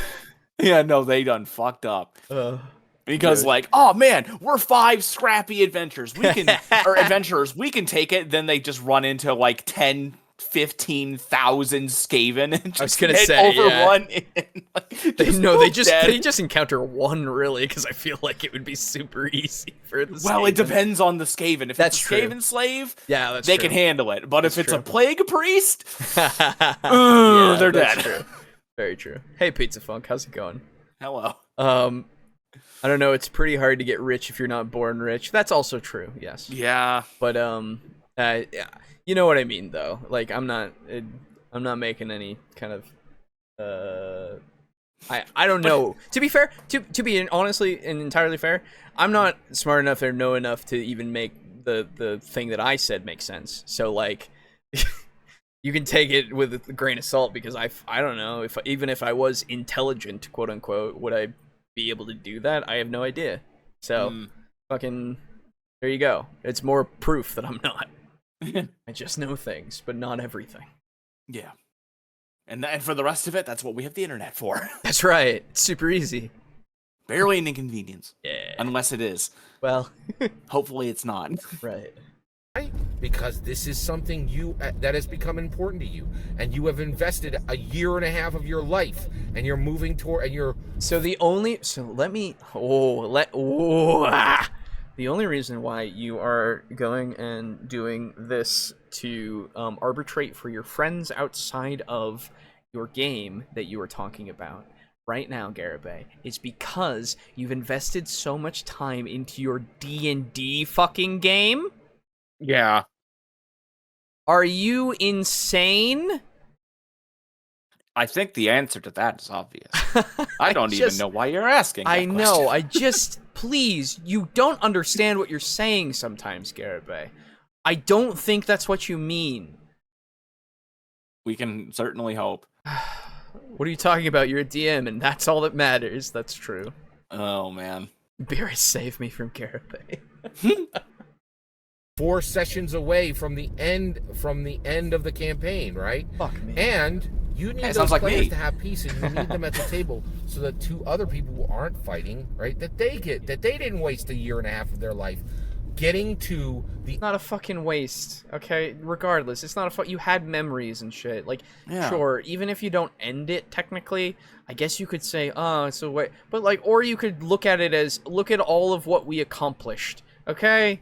Yeah. Fucking, let's not be so fucking narrow-minded about this shit. You've spent so much time with this adventure, with this character. You've crafted them. You've gotten them to this point. That's something. That's not a waste. It's not. Fuck off with this mindset. One of the things that I did, I've said this many a time. I don't really talk about it super often. But I used to have pet rats. It's part of why I love rats so much. Is because they're fantastic, cute, sweet little animals. They are.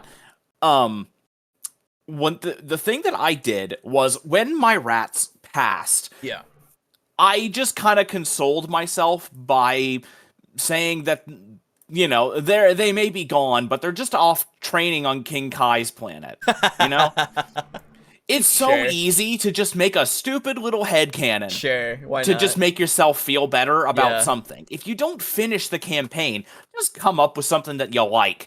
Well, yeah, because now it's just a fan fiction. Sure. Like now that it is over or done or just never going to be finished, finish it yourself. Yeah, I mean, it's not hard. Exactly. That's another way to do it. It's just, I fucking hate this idea of just not taking any meaning out of the experience, the journey, if you will. Right? Yeah. It's all about the destination. It's like, oh, okay, great.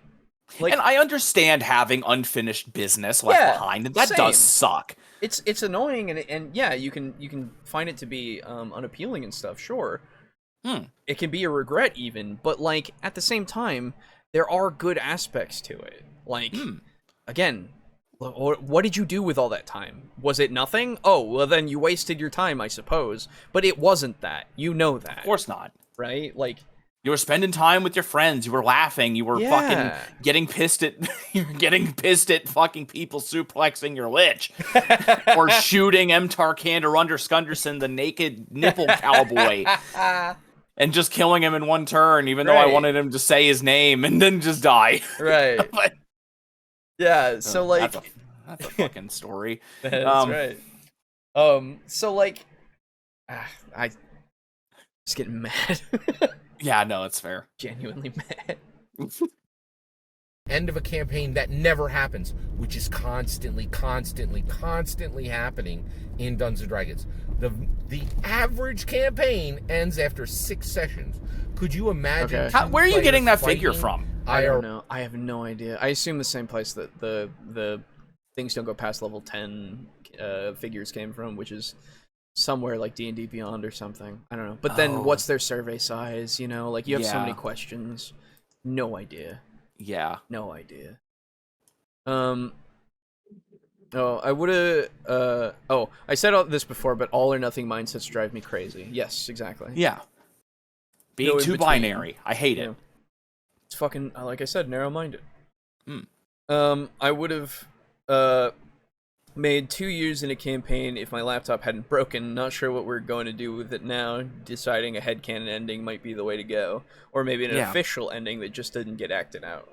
Yeah, I mean that's another thing. Welcome back. Hello. Oh my god, I'm so. Alejo's mad. I'm angry. At this Dad's mad. Again, when isn't Dad mad? I don't know, man. Very sad. This is why Mom got a left. problem. This is why Mom left. This is why Mom left to go do Known at One's channel. Has he been having his sodas again? Too much aspartame. Oh, it's bad for the blood pressure. You know this. That's right. Stupid. I'm ready for this fucking video to be done. Right? And it costing two of your players who are peaceful and kind and tolerant and are great. That doesn't players sound like they were. In IRL, and they're going to get cost having all. No. He's saying the two people at the table who aren't in the conflict are being affected. Those two just wonderful people because because everything revolves around this fucking game. That's the reason why you're doing any of this, apparently. That's the reason why you're even trying to make sure that these people are together at any point and not having this conflict. It's because of this fucking game. God! Garibay was born and raised to play D&D. It's all he has. Just let him have it. It really does seem like Garibay was just fed the knowledge of D&D when he was little, and just that's all that he was given to really care about to such a degree. Like,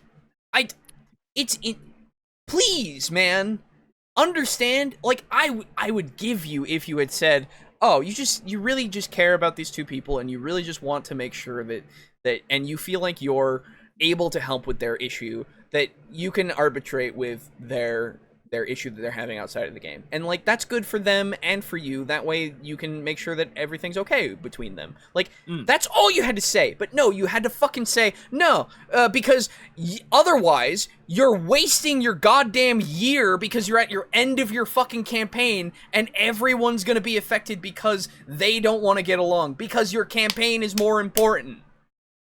You know what also is kind of funny to me in this instance? Because now I've had about, 10 minutes to think about this. Yeah. And he's probably had, years to think about this. Yeah. If this was happening, let's say Boris and Mez have, a severe disagreement and it's branched into you and Aiden getting into disagreement. We do it all the time. And it's just off camera. Yeah. Yeah. We hate each other. Imagine we hate each other. The only reason I'm here is because of the royalties I'm getting. Yeah, and the cancer that that's you're right, able to and survive. the contract of the cancer. Yeah. Yeah. The cancer contract that you have written in cancer. Yeah. He contracted and contracted. Yeah, I wrote it in my leukemia blood. Okay, but anyway, fucking imagine this. You've got two players who are effectively dragging the campaign through the dirt, and you and all your other players really want to finish the campaign, and the other two can't stand to be in the room with one another. And no matter what you do, you can't get them to stop fighting. Imagine running the session without those two people, with the DM controlling the characters. Yeah, and you just finish the campaign. That's another way to do it, absolutely. Imagine that shit. I know. It sucks. Don't get me wrong. It sucks. Yeah, no, that sucks. But if you are so hung up on the game being ruined, save your game. Yeah, if that is really what's important to you, and you cannot get this to have a good resolution, then I suppose that's where you go.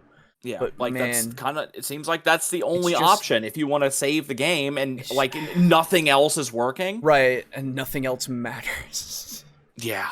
Fuck off with that. Oh, I hate that shit. That's so stupid. It's a goddamn TTRPG, Garibay. It's not that fucking important. It's not that fucking deep. It is a game. I know. Yeah, but you know what else is a game?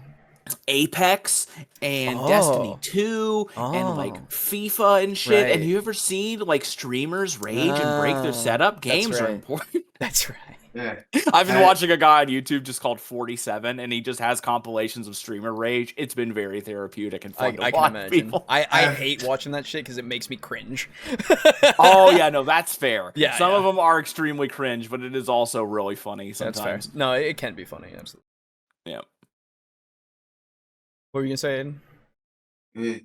Never mind. I'm redacting my point. Okay, you're good. Oh, The consider yourself pterodactyled.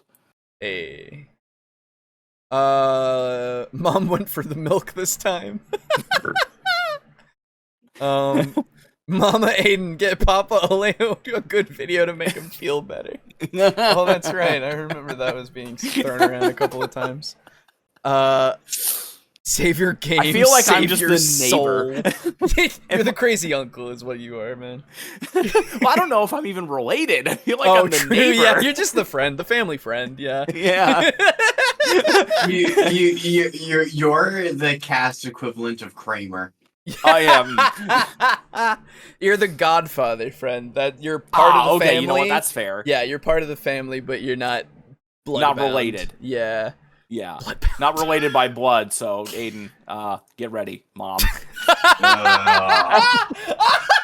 Why am I the mother? Why can't it be two fathers? Well, they just called you. They just did. One of them just said, Mommy Aiden, bring Alejo a better video. That's true. That didn't get stated. Oh, fuck me. Oh, God. Goddamn hentai, man. Dying. Okay. Save your game, save your soul is really funny as well. Fuck. Okay. So stupid. I hate this fucking video. Yeah.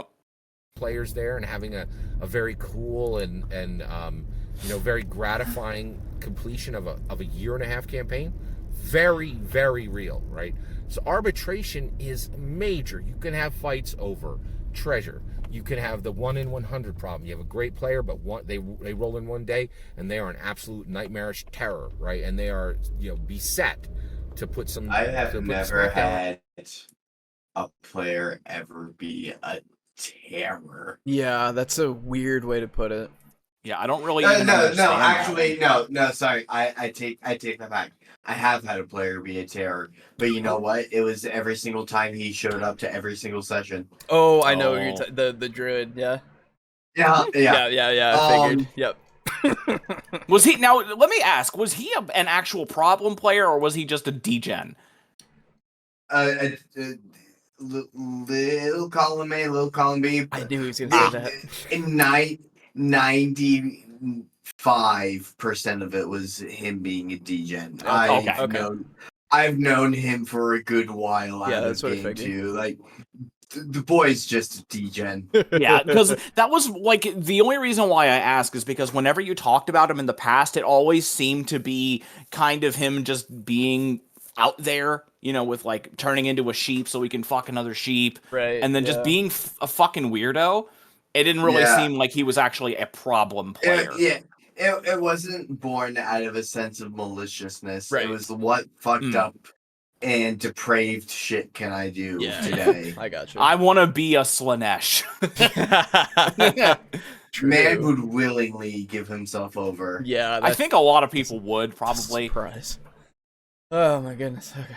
Another player character for XYZ reason, which probably has nothing to do with the actual game, right? You can have players who are fighting in IRL, and if you're in IRL I campaign, you know. need to fix that IRL problem. And this is what I'm saying, right? If you are a real dungeon master, you've been here. A right? real? You know what this is like. A real one. Sorry. What's a real dungeon master? That's new. Who's someone who's mastered all the disciplines? Oh, right. I'm sorry. I assume that's fair. You know what? I'm not a real dungeon master. Right. Me neither.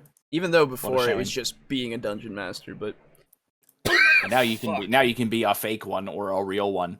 What does that fucking mean? You know? It means you haven't mastered the disciplines. I know what. Stop asking the same question.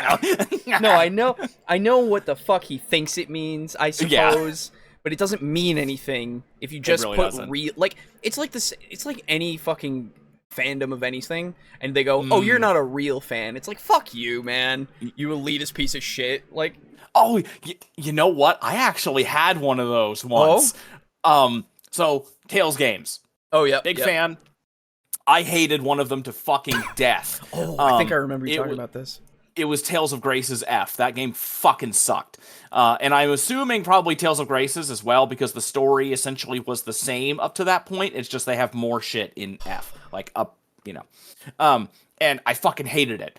And I explained my reason why, and someone commented a long time, I don't even remember who it was. It's like, oh man, you're not a real fan if you don't like all of them. And I'm like, what the fuck? No, it's fucking terrible. Such a fucking stupid fucking assertion, because it's like, yeah. Oh yeah, you know what? I think I'm a Godzilla fan, right? I'm a big Godzilla fan.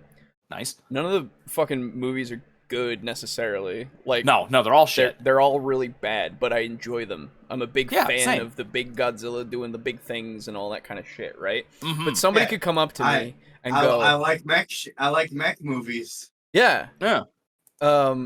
Like, it's one of those things where somebody could then like feel it necessary to then put their superiority like out there, so they go, oh, you don't like them all, oh, you think they're all bad, you're not a real fan. It's like, fuck off. Because I enjoy it and because I think that it could be improved, that means that I'm not a real fan. Oh, okay. I guess I'd rather be a fake fan than a fucking sheep.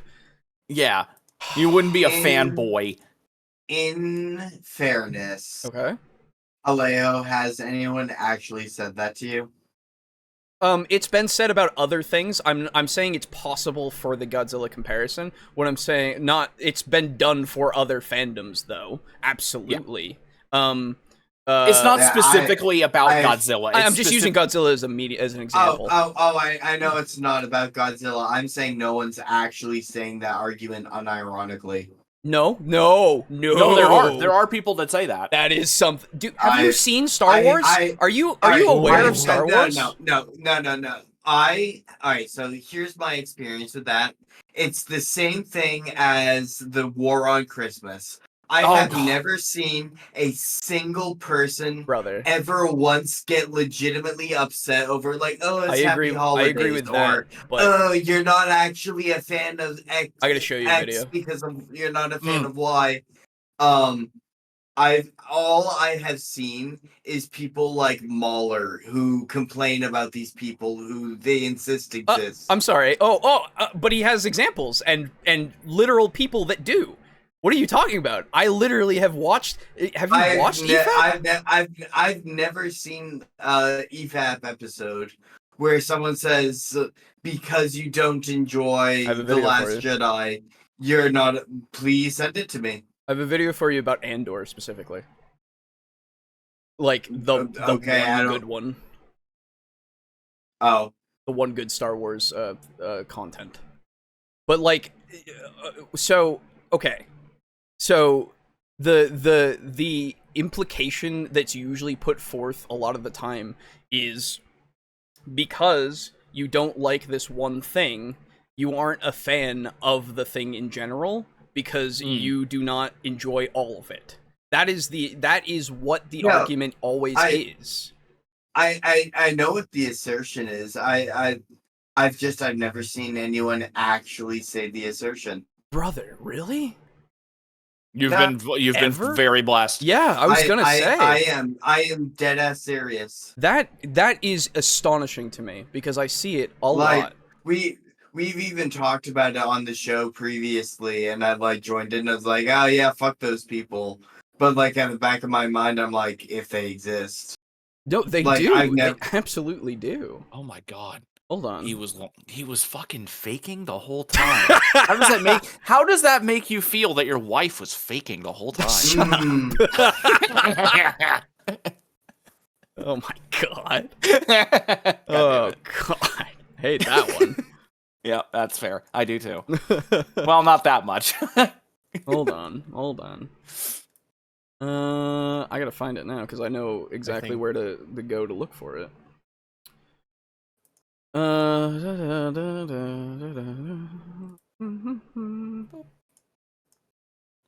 This now takes precedence at for my brain. That's fair. Because we know you're getting pissed in the video, so let's watch something else effectively. No, at least for a time. Okay. Ooh. This no, not you. What the fuck?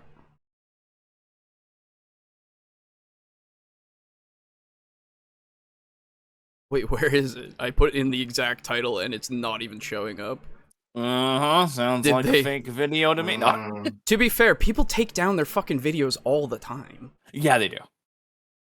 If they get so much backlash, they usually like if they have no integrity, they'll take them down.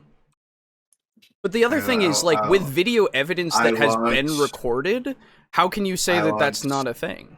I won't call sus, but I will say it is highly suspect. Brother. Like, I won't say sus, but I will say suspect. No, not yet. Yeah, exactly. Like it's not fully sketch, but like casts a negative light upon your argument. What? No, I believe you. I'm fucking with you. Oh, okay. Why? Oh, right. Why it's not true Star Wars. That's what it is. What a fucking title. It's not suspicious, but it is suspect. Oh.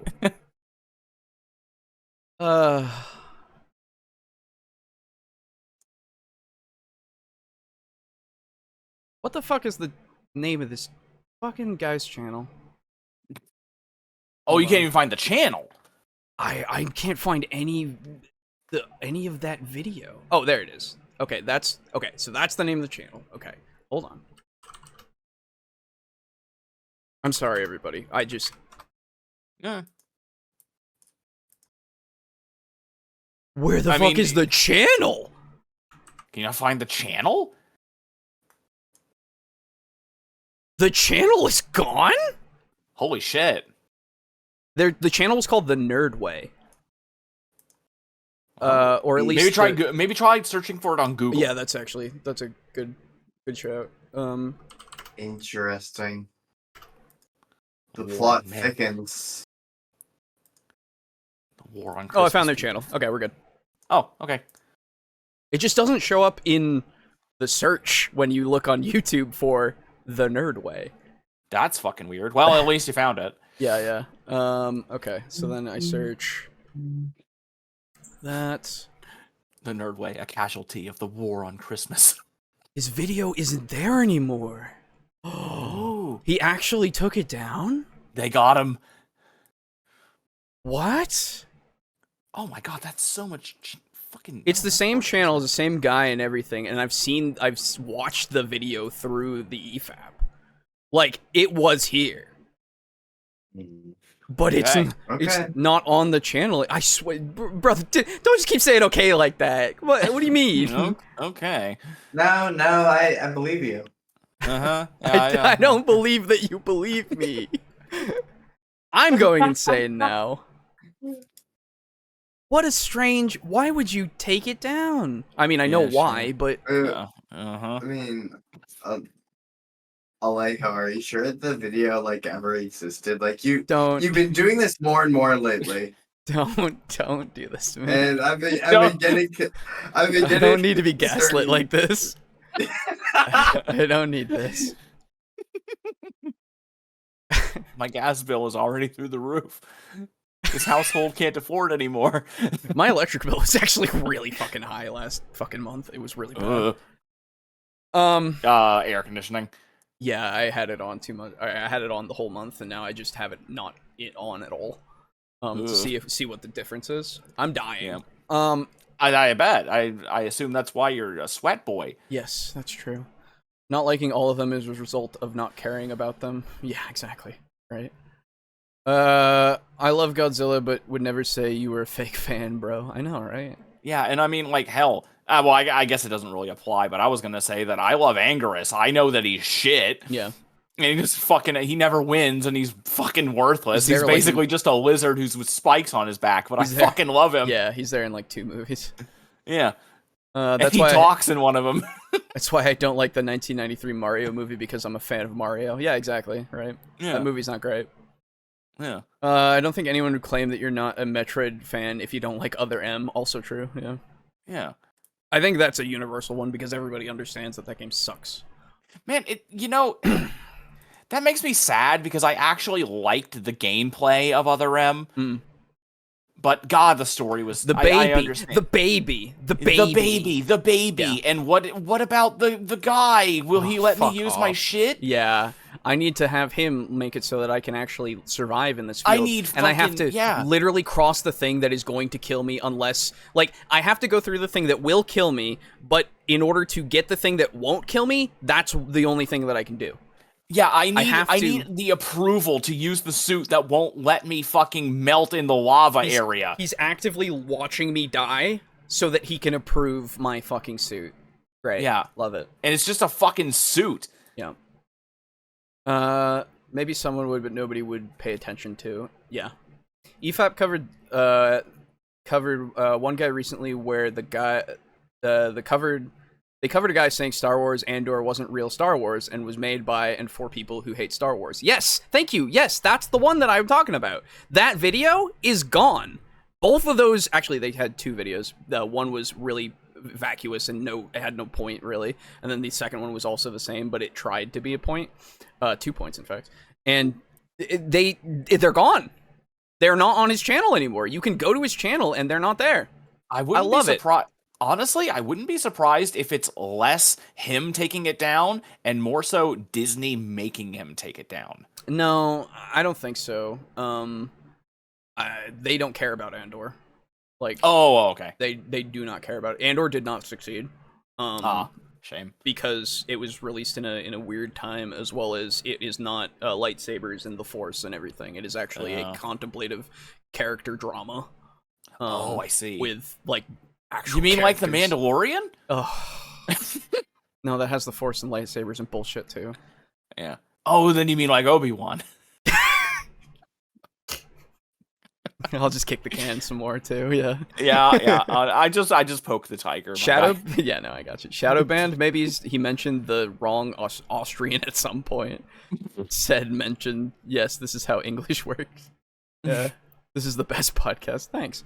Yeah, no, I we're just fucking around. Well, really. It's just I'm sorry, I got caught up in that because I've seen No, it, you're good. I've also seen it on Twitter, through other people's tweets that people will say these kinds of things. So I don't know. It's one of those things that I guess I'm glad, Aiden, that you haven't seen it, because it is just a spiral that I live in. That really just is annoying to me, that I cannot get out of my head. It lives in my brain rent-free, as some might say. Well, I mean, that's the thing. You are very passionate about Star Wars. Even though I don't care too much about it, I'm more passionate about what what it represents, because it is one of the pop culture things that is propagating a lot of bad storytelling and bad writing. And the same with the Marvel shit that's been going on. Both of those things are setting a standard that I don't want to be a standard, and that's why I care. It's not because of the IPs, It's just because of their influence, I guess, is the best way to put it. I do appreciate that now we're effectively having real actual people say that it's effectively the death of the superhero movie, because basically every single Marvel movie that's come out in the past couple years has bombed. And some of that sucks. Some of the DC movies as well, which fucking sucks because they made a Blue Beetle movie. I haven't heard anything about it. I've not looked into it. It was shit. I bet. Okay. There was already what the fuck was it? Honest Review. Oh, wasn't it? With Brian George, the Screen Rant one. I forget the name of the title. I forget his. Is it Honest Trailers? Or no, not Honest Trailers. Sorry. Pitch Meeting. Pitch meetings. That's it. Yes, there was a pitch meeting on it. Okay. And it's basically just hey, let's just do everything that Shazam did, except significantly worse. And Shazam was already just kind of meh. It's not even that good. Yeah. Yeah. I remember I watched when it came out. I know we're so off topic. We're almost done with this video. I need to not talk about this video. We're just waffling. It's fine. Yeah. It was shit and kind of racist. Ooh, Blue Beetle. Neat. Oh. Ooh. That's neat. Cool. Yeah. Anyway, God forbid they make a Booster Gold movie. God, please no. I just don't want them to make anything. Yeah. But I will say, the one thing that I watched that I did enjoy, it has some issues. It's not perfect. It's not but it is good. Is the Batman movie with Robert Pattinson? Pattinson. Yes. Robert With Pattinson. Edward. Yes, with Edward, with the Lighthouse Man. Yes. Lighthouse is really good, by the way. Oh. But I watched Batman, and that was really good. I liked it a lot. Good. Quite happy about that one, actually. I didn't really hear anything about it. Yeah, I don't know why. Honestly, not hearing anything about a movie generally nowadays mean that it's probably acceptable. Yeah, that's the weird thing, right? You don't hear about these kinds of things. But so what usually happens is everybody talks about it for the first week, and then if it's shit, it just drops off easily. Yeah. But no, Batman, the Batman, or was it the Batman or was it just Batman? I don't remember, but it was good. Was it who was the villain? Was it Riddler? It was Riddler. Yes, he's cringe, but well, he's cringe when he's revealed, I guess, is the better way because he's he's actually pretty effective throughout until he's revealed, and then that sucks. And then I died. But what's his face? The guy who played the Penguin. You wouldn't know it was that guy because he immerses himself into the role. Danny DeVito. No. He was great as the Penguin, don't get me wrong. But but legitimately the guy who did it, Colin Farrell, I think it was. Oh, yeah. Yeah, I think that was his name. I think that's him. You do not recognize him at all. Nice. It is so good, his portrayal. Cool. He is the character. He's not Colin Farrell. You don't see him at all. Really cool. Anyway, the Batman. Okay, thanks. YouTube hasn't been recommending Ryan George to me for a while. I need to do something about that. You should. He has his own channel now, and you can subscribe to it. Yes. And he does a lot of sketches that are pretty much the same comedic quality as Pitch Meetings. And there's also an actual Pitch Meetings channel now.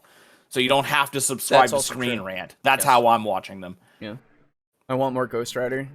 I hear that apparently the Ghost Rider portrayal, when it's the newer one in Agents of S.H.I.E.L.D. was pretty good, as well as Agents of S.H.I.E.L.D. was okay back when it was going on. I hear that.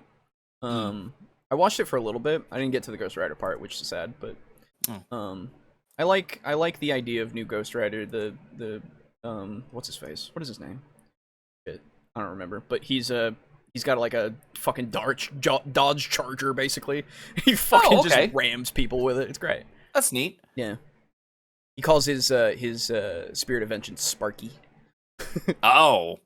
Jesus. Is it the canon Ghost Rider, or is this a different? It's a different one. It's a different one. Oh, okay. I was about he's to say, a different Spirit of Vengeance. Yeah, was No. Yeah, I mean, he's Johnny, he's whatever a little bit his more, fucking Johnny name Blaze. is. Yeah, Johnny Blaze. Yeah, dude, his fucking all his Spirit of shit is Vengeance sick. is insane. Yeah. I know. But it's he's a little younger, and and he's still doing that kind of stuff. And it's not a bad character as far as. Oh wait, I suppose. Wait. So is it a? Never mind. I don't want to get into it. You're fine.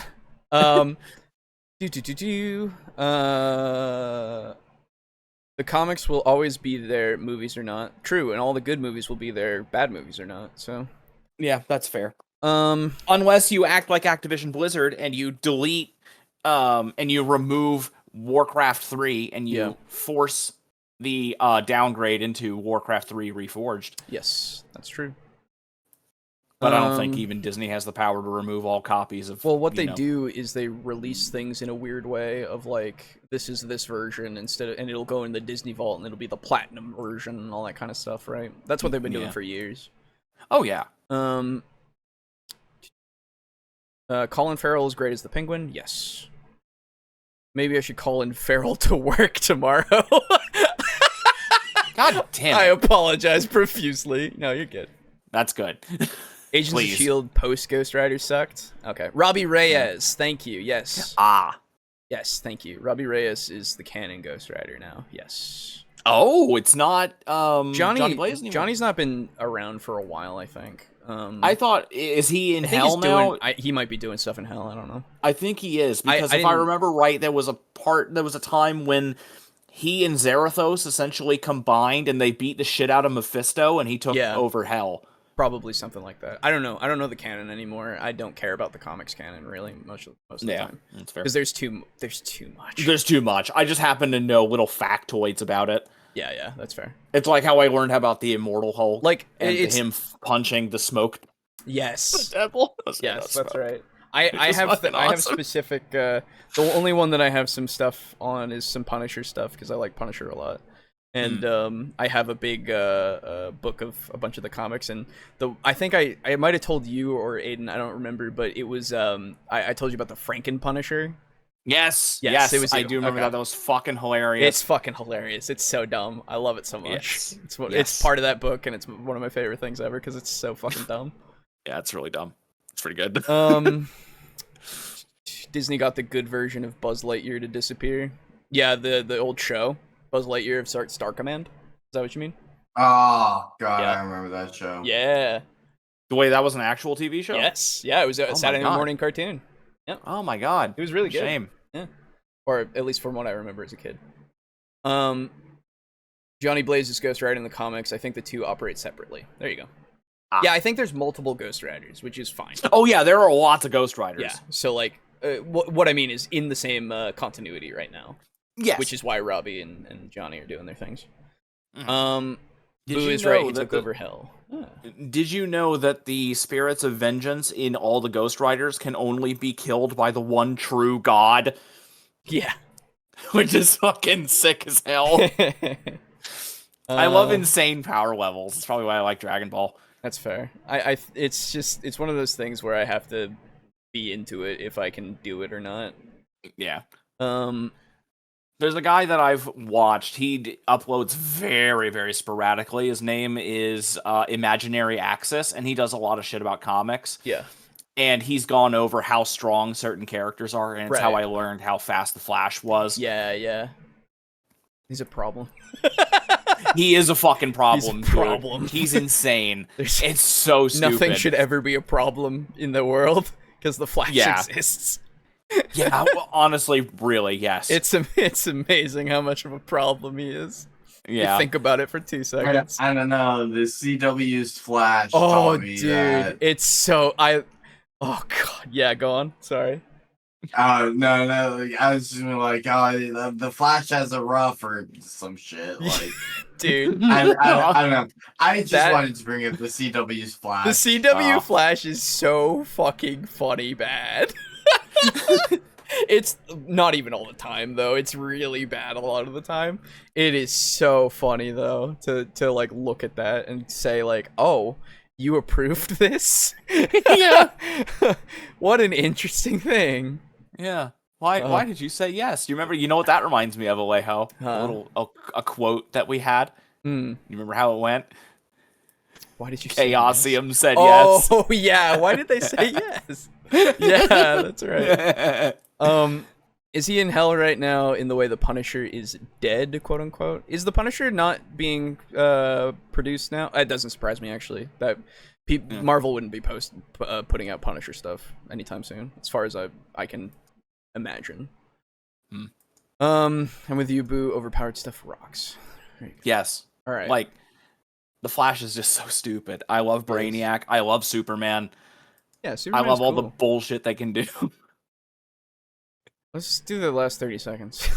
Okay. So the idea that you would have to go fix problems in the real world for a game, air quotes, it's not a game. It's a life path. No one should be called to this lightly. The idea that calling someone to a dungeon to be a dungeon master is a small, non-epic. Yeah, you can break their minds. Well, that's my opinion. Yeah, Love to hear your thoughts. exactly. Fucking hell! You had to put that in at the very end. You can just telling your friend, hey, you might want to try DMing sometime. You have a good eye for this. Yeah. That is the equivalent of adding the hentai mind break tab. I was gonna say it's Yugi breaking Kaiba's mind in the anime. Excuse me, that was Yami. I'm sorry, Yami. Yes, it's Yami. Technically, it's a Tem. Yeah, fuck off. Because he didn't know his name at the time. Whatever, dude. The Pharaoh, okay? How about that? Yeah, the Pharaoh. Yeah, sure. Fucking whatever. There's your fake technicality for you. He didn't know what his name was exactly at that moment. That's right. And you didn't know that he didn't know, so you're not a fan. That's right. That's right. Fucking stupid. Good show, though, don't worry. I'm not saying Yu-Gi-Oh's bad. It's nonsensical, but it's entertaining. I'll give you that. Yeah. Yu-Gi-Oh! 5Ds is actually really good. Even just said, as an anime. I haven't looked into it at all. Yeah, that's fair. It's got a kick-ass soundtrack, too. That's true. Why does Garibay do these things? It's a game. Great question. Because to him, it's more than a game. It's his entire personality. It really is. What a fucking shame. The Punisher is quote-unquote dead and being replaced by some new guy, while Punisher is wandering Gem World or whatever, some weird D&D realm in some guilt trip orphans. Why? I don't know. Protecting orphans. I'm sorry? What is Frank doing? Fucking stupid. I'm sorry, Frank is in Gem World? Frank Castle is... By the way, to be fair, Frank Castle is feeling guilty. Oh, what a surprise. But, like... Gem... Alright, I need to know now. What have they done to my boy? God. Punisher comics. But guess what, everybody? We did it. We got through here. Yeah, we did it. Yeah. Okay. Yeah. Okay, you know what? I just found like an object to read. Okay. And it's the House of Healing staff betting pool. The rules. Foreign body must be lodged in redacted cavity. Ooh. Once a guess is made, it may not be made again. Minimum bet, 1 gold piece. Round 1 bets. Pool, 11 gold pieces. Chicken egg, wine bottle, carrot, candlestick, ogre's finger. Round 2 bets, live rat. Children's doll, pearl necklace, marbles, potato, and minotaur horn. And it mentions which is the winner for like each round. Yeah. For the winner for round 2 was the live rat, and it says winner and yuck. What the fuck? By the way, I thought it would be interesting to see if there was anything on just a Google search of "you're not a real fan."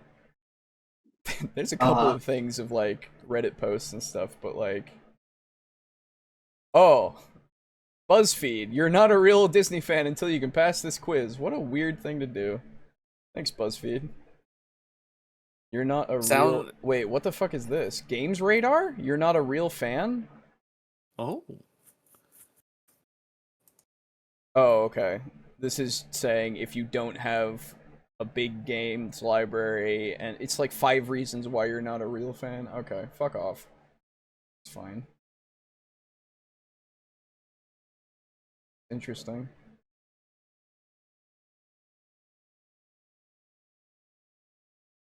Yeah, it's just one of those things that you can actually Google, which is weird. Anyway, Yeah, Frank, let's find out what Frank's doing right now. Let's see. History. King of Killers.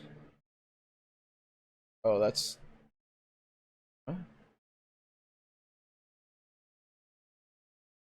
Kind of a badass title. I mean, yeah.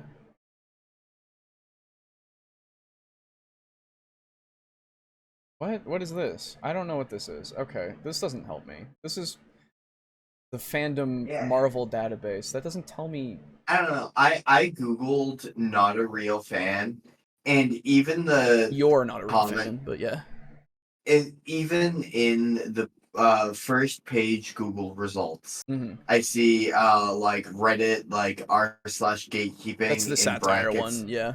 Satire. But if you put in Reddit itself, it actually puts up. The second result, why I dislike the true fan mentality, a YouTube video talking about how toxic it is. Another thing talking about how toxic it is. Like it's all people decrying it, but no one actually saying it. Well, so yeah, I mean that's the thing. I don't know if people are keeping records. Because I guess it's one of those things that you would need screenshots in order to prove it to you.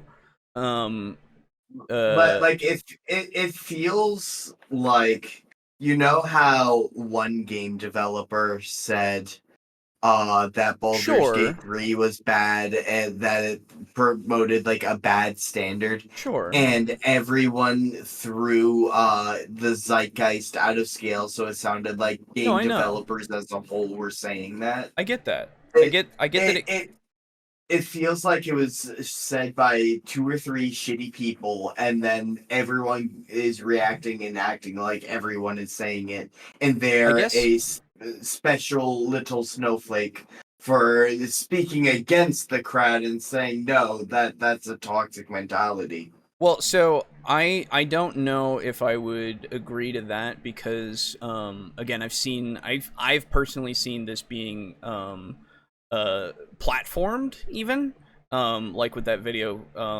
but I guess another way to do it would be to look into comment sections of videos that talk about things in certain lights. Like if you find a quote-unquote controversial opinion of like such and such is a good movie, such and such is a bad movie, depending on whatever the fandom is, or you know, such and such is good, such and such is bad, you might be able to find some people that do talk about it in that way. But then again, I don't know. I guess it's one of those things where unless it really is prominent and actually like is something, because sorry, let me finish that thought. It's prominent and it's something that gets said to you personally. It's not something that you're going to see, because people want to. From my understanding of the mindset, it's people want to decry those people that are vocal about it. Because Aiden, I don't think that you're necessarily that vocal about a lot of these kinds of things that are of the pop culture. You should talk to me about Game of Thrones sometime. Well, so everybody accepts that Game of Thrones was bad at the end, but what I'm saying is current pop culture, as well as are you actively like saying anything about these things now? Actually, yes. Oh, what? I actually had a conversation late this past week with a person at work, and it sparked me falling into a 15-minute hyperfixation about how the gate blows up before the fire even gets to it. Oh, okay. But it's still Game of Thrones, is what you're saying. Yes, okay. Yes, no, like, but what I'm saying though is, I have been I've been saying this the whole while. Yeah, but everybody has agreed with you. Yeah, but like, Game of Thrones is still a very worthwhile series to be a fan of. It is, and nobody's saying it's not. No, undoubtedly has stands. The reason why I think is because House of the Dragon came out, and House of the Dragon was a good show as well. Yeah, I don't know. I've actually not seen House of the Dragon. I hear that it's very good. But I think because again, Game of Thrones, it's kind of fallen out of the popular consciousness, right? So you're not going to get a lot of people that are outcrying for it or against it because it's been passed. Plus, it's been replaced by House of the Dragon that came out. So that's the new thing to talk about if you're going to talk about a Game of Thrones thing. Alejo, you can't not see this through line of in the day after Game of Thrones season 8 releases. Yeah. I don't care how soon, how current, whatever you want your zeitgeist. Yeah. The whole defense of you're not a fan if you don't enjoy every piece of media, no matter how much it sucks. Right. Still applies I agree. to the show. I agree. What I'm saying is, for that specific instance, I think that most everybody, aside from maybe a couple of people, agreed though that Game of Thrones season 8 was not a good a show. Like, it wasn't good at all. Sure, you had a couple of people here and there who might have defended it, but I think a majority were able to drown that out to such a degree that the outcry of, if you don't like it, then... I remember actually hearing some people saying, if you don't like it, don't watch it. That was an interesting one. That was Bruce Green from back when he was doing Inside Gaming. That was one of his big things. I remember specifically him saying during one of their things that they were doing, he was just like, yeah, Game of Thrones, I mean, if you're gonna watch it because you've been invested forever, and if you don't like it, then just don't watch it.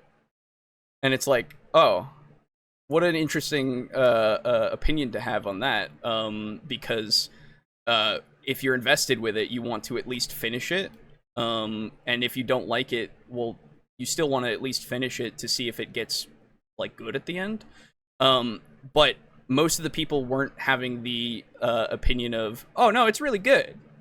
Because people were just saying, no, just watch it or shut up, you know? Or that it was bad. I don't recall anybody going to bat for season 8 to be like, something that should be praised. Looking back on it, yeah, no, like, that's I don't what I'm remember saying. that specifically either. So what my ultimate point is that I think that you don't run in the same circles as a lot of this stuff, and you don't care to run in those circles, right? So, like, you're not going to be as prone to seeing it, which, again... I mean, yeah, I mentioned, even at the beginning of this podcast, like, as I've grown older, I've been watching, like, stuff like EFAP and stuff a lot less. Right. You have less care for that kind of media criticism and all that kind of stuff, and the personalities and all of that. Like, I get that. I understand that entirely. In fact, I'm the same way. I only was able to get back into watching some of it because I was like, I need some stuff to watch. And then I started watching a few things. I watched their Golem coverage, which was very fun. Because that game is hilariously broken. So sad. I know. They had, like, live stream clips and everything that they highlighted together for, like, 2 hours of, like, the whole game, and it was really bad. One thing that... Oh, sorry. No, you're good. Let me just finish by saying that, again, I think that you and I run in different circles in that respect because of interest. I think that... Yeah, so it again... I think that now it doesn't surprise me that you wouldn't see it that way, now that I understand that. So it doesn't surprise me that you wouldn't see anything like that. And again, you wouldn't care about that. Because again, it's not going to affect you. And honestly, I think better that you don't care. Because as somebody who does, my brain hurts. I'm forced to care for some reason. My brain is just full of this garbage that doesn't need to be there. The goblins go on a wah. Yeah, the goblins go on a wall a lot, and it's one of those things that I have to deal with. Yeah. So the thing that I wanted to say was in reference to Gollum. Yeah. I saw somebody who posted, like, a live stream of them playing it. Yeah. And he was able to... So if you've seen the game, a lot of the, like... objective text is basically just Arial. Like, yeah, it's just Arial. It's Arial or whatever. Font. Yeah, it's real bad. And what he did was he edited his stream to add fake objectives to the thing. Okay. And then he added, like, and what was the best part was people were coming on. It's like, what the fuck are with these objectives? What the fuck is this? Because I think I remember seeing, like, a little bit of clips of that, but I didn't watch anything about it. Yeah. Yeah, and, like, what he had, if I remember right, there were 2 objectives. It was convince Gollum that he is a piss baby, and Oh yeah. Yes. yeah, and restrict airflow to Gollum's brain or something. I remember that one. There's another one that's oh god, I don't remember the exact choices, but like Gollum's talking to an orc, and it's like convince the orc of this, convince the orc of that, or give head. What? Yeah, it was an edit. It was one of them. It's just a third option. It's just there. That's fucking hilarious, dude. And I was like, oh my god, it looks like it fits in That though with the text Is and everything. really good. It was super good. Let me find it. See if I can find it. Hold on. God, it makes me so sad for one, the developers, and two, the game, because so I would have apparently- actually really enjoyed a stealth game where you play as Gollum and you're Yeah. sneaking around Apparently- like Lake Town and like Mirkwood and shit. I found it. It's unfortunately it's on iFunny, but that's a way that I can find it. Here you guys go. So threaten, beg, give Yeah. head.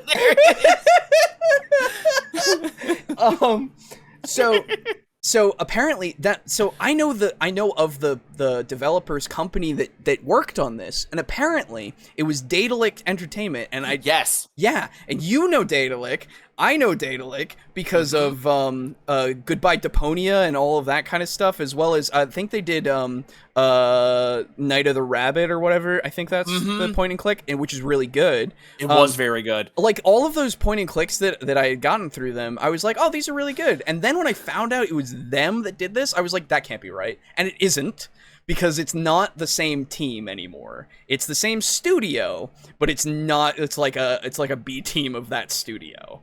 And not even, I think even the same people who were there for like Deponia and all that are gone. Like, so it makes more sense to me now, because it's like, oh, the shift change of or the changing of the guard of people that aren't as skilled and seem to not QA. Yeah, and it also was because like they were used to fucking making point and clicks. Point and clicks. And to be It was fair, the first.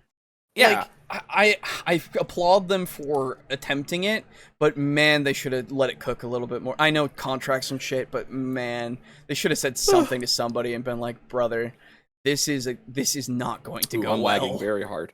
It is bad. Oh, really? Am I? Oh, wait. Is it me or is it you, Boo? Because I'm on 36. Oh, I'm back. Oh, okay, welcome back. Yeah, it must be on your end. Yeah. Okay, so there's a few things. Let me read a few more things, and then we'll be done for the evening, because I don't think we're going to do comments this evening, unfortunately. It's because it's already 3. Yeah, it's real late in the morning. I have work tomorrow. Fuck. Oh, what a shame. Yeah. Kaiba rules, yes. I'm mixing up Marvel and DC again because Weird World isn't Gem World according to the Google. Who gives a fuck? It's D&D land. I couldn't find that. Yeah, I was trying to look for like the current canon that's going on with Punisher, but I'm not sure. I don't even know how you would search for that. Yeah, I'm not sure. But I'll see if I can find it to find out about that, because I'd be interested to know why the fuck Frank is in a fucking weird place full of his guilt again, but not on Earth anymore for some reason. Fucking Punisher, when he combats like superheroes and supervillains, like, it's interesting because he usually doesn't have anything like to his advantage, and he has to figure out ways to do it and shit. And I really like the not every man, but like just the regular guy who goes against things that are way, way tougher than him, because And he just has fucking guns and shit. Yeah, and he has to do whatever he can, right? I like that because it's interesting to see how he can, or how the character can go through that and be creative and really try to, get the upper hand as best they can, or lose, which is also interesting. The way you're describing that reminds me of a conversation between Russian Badger and his friends. Yeah. Where they said, this was the whole thing that I think they cut out most of it, but he's like, I still love to think that when Iron Man runs out of all of his munitions, he just pulls out a fucking Glock. Oh yeah. That'd be so cursed. He would would've. Iron Man just. That'd be great. Man, Iron Man 1. He killed people. It was sick. God. He did. It was so good. Like that movie was apparently a production fucking hell and awful to work on, but they had a passion and they wanted to tell that story like well. And Nice. man, it really shows. And then Jon Favreau goes to do The Mandalorian and The Lion King remake. And Yeah, there are no clouds. There are no beautiful skies. Oh in my Africa. fucking god. Yeah, no, You dude, know- he needs to be fucking executed or some shit. No, Jesus the man Christ, just needs man. to have a reality check, man. He just when the animators make beautiful skies, I mean they're so tempted to, but really if you go outside in Los Angeles, there's no fucking there's shit. no beautiful sky. But like you look at all the pictures from like Africa and like Yeah, it's a you just beautiful, look it up. You just Google that fucking shit. beautiful place. And like you look at the research that they did on their trip to Africa for the original Lion King, and like you look at the actual photos that they used to like draw out the environments and everything, and it was beautiful, beautiful stuff that they could do. And it's like, oh, this all occurred in nature. Wow, crazy. So it's not a stretch to think that anyway. That it could look like that. That we could draw it to look like Nature. Yeah. Found that Buzz Lightyear cartoon and linked it in show chat in the Discord if anyone wants to see it. Cool. Thank you. Is it like an actual link to like seeing the cartoon? Because I would actually be interested in watching that old cartoon a couple of times. It seems like it. Cool. Yeah, because like I remember it was Buzz, it was girl, I can't remember her name. It was a big guy, and then there was a robot. I think that's the crew, and they're all part of Star Command, and they have to do things against Zurg whenever he does his things. And I think they had some other villains. It actually like made a universe, which was interesting. Like it had. So was that? Things. Did they take the universe from the TV show and put it into that more recent Buzz Lightyear movie? No. Oh. No. That's right. I remember people saying like, "Why didn't they fucking do that?" Yep, it's been buried.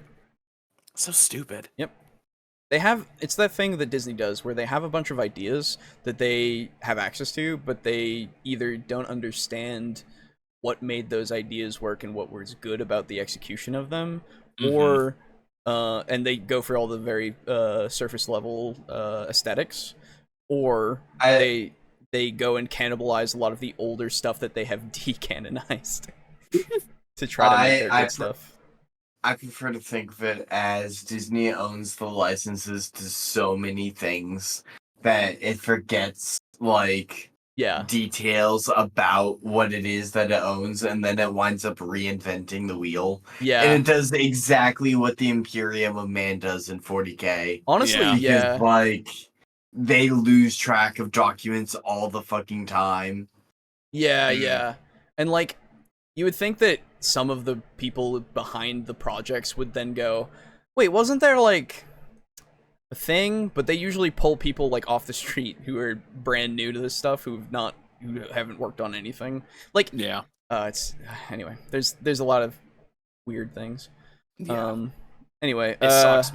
There's actually, I don't know how long it is, but I saw a clip from an interview with Steve Jobs when he was still alive. Oh. And it was essentially him explaining exactly how businesses and corporations die. And they die their very slow deaths, which is essentially exactly what's going on with Disney right now. Yeah. Where he explained that creation of something new takes time and effort and money, and will most likely result in some failures. Yes. And corporations don't like that. They don't like having to create new things. They want to use something that is already established and safe to make their money, so that way they can get maximum return on it. And what winds up happening as a result of that is the people, like, they want the money. That's all they want. They don't care about the product. They don't care about anything. And we're talking about, like, the CEOs and shit. Right. Yeah, no. So, what happens is you have people who create, you have people that create, and their work takes time and effort and money. And as a result, they are not given much support because, well, it can't be that hard to create something. And they will start promoting and increasing the pay of people who can market better. Yeah. And so those are the only people that are getting promoted and getting raises and shit. And so you start pushing out all the people that are creating, and the people that are left have no idea how to create anything meaningful or impactful or profitable anymore. Yeah, well, I mean, this is very, or at least, sorry, you're a stuttering communist. I am, apparently. Yeah, so this is apparent with the writer's strike that happened, that really got, because they weren't getting paid for, like, their work. Yeah, and that's fair. Like, they should they should be paid for their work because it is important. It's what the corporation or the company or whatever it is built on. Because that creative idea that gets turned into the script that gets to be used to film the thing. Like, to be fair, though, well, I guess it's more obvious now that it isn't the case. But to be fair, for a little while, Disney was just kind of doing their shit, and they were filming without a script and just kind of putting everything together and then getting people on set to write while they were making the thing. So they had no idea, and they had to use the sets and stuff that were available to piece the story together without having anything set beforehand. Jesus Christ. That's a thing. Yeah, that's Multiverse of Madness, I think. Also, another thing that was happening behind the scenes for the Quantumania movie, the guy was writing it as he went as well. Even Bill Murray, right. Bill Murray in one of the behind the scenes was like, "Hey, this guy, he's writing it as we go." He's part. Oh my also, God. He's in that movie, but they cut like all of his parts. Like, he's in there for like 5 minutes when they have like the whole movie has him in it. It's very interesting. That movie's a mess. It's great. I believe it. It's great. What the fuck, man? I love it. I love the what's happening beauty with of movies cinema. It's great. Yeah. Anyway. Yeah. What was I saying? Okay. Pretty sure Garibay has said something similar, to be fair.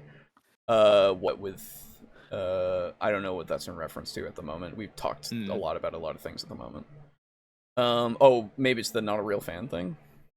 Oh, yeah, probably. I wouldn't be surprised hearing it from him. Yeah, I don't think he's ever said it explicitly, but he's doing this higher calling thing, which does exclude like everyone who isn't doing the way that he's talking about it. It's really weird. He's very elitist about this. You can also just Google Buzz Lightyear Star Command. That's true. Oh. I've seen gatekeeping in fandoms like that all the time. Yeah. Anime fans. Apparently, I'm just crazy. No. What I really think that it is just that you don't go in the same circles, and I think that makes a lot of sense, and it's less to do with anything else. So I don't know, man. It's just, again. Yeah, I will be honest. I avoid reviews when possible. Yeah, so I literally just watch a trailer for like a movie, and then look up gameplay for the game, and then decide after 45 seconds what I will decide. The only time where I do that is when it's something that I don't plan to watch or play. And then if it's something that I actually do want to like watch or play, I don't look at anything about it until I watch it or play it. And then I start looking into other people's stuff about it. Because I would like to see what other people have to say. Anime fans have a lot of experience with the show outpacing the manga and getting bad. Yes. Yeah. Remember Full Metal Alchemist, the first Full Metal Alchemist? Well, the entire series of the original Full Metal Alchemist. That's what I'm saying. Based on the manga. The first Full Metal Alchemist series, because then Brotherhood was the actual thing, and Brotherhood is great from what I remember. Brotherhood's good, and you know what? I'll open myself up to the not a real fan thing. I love some parts of the original Full Metal Alchemist. Dude, some of the original stuff is good. Some of those parts are great. Yeah, that's not a real fan thing. Oh, I guarantee you, it probably is to certain people. Well, to purists, probably. Yeah, exactly. That's what I mean. I get what you mean. I think there's a lot of cool stuff in there. I think the ideas, some of the ideas are really cool, but there's some things like the end bit with like going to real world Germany. Yeah, that was weird. Wait a minute, was that the first isekai? No, actually, no. I think there is something that was before that. I was about to say, holy shit. But yeah, I didn't. I actually thought that was really interesting. Like, I would have loved. Sure. Yeah, conceptually, I thought that was super interesting. Okay. Like, when I saw it, I was like, holy shit, how are they going to be able to, like, communicate? Can they reunite and shit? I was interested. Sure. Yeah, there is a certain sense of, like, what are they going to do with this? Yeah. But then they didn't do anything with it. Yeah, because it was... but it was weird. I didn't see how... I was just weirded out by it more than anything. Yeah. Let's see. I want there to be a game where you play as a golem. That'd be cool. So Knack? Oh, true. That is, yeah. I forgot. Knack. Everyone forgets that game exists, I feel. Yeah, because it was a launch title and it wasn't very good. Yeah. Wasn't that a PS3? 4. Oh, 4. Really? It was a 4? Mm-hmm. It was a 4. Or maybe it was a 3. I don't remember. But basically, you play as this little guy who goes around collecting, like, blocks. Yeah. And you can, like, get bigger and you can, like, do different shit depending on the size that you are. Yeah. If you're big, you can, like, smash through shit. If you're small, you can fit through small holes. Yada, yada. It was an interesting concept, again, but it wasn't executed very well because it was kind of boring. As far as I remember. Yeah. I guess this works out for the best because I remember that the last world building part I posted wasn't really as complete as I wanted it to be, and the next part finishes it. Hey, well, there you go. Glad to be of service of not reading something until you can finish it. Buzz, Mira, Nova, Booster, and XR. Thank you. Yes, Buzz, Mira, Nova, Booster, and XR. Okay. Yeah, Booster was the big, like, alien guy. And XR is the robot. And Mira Nova is the lady. Sounds like some heresy shit. They're letting Xenos do, like, fucking stuff. That's right, yeah.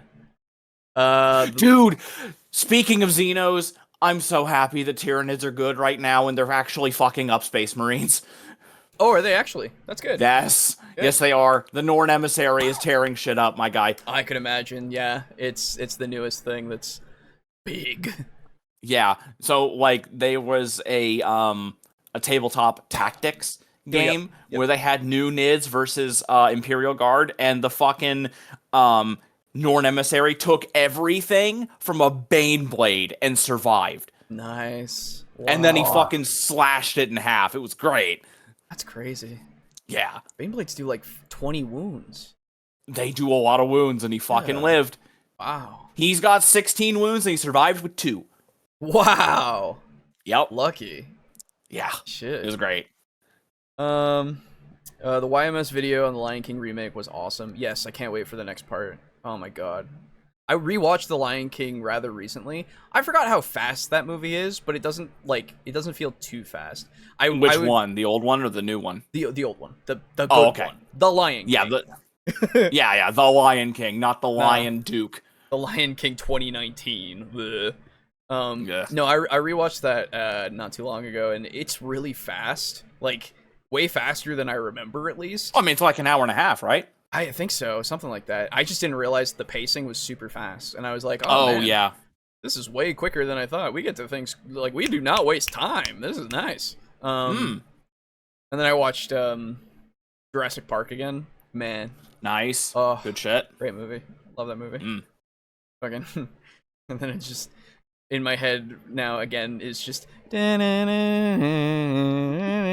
then I remembered immediately. I remembered how everything that we would do that was like a little bit of a little bit of a melody, like a slight note, became always just Jurassic Park's theme. Yeah, and I was like, I just started laughing. Yeah. All right, guys. Get out of here. The video's pretty much over. And yeah. It's late at night. I need to be up in 6 hours. Goodbye. Same. Yep, no problem. Go on. Get out of here. Good night. Let's see. Speaking of Full Metal Alchemist, I really want Shaddengard to have a Valkyria Chronicles inspired era, but I'm not sure how I would swing that. Ooh. I don't know. I've played a little bit of the first one. I do want to get back to it. It was fun. It's so good. Yeah. It's so good. It's hard, but it's good. Yeah. Goddamn. Buzz Lightyear Star Command might be about the furthest thing from 40k I can imagine out of any space thing. Yes. Sure. Yeah, pretty much. Yeah, so that'll do it for us for tonight, everybody. Thanks for the show. You're welcome. Yeah. We went 6 hours. 6.5 hours almost, and that is saying that made something. up for the last 3 weeks not having it. That's true. Hope you enjoyed. 2 or 3, I don't remember. 2, I think. Yeah. A big thank you once again. Let me pull it up here. Excuse me. A big thank you once again to, here we are, get that up. There we go. To Draco Kraken, Mog Zero, Rick, aka Unirico, Slazer, Steely, Lux, aka Neon Armok, and our Tier 1 Flipper. Appreciate you all. Again, remember all the things with the stuff of the shilling, and it's in the description. It really doesn't, you don't have to worry about it too much. And we'll see what we do next week. I have no idea at the moment. I'm tired.